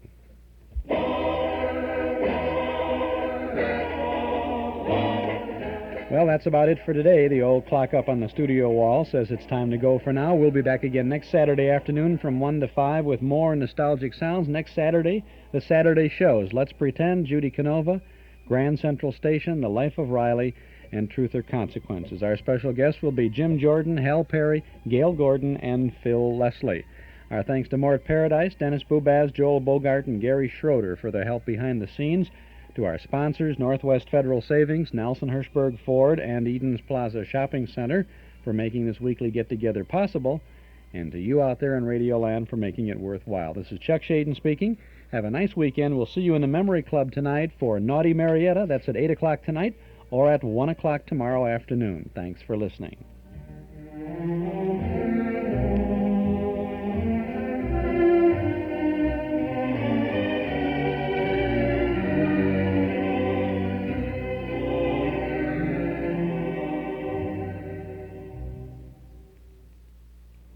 This is WNIB in Chicago at 97 FM. England's Royal Ballet of Covent Garden returns to Chicago June 13th through the 18th at the Airy Crown Theater, McCormick Place. Headlined by the Grande Dame of Ballet, Margot Fontaine, this world-acclaimed company will perform Kenneth Macmillan's new ballet, Meyerling, which had its smashing world premiere in London this year. Also, the Royal Ballet's production of Swan Lake, Ashton's Hamlet and his monotones, Macmillan's Elite Syncopations, and the lovely Les Sylphides. The Royal Ballet features the most magnificent assembly of artists in the world: Anthony Dowell, Merle Park, Lynn Seymour, Wayne Eagling, and more. Get your tickets for the Royal Ballet at the Airy Crown box office, at all Ticketron outlets, Sears and Ward stores. For master charge or Visa reservations, call 791-6000. That's 791-6000. Time is 1 minute 40 seconds past 5 o'clock now. This is Fred Heft speaking, inviting you to stay with us for Zephyr. Zephyr is a 2-hour program of shorter and mostly lighter classical music, presented each day of the week on WNIB between 5 and 7. Tonight in our first hour we have American music of various sorts, including compositions of Virgil Thomson, Stephen Foster, and some traditional music too. Between 6 and 7 we'll continue with our Beethoven Sonata series, which we're featuring on Zephyr just now. The Violin Sonata number 1 tonight at 6. Also in that hour, music of Bizet and Moszkowski. Beginning with music of Virgil Thomson, and music which he wrote for a famous documentary film of the 1930s called Louisiana Story, one of several such film scores which Virgil Thomson wrote and which remain among his most popular music. Music for the film Louisiana Story by Virgil Thomson, played by the Westphalian Symphony Orchestra. Siegfried Landau conducting.